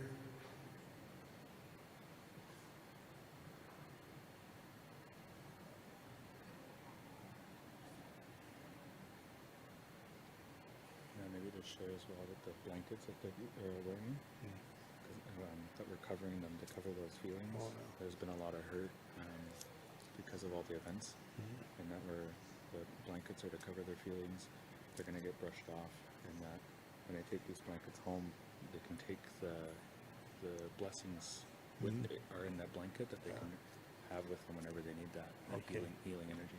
I'll add a little to that. Go for it. Hashem Nisya, to the ones that are standing here, and the gift blankets to the rest of the regional chiefs. Our teaching is that the way the blankets are holding you, it's like an embrace from your grandmothers, your aunties, your mothers. The powerful ladies in your family are embracing you, and anytime you have a need for help from your grandmothers and your mothers, you can pick this blanket up again and it'll help you. We want that to be what's with you today. We are so spiritual, our people. We believe our spirits are here helping you. Despite any hardships that went on in the last couple of days, this is where we want to end it up with, in a really, really good way. Haichka, just to let you know.